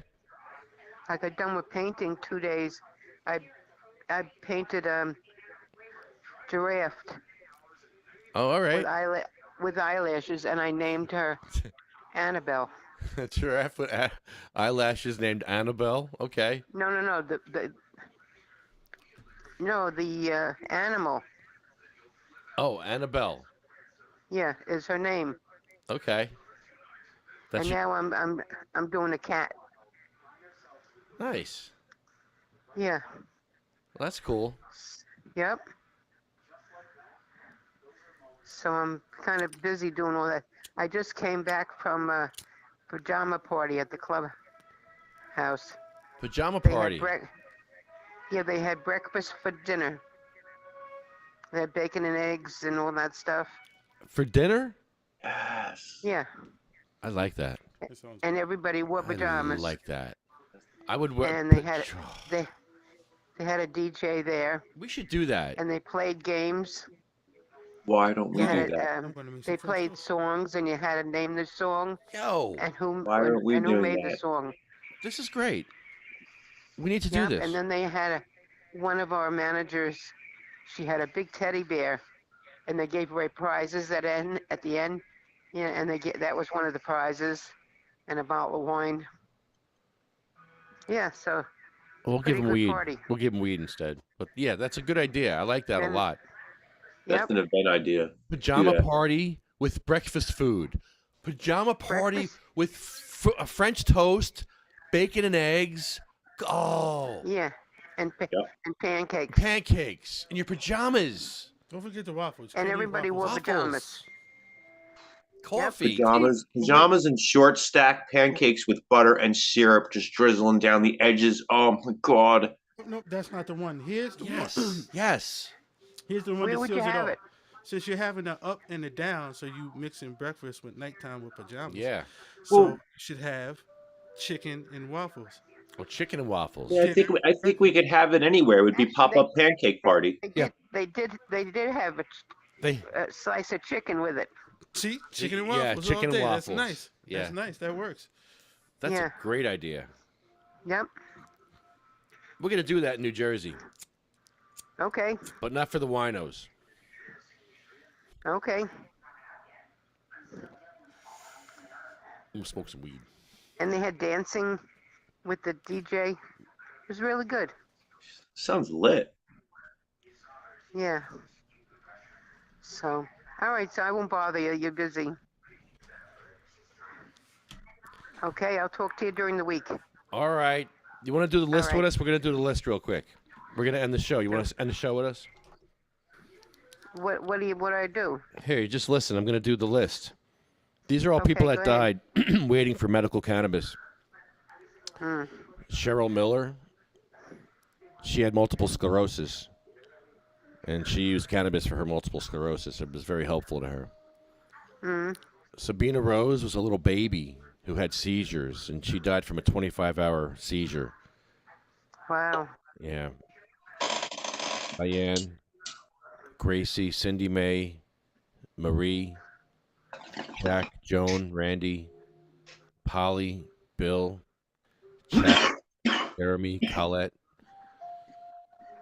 Matt, Troy, Russ, Roger, Jay, Ella, Hattie, Jack. From New Jersey.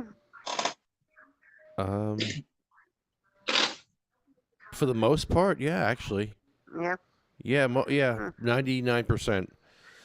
There's maybe a couple that were Pennsylvania and Florida. Mm. You got Lynn. Lynn's from Florida.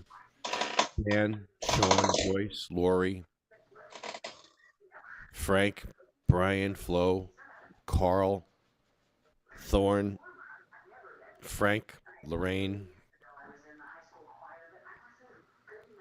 Terry, Charlotte, Cher, Jaybird, Michael, Marley, Colette, Brendan, Red, Rico, Lulu, Becky, LaWanda, Chip, and Jeff.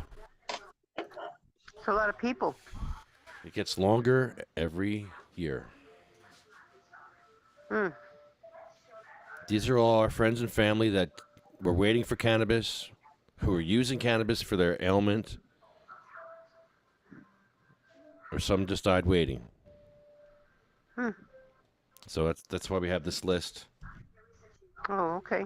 It's a hurtful list, but sometimes it's hopeful, and maybe it's going to be helpful. Okay. So, and then we end the show with the Ode to Remembrance, which was written 100 years ago during World War I. I started, and Mikey's going to finish it. They went with songs to the battle. They were young, straight of limb, true of eye, steady and aglow. They were staunch to the end against odds uncounted. They fell with their faces to the foe. They shall grow not old as we that are left grow old. Age shall not weary them, nor the years condemn. At the going down of the sun and in the morning, we will remember them. We will remember them. Thanks, everybody. Okay. Good night. Good night, guys. Good night, Mikey.